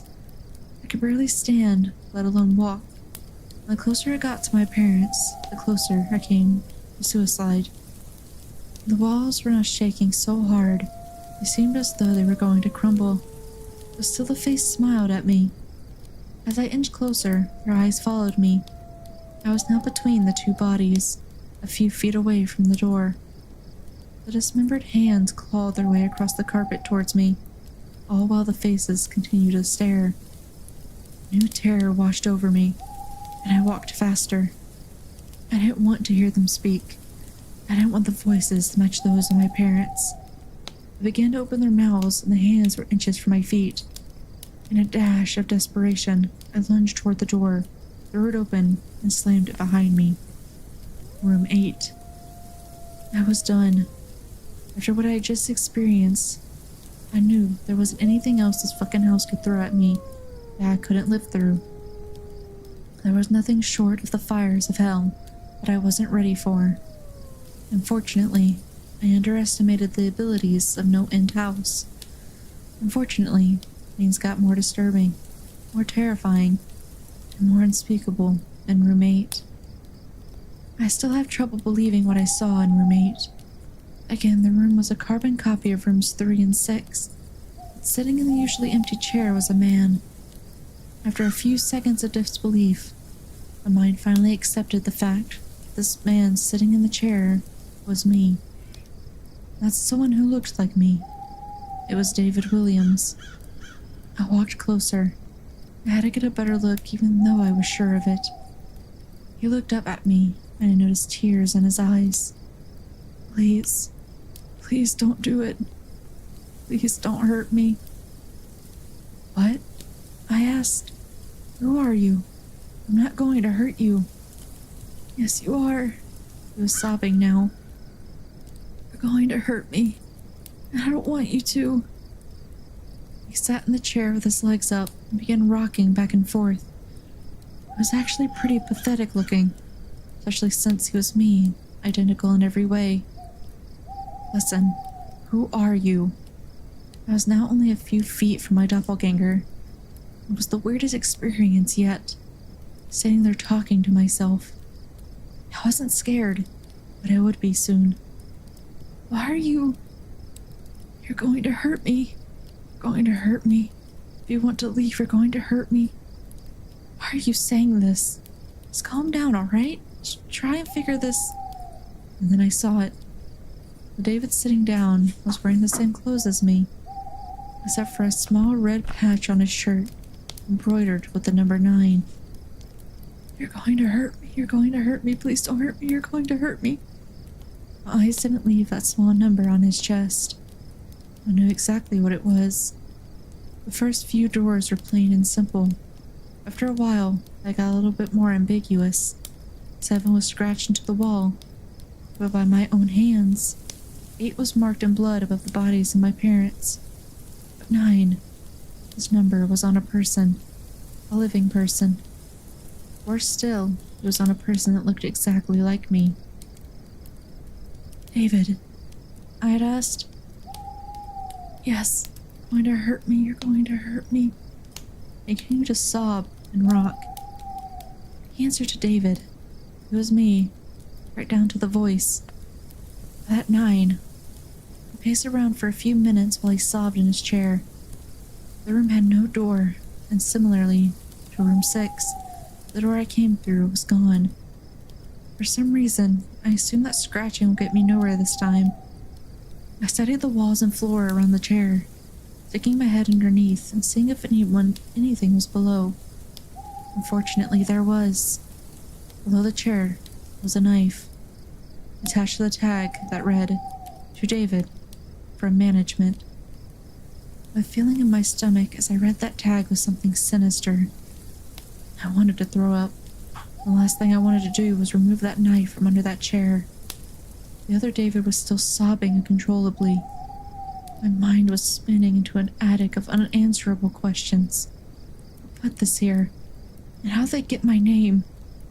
Not to mention the fact that as I knelt on the cold wood floor, I still sat in that chair, sobbing in protest at being hurt by myself. It was all too much to process. The house and the management had been playing with me this whole time. My thoughts, for some reason, turned to Peter, and whether or not he got this far. If he did, he met up Peter Terry sobbing in this very chair, rocking back and forth. I shook those thoughts out of my head. It didn't matter. I took the knife from under the chair and immediately the other David went quiet. "David," he said in my voice, "what do you think you're going to do?" I lifted from the ground and clenched the knife in my hand. "I'm going to get out of here." David was still sitting in the chair, though he was very calm now. He looked at me with a slight grin. I couldn't tell if he was going to laugh or strangle me. Slowly, he got up from the chair and stood, facing me. It was uncanny. His height, and even the way he stood, matched mine. I felt the rubber hilt of the knife in my hand and gripped it tighter. I don't know what I was planning on doing with it. I had a feeling I was going to need it. "Now," his voice was slightly deeper than my own, "I'm going to hurt you. I'm going to hurt you, and I'm going to keep you here." I didn't respond. I just lunged and tackled him to the ground. I had mounted him and looked down, knife poised and ready. He looked up at me, terrified. It was like I was looking in a mirror. Then the hum returned, low and distant, though I still felt it deep in my body. David looked up at me as I looked down at myself. The hum was getting louder, and I felt something inside me snap. With one motion, I slammed the knife into the patch on his chest and ripped down. Blackness fell in the room, and I was falling. The darkness around me was like nothing I experienced up to that point. Room 4 was dark. It didn't come close, but was completely engulfing me. I wasn't even sure if I was failing. After a while, I wasn't even sure if I was falling after a while. I felt weightless, covered in dark. Then a deep sadness came over me. I felt lost, depressed, and suicidal. The sight of my parents entered my mind. I knew it wasn't real. I had seen it. The mind has trouble differentiating between what is real and what isn't. Sadness only deepened. I was in room 9 for what seemed like days. The final room.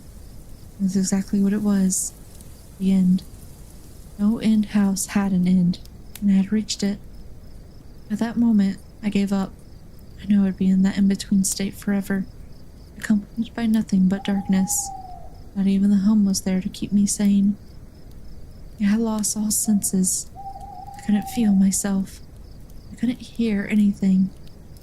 Sight was completely useless here. I searched for a taste in my mouth and found nothing. I felt disembodied and completely lost. I knew where I was. This was hell. Room 9 was hell. Then it happened. A light. One of those stereotypical lights at the end of the tunnel. I felt ground come up from below me, and I was standing. After a moment or two of gathering my thoughts and senses, I slowly walked toward that light. As I approached the light, it took form. It was a vertical slit down the side of an unmarked door. I slowly walked through the door and found myself back where I started. The lobby, NoEnd House. It was exactly how I left it. Still empty. Still decorated with childish Halloween decorations. After everything that had happened that night, I was still wary of where I was. After a few moments of normalcy, I looked around the place, trying to find anything different. On the desk was a plain white envelope with my name handwritten on it. Immensely curious, but still cautious, I mustered up the courage to open the envelope. Inside was a letter, again handwritten. David Williams, congratulations. You have made it to the end of NoEnd House. Please accept this prize as a token of great achievement. Yours forever, Management. With the letter were 5 $100 bills. I couldn't stop laughing. I laughed for what seemed like hours. I laughed as I walked out to my car and laughed as I drove home. I laughed as I pulled into my driveway. I laughed as I opened my front door to my house and laughed as I saw the small tin etched into the wood. That's it. That's a NoEnd House. Mm-hmm. Huh?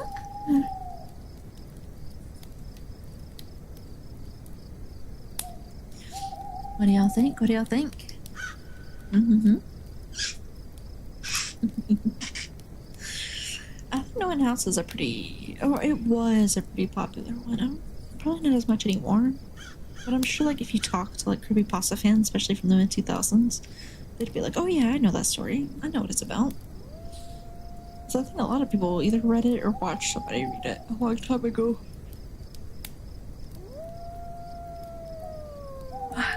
That's spoopy in its own way. Never being able to leave, never going anywhere. Always trapped in the NoEnd House. Yes. One day, maybe if we ever do this again, maybe I'll go through the whole series. Go through 2 and 3 as well. But they're all just so long, and I'm starting to get really hungry. My tummy is rumbling.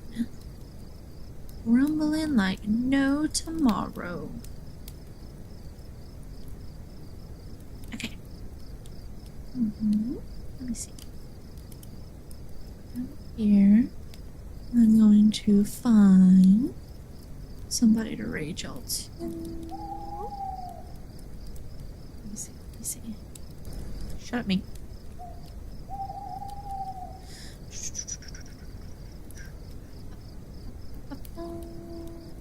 Let's see.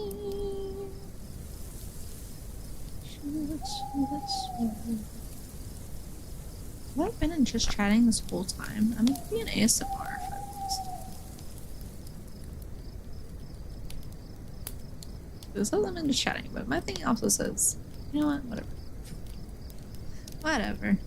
Maybe would it be?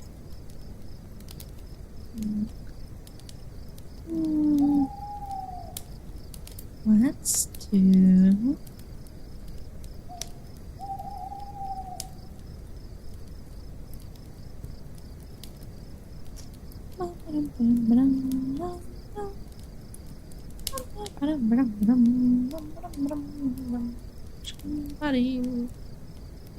Somebody. Let's just do.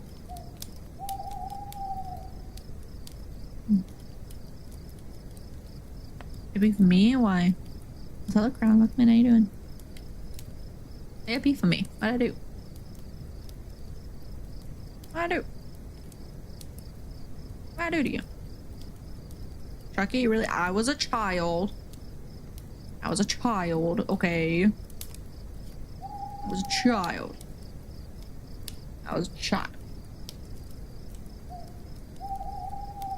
The scar, Chucky, that? What? The other one's ugly. This normal version's ugly. Ugly. Uggy, uggy. Ew, stinky. Gross. I don't know the other Trekkies. I mean, there's like his version from like the first 2 movies. Well, the first 3 movies. And then, yeah, then Bradisucky, Seed of Chucky. He looks the same. And then Curse and Colt, he looks the same. Relatively. Kinda. For the most part.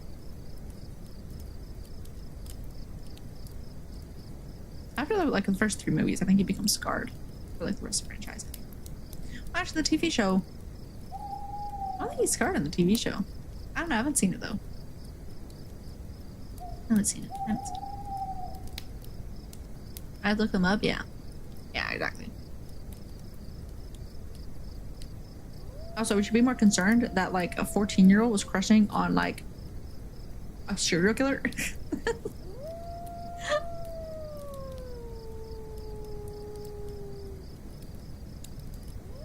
I just had to be still for a moment. It's okay, Ron. It's okay. How you doing, by the way? I hope you're doing good.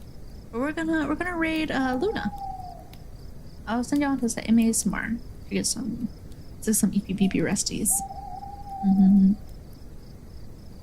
Yes. Okay.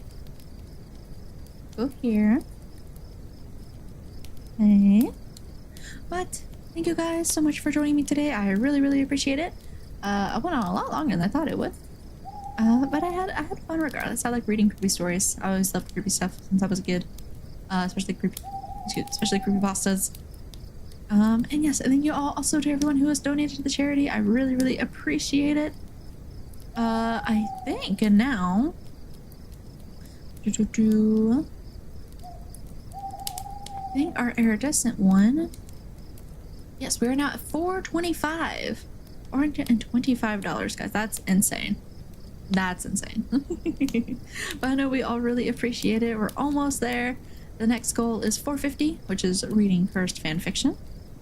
And then $500 is silly iridescent Q&A. $550 is a try not to laugh challenge with all of us.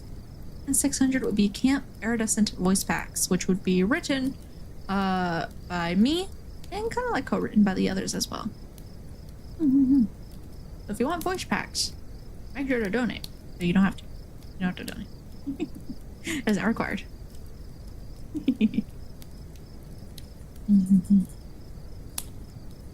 Okay. Let's go show Luna some love. Let's do. Here is the Discord for those that want it. I post my schedule in there. I post announcements in there.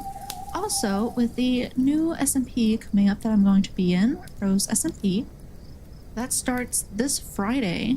And on the Discord, I actually made a new channel, a new category for all of my roleplay characters. I got the idea from Do Re Mi, who I met through V Origins. And so now I will be posting lore and like little snippets and stuff of my character in that channel, so you guys can keep up with it easier if you happen to miss any streams. So yeah, I thought it'd make it easier for everybody and all you guys as well. And also we do little watch alongs sometimes too. We still need to do the last bit of Murder Drones, and then we also will be doing an Iron Lung watch along at some point soon because we hit that goal. So if you want to watch episode 4 through 8 of Murder Drones or watch Iron Lung, make sure you join the Discord. Okay, and then here are my socials. You'll find everything from my Twitter, my Instagram, my TikTok, my Twitch, both my YouTube channels. Anything you think I have, I probably have it. So if you want to check those out, it'd be greatly appreciated. Yes. Yes. We're slowly getting closer to 1,800 on YouTube. Let's go. Oh, I hit 2,000 in no time, guys. I believe. 2K in no time. I believe. Okay. Do raid. Let's do that. And then here's the raid messages for those that want them. Here you go. And again, thank you guys so much for joining me today. I had a lot of fun. I hope you guys had a lot of fun as well. I hope you enjoyed the creepy vibes. I tried very hard for it. Again, tomorrow, our dear beautiful Aruna will be streaming, continuing the Camp Iridescent charity event. She will be doing some arts and crafts. I think she said she'll be doing some rock painting. So if you want to join her for that, make sure you check her out at 9 p.m. EDT, which is 7 p.m. MDT. Make sure you check her out over on her channel. And then, as well, on Friday, we have Campfire Karaoke with the beautiful Halia VT. Again, that'll be at 7 p.m. EDT. So that'll be about 5 p.m. MDT, I think. Yes, beautiful vocals. And I think some of the queens are also sending in some karaoke as well. Want to go check that all out? Make sure you go over there and check them out that day. I know I will be doing roleplay. Make sure to check them out as well. And on Saturday will be our ending ceremony. So then, I'll see you guys on Friday. I love you guys very, very much. Mwah. I'll see you later, okay? Bye. Bye. Bye. Bye. Bye. Bye. Bye. Bye.